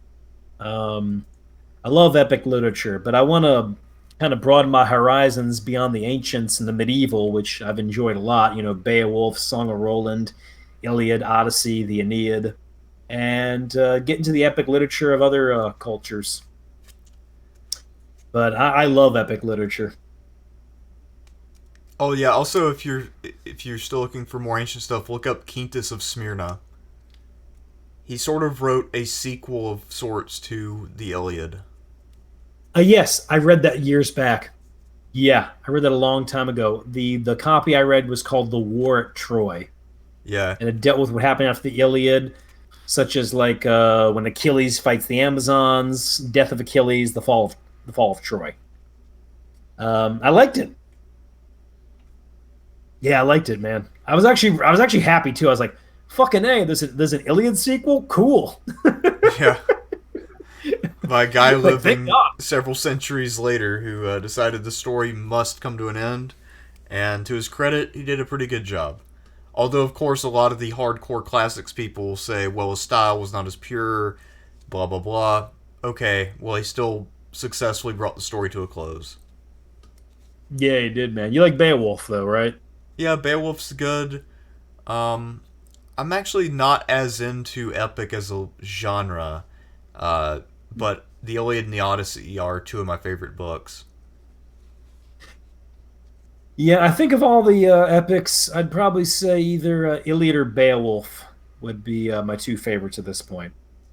My problem with the Odyssey is I hate Odysseus. Yeah, if it weren't for what he did to Thersites in the Iliad, I probably would think much more highly of him. He's fucking horrible, man. Like the only two writers I know who thought of Odysseus as a hero are Homer and James Joyce. Yeah. Everyone else treats him as the villain he is. Like Well, I like there's a how reason Dante has got him way down in hell. I You love know? how when he meets Athena and she's in disguise, he lies to her, and then she's like, "Oh, Odysseus, you're such an awesome liar. I love you. Here's a gift. Here's my favor for all of your deceit. I love how deceitful you are. It's so great." Well, also, one thing that is interesting about the Iliad and the Odyssey is that Homeric ideas of virtue and ethics are very, very different than modern ones. And I love that they encourage things like wrath and vengeance and deceit to gain advantage. And I mean, it's just the exact opposite of anything you would see promoted in literature from the modern period.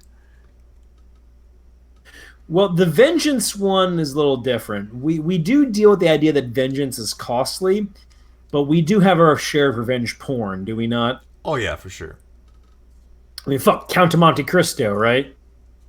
Like, revenge is pretty awesome, kids. You should do it, especially especially if you can pull off being a stylish count, right? But yeah, the deceit one.